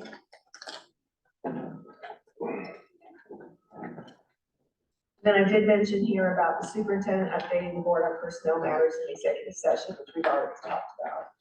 In terms of budget, I know we're getting ready next week with, it's next week, right? The budget conference, or is it a couple weeks off still? Spring budget. Yeah, spring budget. So we're gonna be completely in the throes of that. Superintendent prepares the school district budget for review and approval by the board. But there are things that happen in between, and we're going to talk more about finance subcommittee, but here's one of the responsibilities of the finance subcommittee, and that's to make recommendations to the board regarding the annual budget preparation and oversight. And I know Vice President Spray brought this up in the context of a different committee, but I really think that if board members are on committees, that there should be some kind of schedule for having committee reports of those committees, so that they serve a purpose. And so in this case, here's one of the specific responsibilities of the finance subcommittee, to make a recommendation. How are they going to make the recommendation? They're going to make the recommendation in an open meeting. And it should be on the agenda in that form. The board then, of course, reviews and approves the annual school district budget. And I just listed put in here the schedule from the public school accounting and budget book for that. I think you all are aware that there are significant consequences for failing to submit a timely budget to the PED. So there's the statutory authority for that. Here's the finance subcommittee job responsibilities. And I want to go ahead and hit this because I think that there may be an agenda item down the road for you all to make a decision about this. But finance subcommittee, this is the state law, so this is statute, it's a statutory committee. And what the statute says for the finance subcommittee is that each local school board shall appoint. So that means the board appoints. I know that probably through your other non-statutory committees, you may have it where the board president, I know a lot of my districts, it's the board president that appoints people to committees. But for the statutory committee, finance and audit, the law says the board shall appoint. So you want the board appointing, and then when you have to appoint, and this is a quote, at least 2 members of the board as a finance subcommittee. So it's a subcommittee of the board, and it's to assist the board in carrying out not just its budget duties, but its finance duties as well. Now, it says at least 2. That's an important language in the law, because that suggests you can have more. I do have some boards in New Mexico that have the entire board sit on the finance committee. They do the whole OMA. And that way you're getting the in-depth report, you're having an opportunity for in-depth question and answer. And then when those finance items come to the regular agenda, they're consent agenda. So there's no report on them at all. Unless you pull them off of the consent agenda for discussion, there's no discussion. It's just an approval of that. I don't know, do you all use consent agenda very much? So you know there's no discussion. It's a slate and it's approved with one vote. Unless it's pulled off of the agenda, off of the consent agenda at the point that you're approving the agenda. Stop me if I'm moving too fast. Okay, so what's nice about it is you can still have those in-depth accountability discussions. And number 1, but number 2, that it actually does make the regular board meeting where there's all kinds of other things on the agenda shorter. I mean, not shorter, but it makes that portion shorter because then it becomes relegated to consent agenda. I can tell you that the CFOs that I've dealt with who have had to make that switch dreaded it and then later told me they liked it. Because it did allow that in-depth, and then their reward is the consent agenda that night. So I like it, where I've seen it play out, I've liked it. But let's look at what the finance subcommittee is responsible for doing, whether that's 2 of you or whether that's 5 of you. So number 1, you make recommendations to the board in the following areas. So there again, there should be a regular report, and if it's not the full board, there should be a regular report by a board member who is on the finance committee to the rest of the board on these 4 items. Financial planning, including reviews of the school district's revenue and expenditure projections.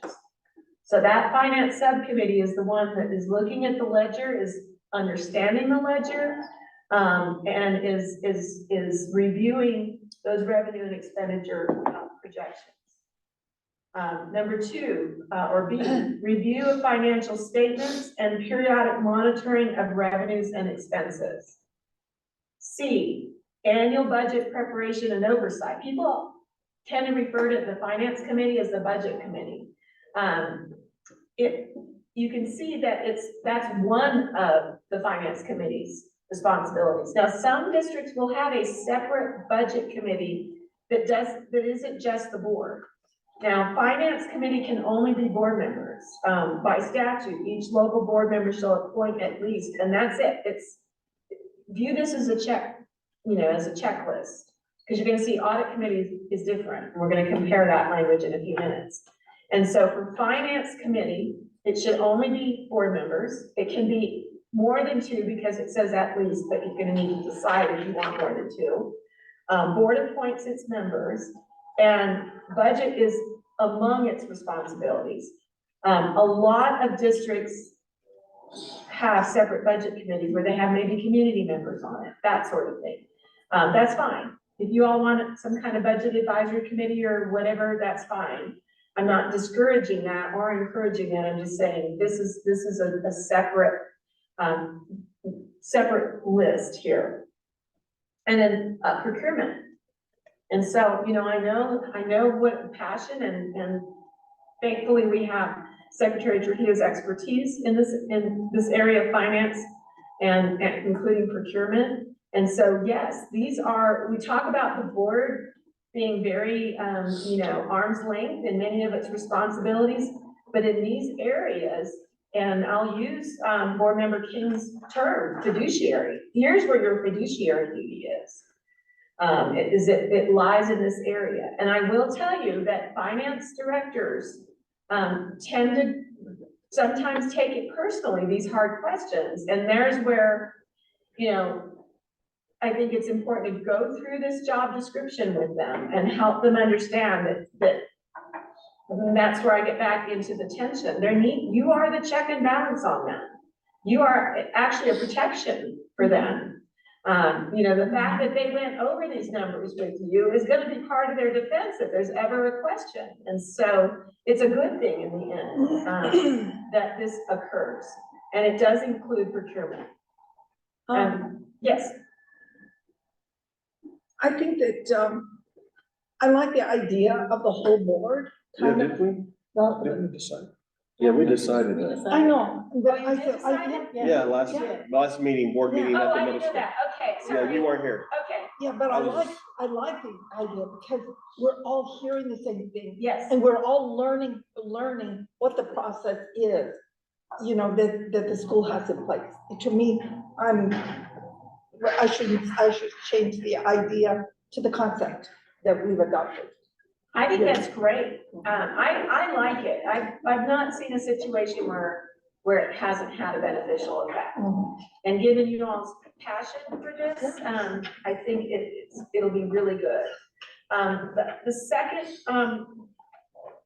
responsibility is that you serve as an external monitoring committee on budget and other financial matters, which to me is kind of almost a restatement of what it said above. So having a good agenda for it, and it can be a standing agenda, Renetta, if we need to, we can talk about it, but it can be kind of just the things that you always talk about, but I would really sit down with your finance director on, how you take all 4 of these areas and the number 2, and what would you need to talk about to allow the board to actually be that external monitoring committee on financial matters. I thought that the presentation today by Tanya was outstanding. And I thought the dialogue was outstanding. That to me was performing that function.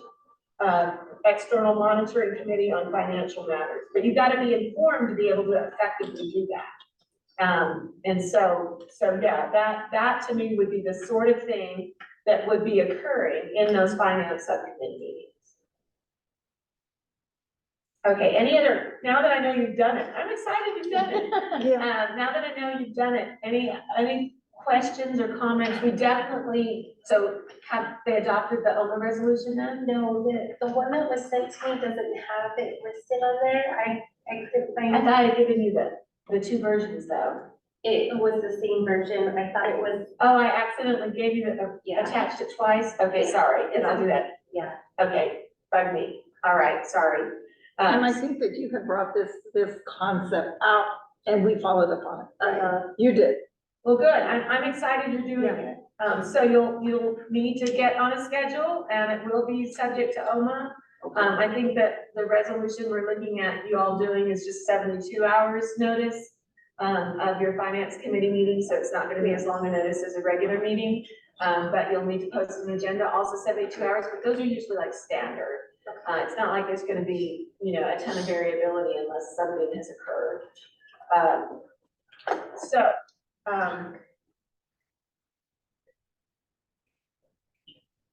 So on a little bit more on budget and financial management, the board provides oversight of revenue and expenditures within the district. That's the board's role in NMAC.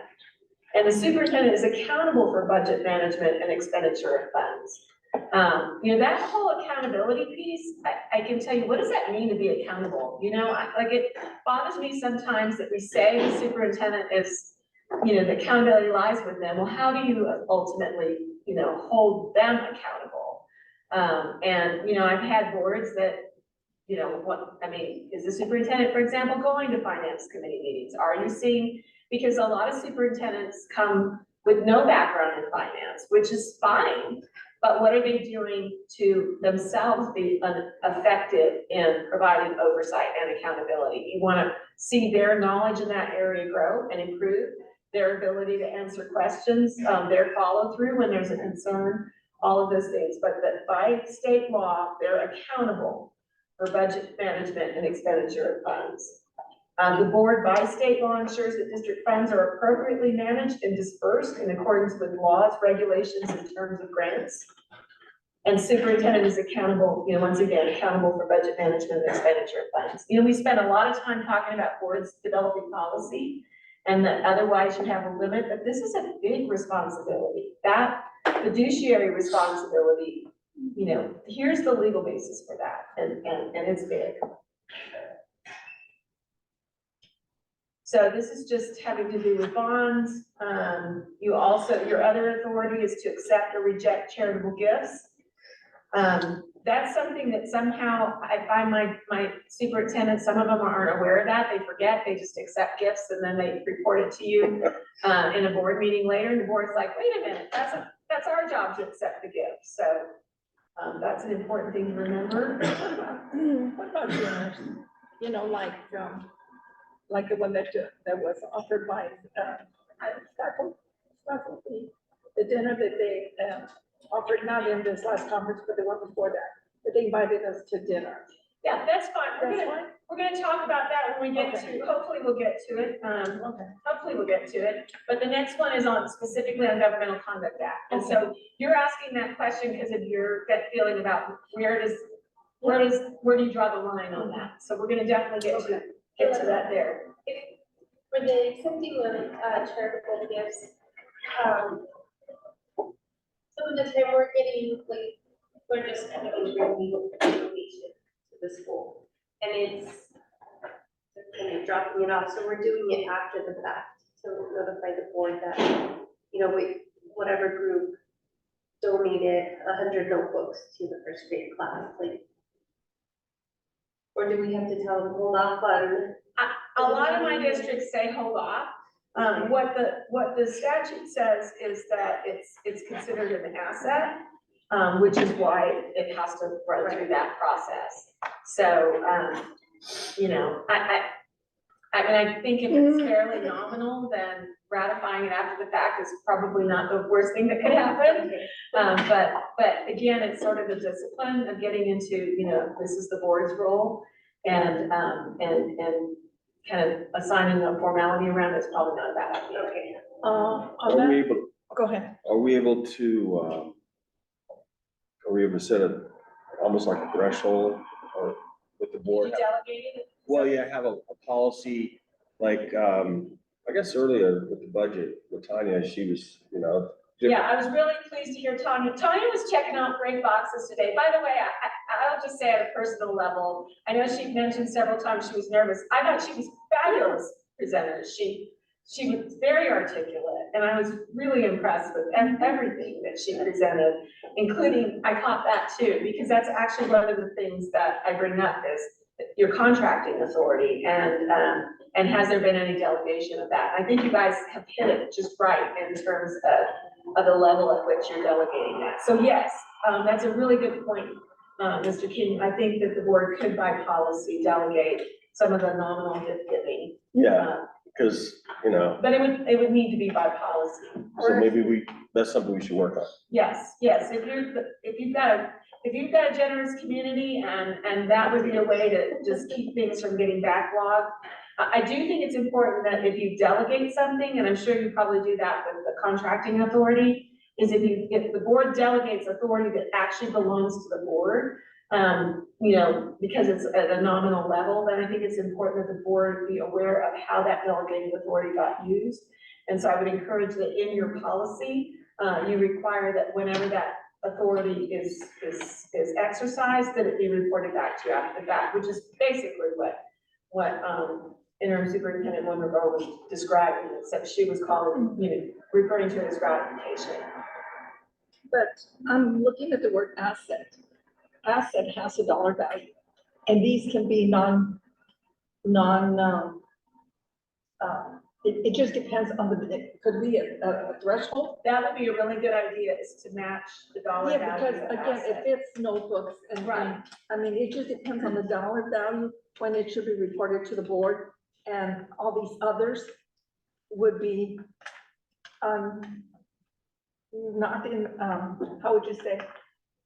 Non-capital, that's the term, non-capital versus that is recorded and attention needs to be placed on it, that it be recorded as an asset. That would be a logical line to draw.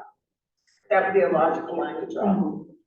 So let me just jump into audit committee real quick. So just like finance, by statute, it's a statutory committee. The board appoints an audit committee.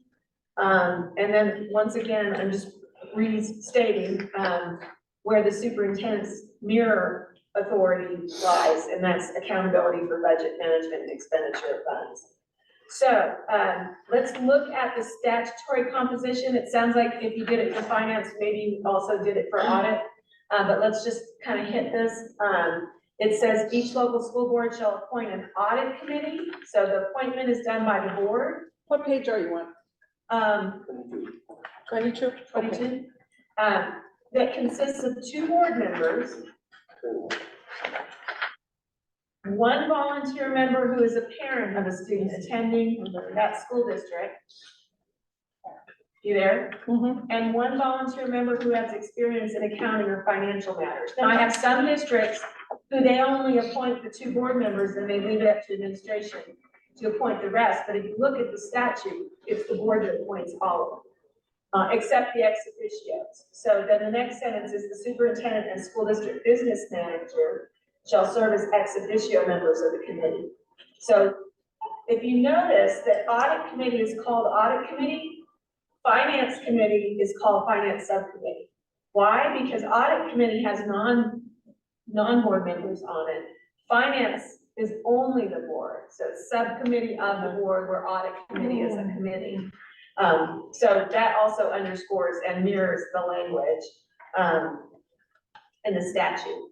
So this is the membership, but the board still appoints that. So usually what I see is you guys go out, you find, you find someone who's willing to volunteer, and at that board meeting at which they are appointed, you bring names forward and the board votes to appoint those members. So what is your job description for audit committee? Now, I really want you to pay attention to this, and since you have hard copies, I'm gonna have you start, because earlier I said, that the Attorney General says that statutory committees are subject to OMA. I know that 99% of the districts in the state are not following OMA when it comes to their audit committees. And a lot of auditors freak out going, but they're closed. Well, but under OMA, you can close meetings. And so I do have a call in on your behalf to the Office of the State Auditor, and we'll circle back around when I get a call back. But either way, I mean, if you do end up needing to comply with OMA or decide that you're going to out of an abundance of caution, it's just a matter of, and I know I've hopefully taken a few things off of Christina's plate, but this would be then putting that piece on her plate. And there are 8 things that the audit committee has responsibility for doing. Not all of them would be in closed session. Now, you all know that once the audit begins and that audit committee is meeting monthly, until the audit report itself is published, approved and published by the state auditor, all of those discussions about how it's going are closed. Those are confidential under the State Audit Act. So if you're complying with OMA, then you would post that under the State Audit Act as a closed session. So it doesn't make it less confidential. It's just the process you follow to do that. But what I want you to see is that this law, which is actually in chapter 22, it's not in the Audit Act, it's in the Public School Code, has more than just the budget cycle. audit cycle, everything's a budget cycle, audit cycle in it, so let's look at it. One of the things that the audit committee has to do is evaluate the request for proposal for annual financial audit services, so you serve as that RFP committee. You recommend the selection of the financial auditor. You attend the entrance and exit conferences for annual and special audits. That's absolutely closed. Number 3 is closed. Number 4, you meet with external financial auditors at least monthly after audit field work begins until the conclusion of the audit. Number 4 is closed, no question. It's a closed meeting, it's a confidential meeting. Number 5, be accessible to the external financial auditors as requested to facilitate communication with the board and superintendent. Number 5 is closed. 6 is not closed, guys. Track and report progress on the status of the most recent audit findings and advise the local school board on policy changes needed to address audit findings. That's after that audit report is published.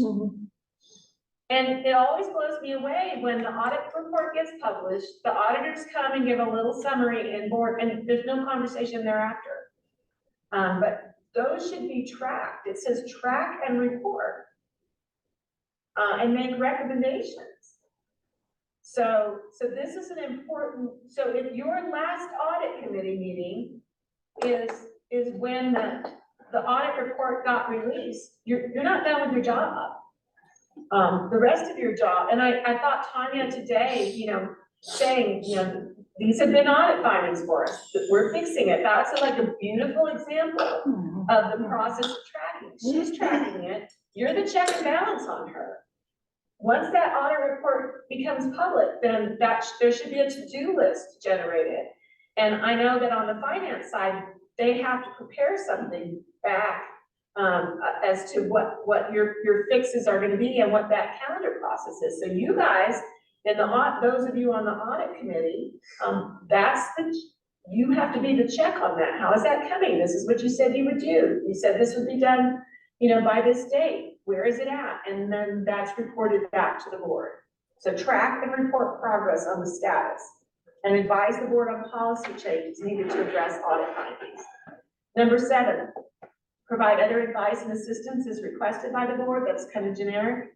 And then 8 has to do with the confidentiality, which is the basis again for going into closed for those things that are confidential under the audit act. It's just the notice that I have to put that it's closed. That your notice and your agenda. Okay. But the agenda is really, really basic. So I can, and then we would need to make sure the OMA resolution incorporated that. So I can work with you on that. But again, that's going to be really, the big thing though is getting it done. If you've been sort of lackadaisical in terms of, let's scramble and pull an audit committee meeting together, you're going to want to have that 72 hours notice of that audit committee meeting. I think we're gonna have a conversation about that. We can have a conversation about it. Yeah, we'll have a conversation about it. But the audit committee, it includes only those people, not anybody else. Right, that's it. Okay, thank you for bringing that up. I really appreciate all of you and your attention to detail. I know this has been a long day, but you keep me on my toes. Yes, so if you compare side by side the finance committee and the audit committee statutorily, you saw that the finance committee said at least. Audit committee is prescriptive. It's those people, that's it. Now, the only appointing you're not doing is the superintendent and the school business manager, because they're ex officio. They don't have to be appointed just by virtue of their position. But that's the end of the list. You can't add people. And so it does concern me too. Sometimes districts want to add people into those meetings, and I wouldn't do that. Yeah. Because of the confidential nature under the Audit Act. And these have to be recorded also for, No, because they're closed. It would just be the open. And that would be printed out in the form. Yeah, and so I've done that a couple of ways, but yeah, we could talk about that too. Thank you for thinking of that. Yeah. What was the question again? But reporting out on those closed sessions. Oh. Yeah. So it would be within the meeting? I would just do it within within the board meeting itself. Within the board meeting? Okay. It's just reported out in that board meeting. We held, it lasted from, you know, Oh, after the fact. Yeah. Yeah, it's after that. close. because they're closed. Yeah, It'll be No, closed, no, it'll no, be but standalone. what I'm saying is that it's not within, we're not having the meeting within the regular board meeting. We can have the meeting, like, let's say on a Saturday, to Yeah. include some of these people and then report at the regular. Right. I Right. see. Yeah. There's a few different ways to do it. Let's hit contracts. Again, Tanya, shortened this for me because I can see you all are doing a lovely job of it. So except for expenditures for salaries, the board contracts for the expenditure of money according to the provisions of the procurement code. And so, and then the superintendent is accountable for that. Superintendent's also accountable, for contracts for salaries other than the superintendent. So, so that is your exclusive authority, contract authority, other than employees. And so I think it's really important that you be clear about your delegation of that. And I don't know, Renetta, it might be, it's very clear that in your internal procedures, you all are clear when a contract has to go to the board. It'd be interesting to see if it's made it into NMSBA policies or not. You know, it's clear in all the documentation. I'm comfortable that this board is clear that what they've delegated, just having witnessed that exchange. But what's hard, again, is a lot of districts are just sort of passive about, well, that's NMSBA. And doesn't necessarily always get those kinds of things. So you end up with potential real discrepancy between what NMSBA says versus what you all have actually done. So that would be worth checking. But I was really pleased. I was glad to sit in on that presentation. I was pleased with it. So given the board's contracting authority, and we're gonna get into this a little bit, and I am being mindful of the times. I know you all have babysitters and other personal obligations, but because of the board's contracting authority, you have to be aware of Governmental Conduct Act, which we're gonna get into, the procurement code, local purchasing and procedures manual, the purchasing code of ethics, standards and specifications of the committee, the competitive process, and that you not engage in conduct that could interfere with the purchasing process, including by engaging with vendors. So, you know, you were talking earlier, you do need to keep your boundaries. You can't be engaging with vendors in a manner that could be seen as unfair or in a way that disqualifies the vendor. If you're potentially going out for an RFP and you talk to a potential vendor on that, you could disqualify them from being able to submit a proposal. And so you need to be very, very careful. Again, we are not a club. We are not a private organization. You are a governmental entity. And regardless of whether you think in the moment you're wearing a board member's hat or not, the whole community sees you as a board member.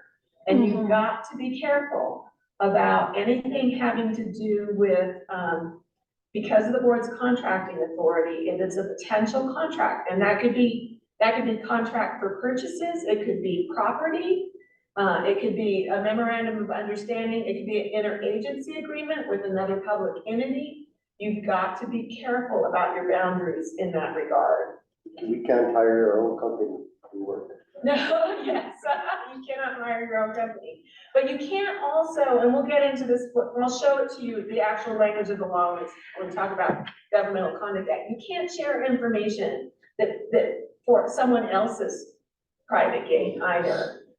Confidential information that you know by virtue of being on the board cannot be shared for someone, so it may not even be your private gain. It may be a third party's private gain, and you can't do that.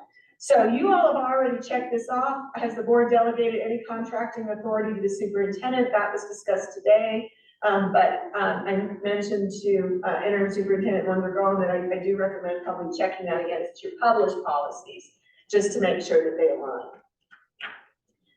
Facilities and property, I just wanted to hit that a little bit. So superintendent ensures certain things having to do with school patrons and the public being informed and involved in the acquisition, planning, and development of school facilities. So those are, I've heard you all discuss that in board meetings about your facilities master plan and all of that. The board's role is to acquire, lease, and dispose of property. And so I know we've had some issues, and so you all are generally aware of that responsibility. The board also acquires property by eminent domain, and the board provides for the repair of and maintains all property belonging to the school district. I want to hit that in the context of tort claims in a second. But what is the superintendent's responsibility having to do with property? Ensuring that students are provided with adequate facilities, and the superintendent is accountable for student safety. So one of the things that's kind of interesting is, let me just give you a little bit of a legal factoid. So everyone's familiar with torts, like, negligence for slip and fall, that sort of thing. So governmental entities have immunity against liability for certain torts, but there's exceptions. So the general is that you are immune from liability for tort action, the district, but there are exceptions. And one of those exceptions is maintenance of property, maintenance of facilities and property. There is a New Mexico Supreme Court case that was decided many years back saying maintenance is broader than just what we think of. Was there a step that wasn't maintained right and people are tripping and falling and hurting themselves? It extends to things that are like with regularity. So the particular case involved a student who was on a 504 plan for disability. And it had to do with, can't remember if it was him or her, but I think it was her, having severe asthma. And the 504 plan said that she was not to be required to exert the physical energy in PE. Well, the PE coach was absent and it was a substitute. And the district did not have, as part of their, policies and procedures, that substitute teachers be informed of those plans.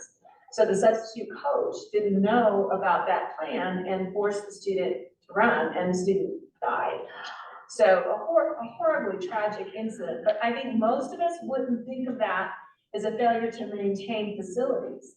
But the court said that that fell within the immunity exception of failure to maintain facilities because it was a failure in this maintenance structure by policy. It was a failure to maintain because it was not built in it was predictable and not built in terms of maintenance. So maintenance, my point in this is that your obligation to maintain property is broader than just the typical thing we would think of, painting and repairing, the structures of things. And so back to this whole issue of how do we hold the district accountable? If the superintendent is accountable for student safety, if the superintendent is accountable for adequate facilities, how do we, without going and checking it out ourselves, which you should not be doing in my field, do we do that? You do it by building it into the board agenda with report,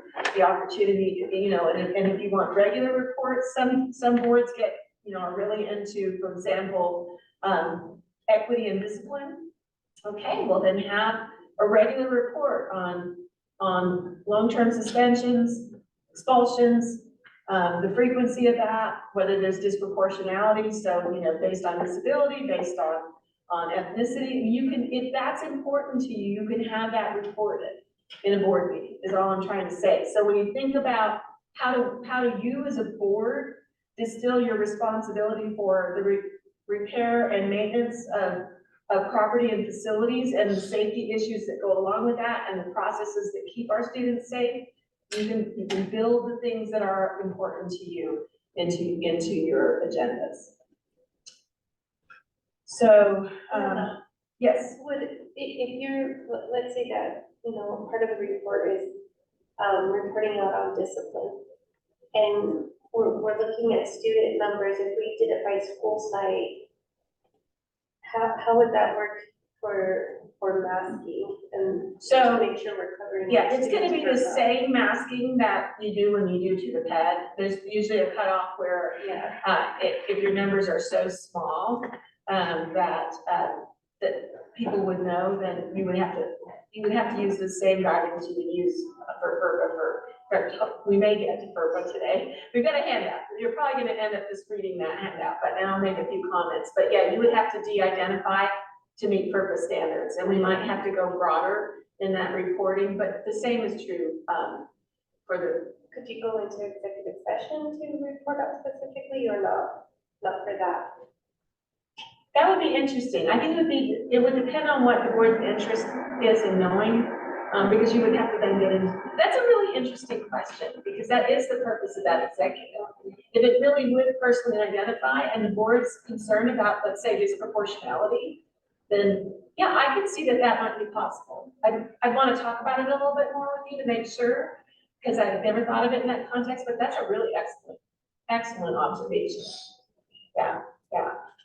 You just stunned the lawyer. That's a great observation.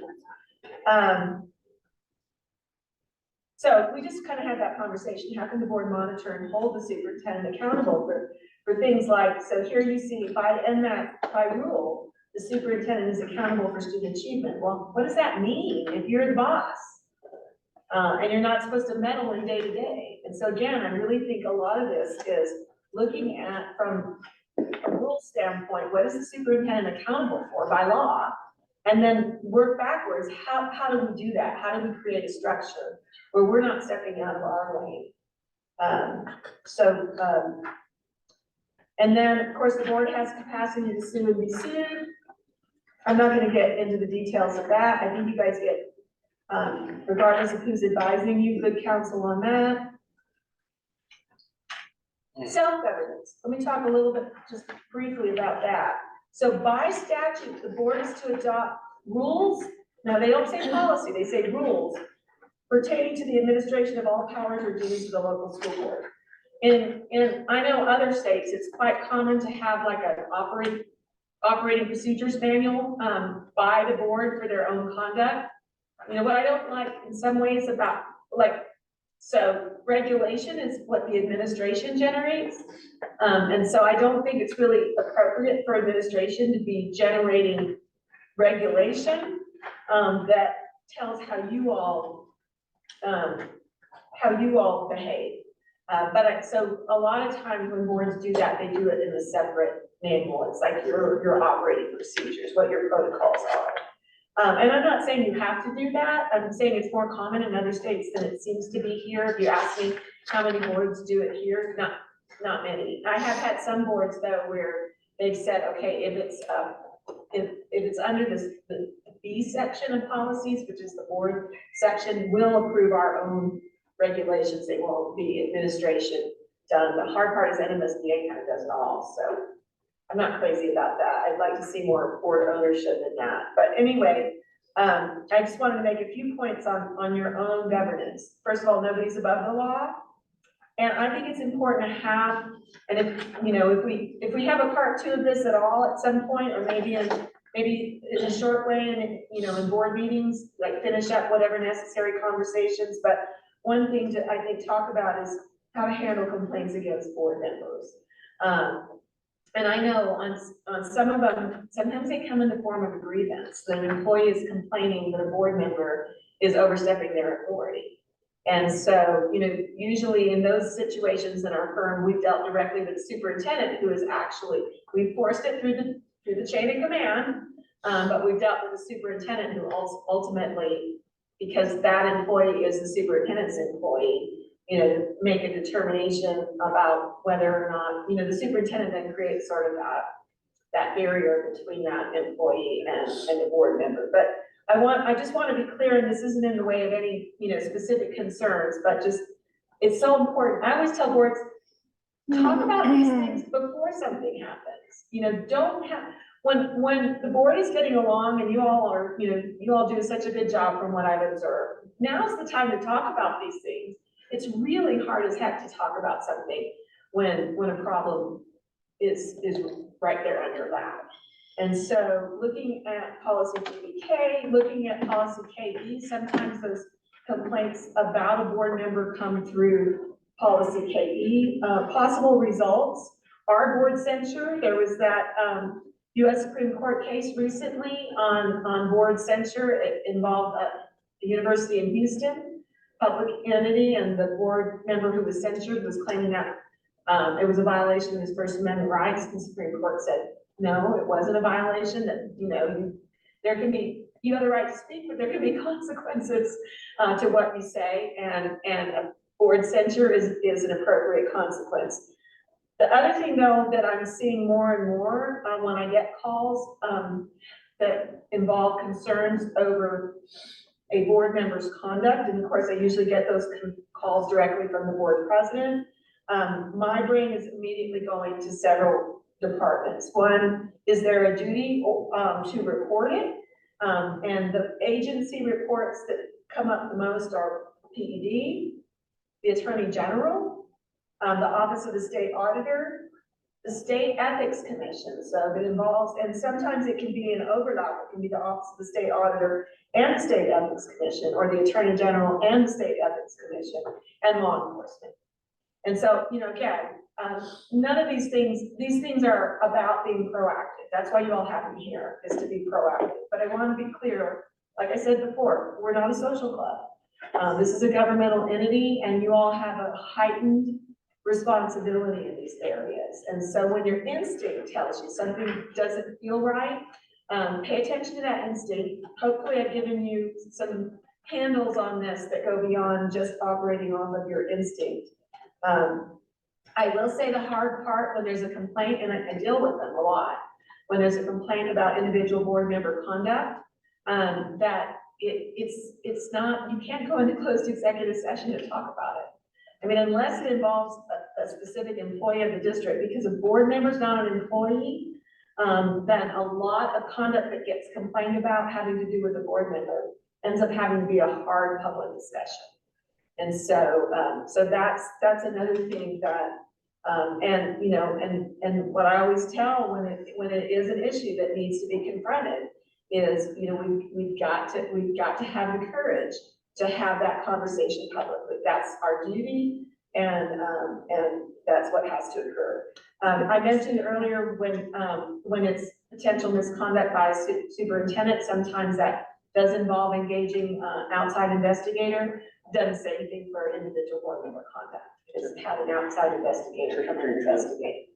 I've always thought that anytime you take on a role in government, it is a 24/7 type of responsibility that you're taking on. It's a hat that you wear 24/7.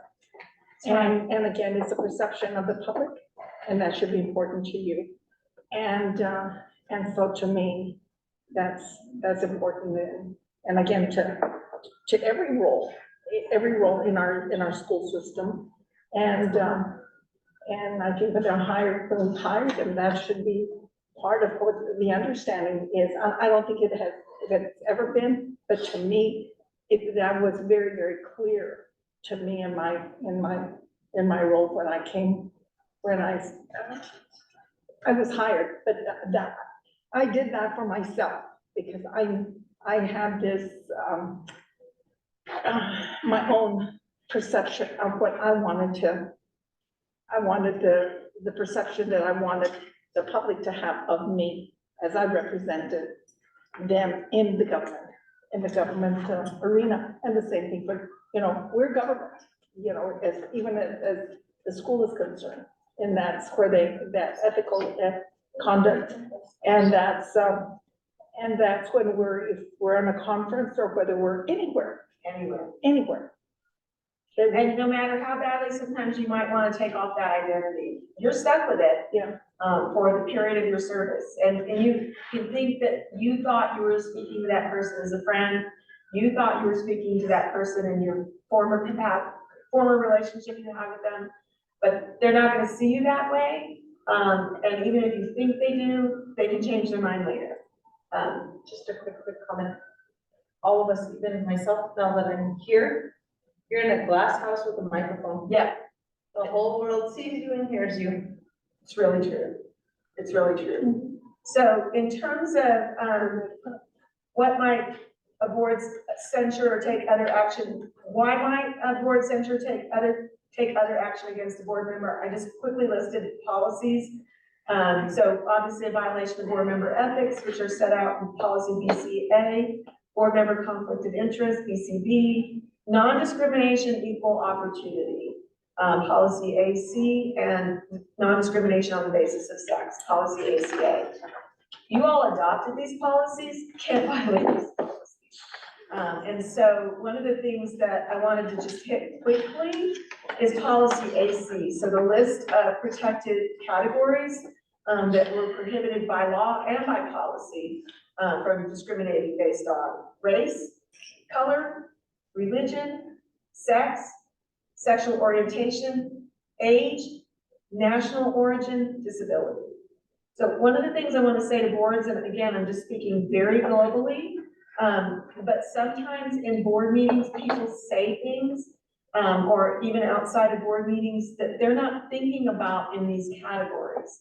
And so one of the things I would really, I think is important, and of course, employees get a lot of training in this. So we hope that they're, you know, highly cognizant, but board members don't necessarily. But even, you know, things like age, well, when are you planning on retiring? You know, and you might think you're saying it to someone who's a friend, but they're an employee of the district, they're seeing you as a board member. And so you want to be careful about things like that.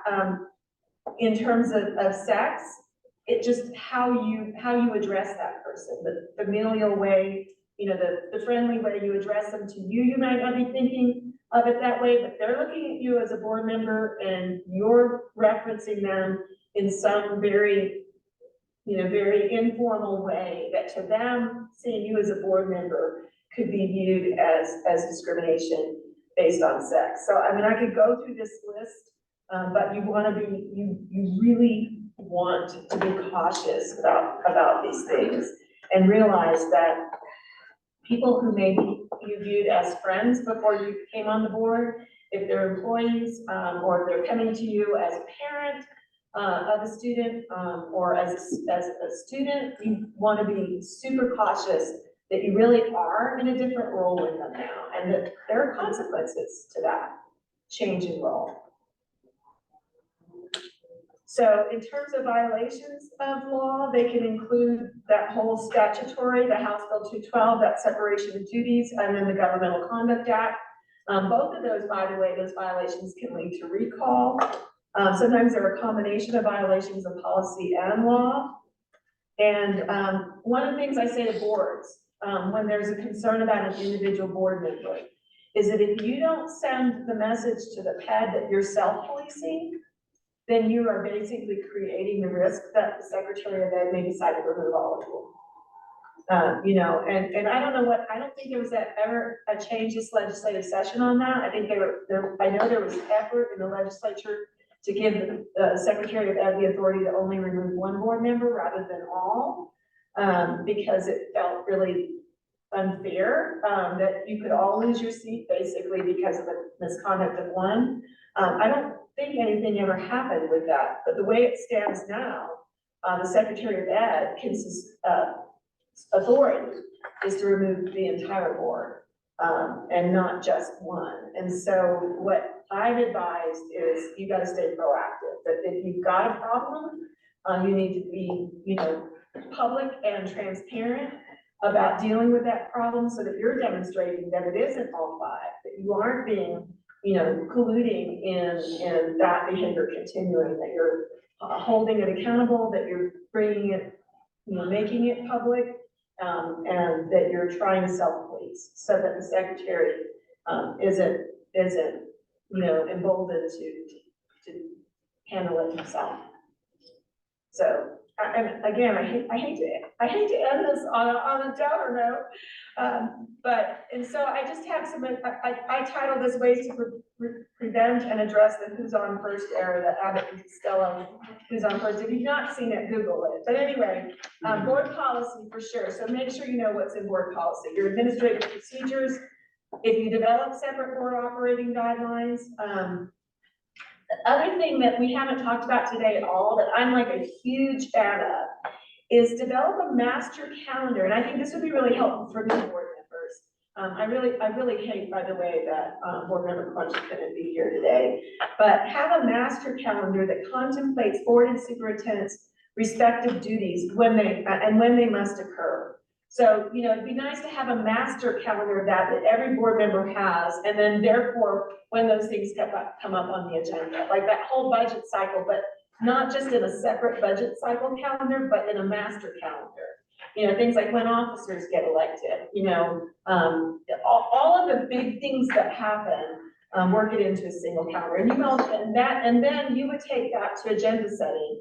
And I don't know how formal you two are on agenda setting, but I encourage, even if it's by phone or by Zoom, a formal agenda setting meeting that you set up to discuss these things, because you can see how agenda setting really, if it's done, you know, really thoughtfully and with the benefit of those kinds of tools, you can make, you know, really powerful, you can be a really powerful change agent and influence through agenda setting.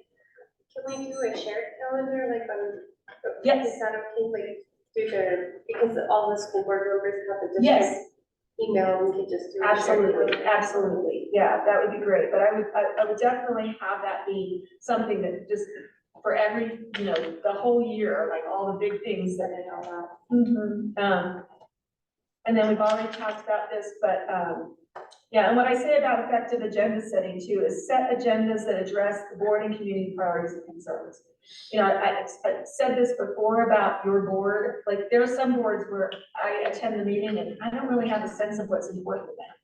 And other boards where I do, and you all definitely, I feel like, project what is important to you as a board. And I would continue to try and shape the agenda around that and capitalize on that.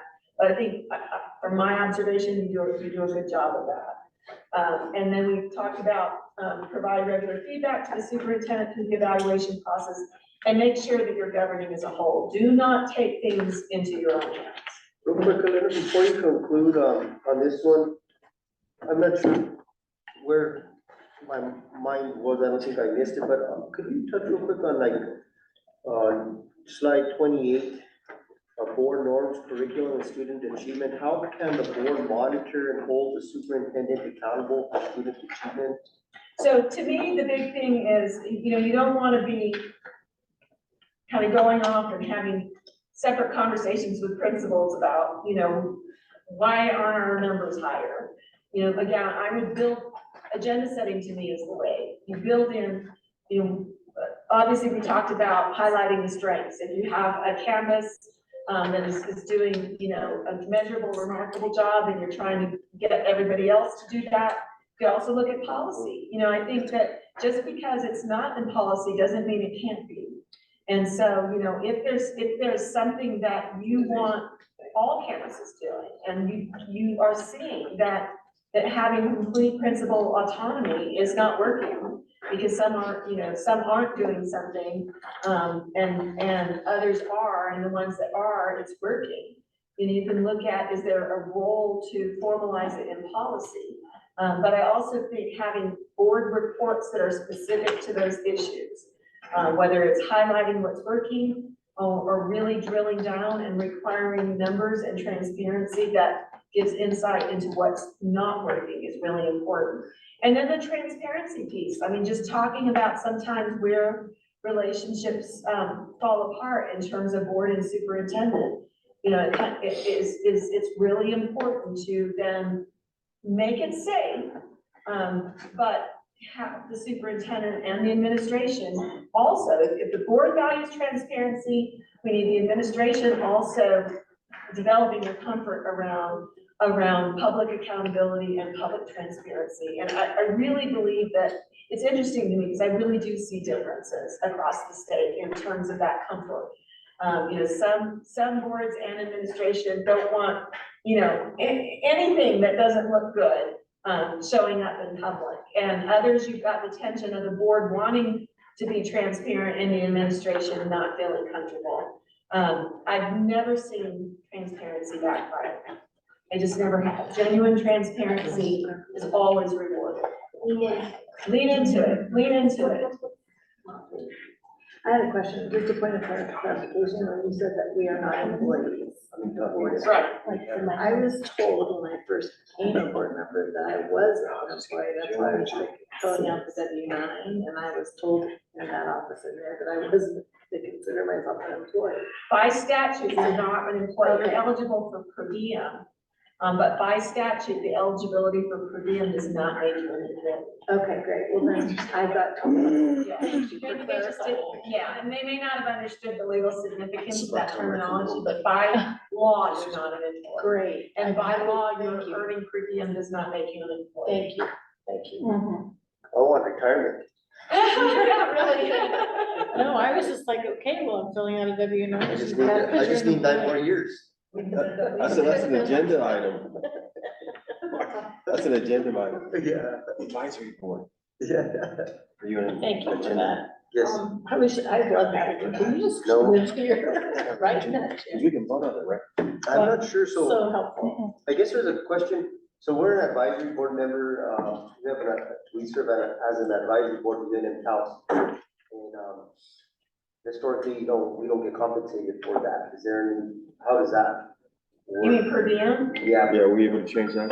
So, I'm trying to think, it's been a few years since I structured, a policy on eligibility for per diem. And I think actually our next presentation had some per diem slides on it, but the last time I looked at this and did it for one of my boards, if it was a board appointed committee, which this sounds like it would be, then I structured the wording of the policy so that it made those members who were required, not those that just came and sat in the audience, but those required to be at those committee meetings eligible for per diem. So we could look at that again. It's been a few years since I've looked at it, so I would want to make sure that the law hasn't changed, but we could look at it again. Yeah, I think it'd be wise to look at it. It's brought to my attention and, I'm not sure why there's never been a per diem of sorts. We do attend, advisory board meetings quarterly. For you in Tallahassee, run usually about an hour and a half sometimes. And then we have additional meetings here and there. I think we could I'll work with you on that. Yeah, happy to do that. The other thing too, just to acknowledge, we didn't get to the finance one, and that included heavy procurement code and governmental conduct act. And then, and that would probably, given what we already covered, take 45 minutes to an hour. And then FERPA, the Family Educational Rights and Privacy Act, which I do think is important. I want to make sure you all are aware of what you couldn't say in a public meeting or ask of a student, for example, in a public meeting, because it would be protected under FERPA. That would probably be like a 20-minute presentation, maybe 30 minutes. One thing we could consider is maybe just virtual or even in the context of a regular board meeting, knocking those out. Hopefully not too far disconnected to this, just so that. Would it be if the board's, could we continue this like on an additional Saturday and maybe Yeah. like 3 weeks or 2 weeks? Yeah, something that would like be great, and maybe some of these follow-up, maybe you and I could sit down and look at what follow-up and even build in, if that follow-up needed action. Potentially even build in, since it's a special meeting, we could build in some action, or do some sort of follow-up, but yeah, happy to do, I mean, obviously it would be a lot shorter than today. I know today was long, I just want to acknowledge, I know this was a sacrifice. Oh, it but was great. It was very Do important. you think we could use another 2 hours maybe, or? I'm thinking 2 hours, would be plenty. Okay, Unless we ended up with like a significant follow-up list, but the follow-up could also be built Or into. would the board, what would work best for you? Another Saturday morning, or would the board want to do like maybe a special meeting and do this from like 6 to 8 p.m.? I think Saturday would be better for me. The board. It's totally up to you guys. I can make any, Saturdays are usually the most available for me. Yeah. So I can make Could we it. look at like 2 Saturdays from date, just starting for 2 Hold on a Saturdays? second. Let's see where we're at. Today's the 9th.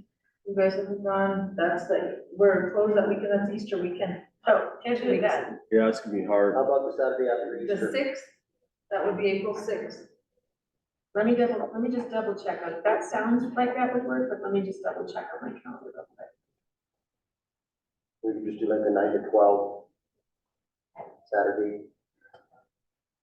What's the week in March before Easter?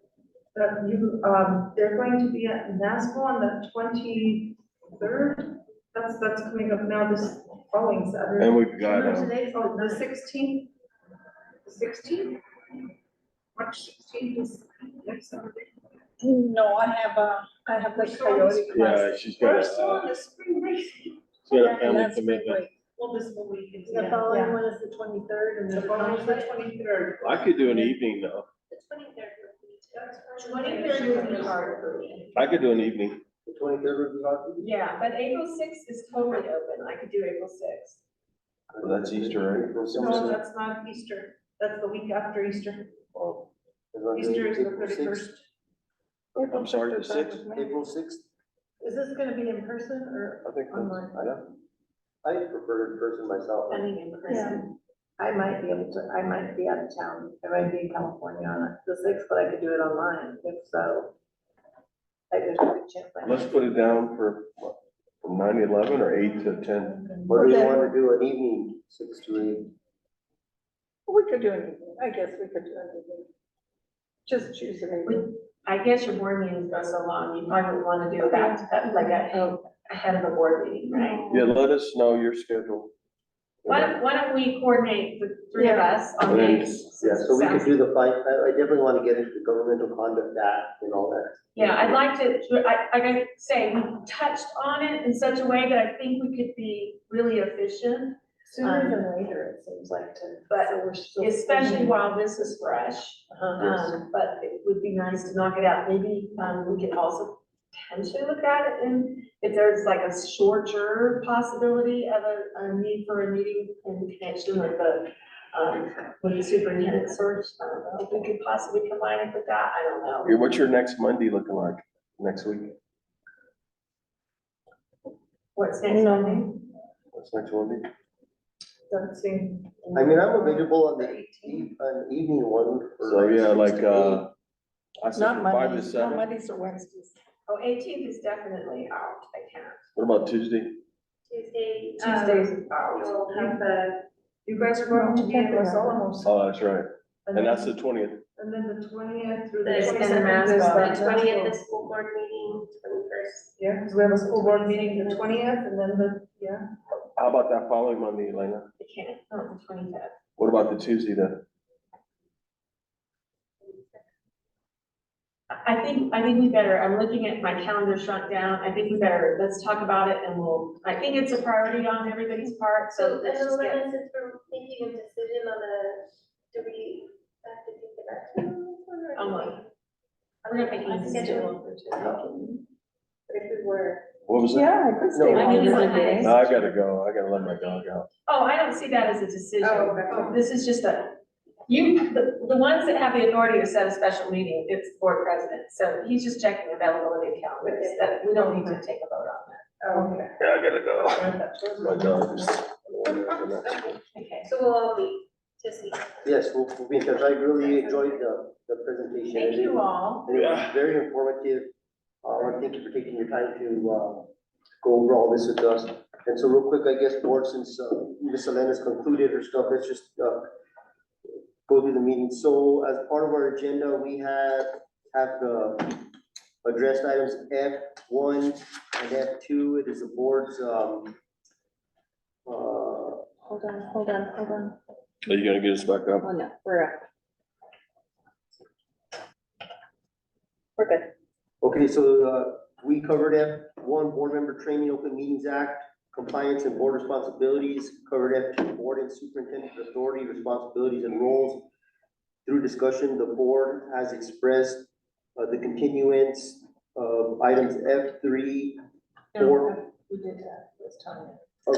Tanya touched on some procurement from the district, but Elena's gonna also present. It's a separate, Yeah, so through discussion, the board has expressed the continuance to discuss items F3, which is finance issues from a legal perspective, including Governmental Conduct Act, and Procurement Code.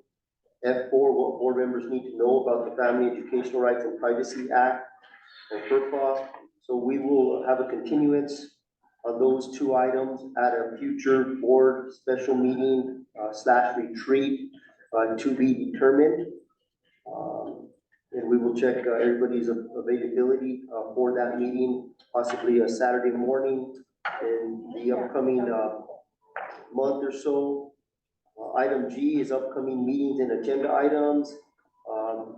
future topics, does the board have anything they would like to express that have to be placed on an agenda for future topics? Secretary Trujillo? I do, and I think that, it's important to, I think we've established who we wanna have on the audit committee. And that way we can, appoint them as part of the board. We appointed Pascualito, But if that was on the agenda, yes, what that about was, the other and then- lady, the financial? the other individual, we appointed Mr. Stevens Hall at the, Yeah, okay, that one, but we still need the one with a financial background that's here. No, the exit, those are ex officio, the school business. No, there was one So with there's the the parent and the financial. community member. Let me see, so, wait. so Mr. Hall is a community member Okay, that was voted on at the middle school. And Pascualito, was voted on. The second one, yeah, you had to talk Second to one. him, yeah, it's covered. wait. No, Let me- and- Give her a minute. Yeah, I know. Just give her a minute. Yeah, I told And you. it says somebody with some financial, Yeah, that one. And we had thought of maybe getting one of the accountants from. but then from we're, town. but then So we're adding. you can only have two, a parent and then a community member with financial or business. Pascual's he's got his master's. And so it sounds like, Pascual's an economic, has an Yeah. economic. Yeah. He teaches at UNM, He would he covers that. qualify as that person, is the other Okay, then. volunteer parent? No, the other Mr. Hall. Okay, is then if we've community done member. that, Okay, it has to be a parent. Pascual's a parent. Oh, that's right. Oh, okay, then, He's both. then is your community member someone with Okay, Yeah, background Mr. Hall. in business, and finance, There's a finance That was your business. business, right, in banking? banking? Okay, there we go, you got your two members, okay. thank you. So, yeah, if they've been, appointed Yes, and they've, we voted. and they've Okay, agreed, so that yes. clarifies that for me. So Thank there's you. your two members. So we voted, at the middle school meeting to have Mr. Hall be their community, member with the With financial background. background. And then Pascual Maestas is a parent of a student within the community that was voted on at our last meeting on Wednesday. And he also has an economics degree. Perfect, Okay. Oh, that's, he's got a master's, actually, that's well- perfect, undergrad and master. He teaches at UNM. that's great. So we covered those. Okay, so any other future topics? No? We talked about, you guys gonna figure it out, the per diem on the UNM, right? Yeah, I'll have Lena look into that and then we'll touch base and Okay. put that on the agenda. But then I'm just sending me an email reminder, okay. But there's, excuse me, I was just reading about, are you talking about the stipend on UNM? Yeah, Mark, And I think that, president. I think I read that being that we have that prior to this, you can't do both on the same day to get the stipend. You know, There like are UNM. provisions around that, but we Oh, are there? probably need, Okay, good. those would be incorporated into the criteria. We probably need a policy about what types of service qualifies. There's language, I can't recite it because I don't, but I know there's language that we could set up a criteria upon which any of these committees could be then Okay, judged in good. terms of whether they qualify It or falls not. under there. Good. All right, I think that covers it. So item G2 is our regular board meeting scheduled for March 20th. So that is not this Wednesday, but the following Wednesday. And that will be at the Anansi Charter School at 6:00 PM. With that, item H is adjournment.